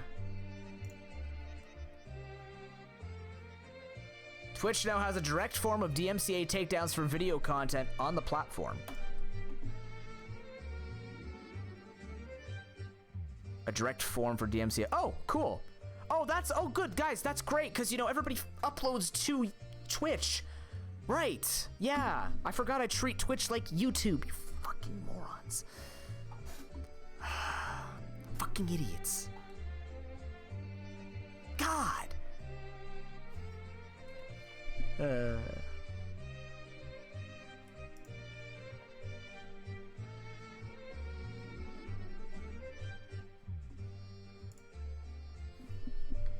Anyways, let's find someone raiding around here, I guess.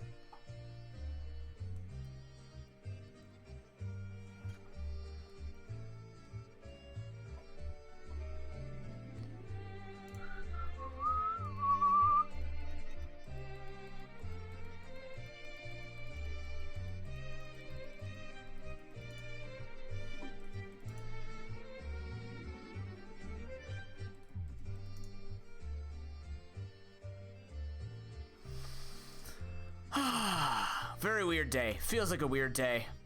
Might go get some, it's raining, but I might go get some air in me. I know, I also know it's a longer day, so maybe that's what's kind of throwing me off, but I mean, that's... Who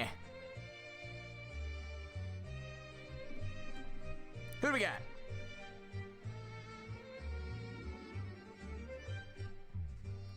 Is he still alive?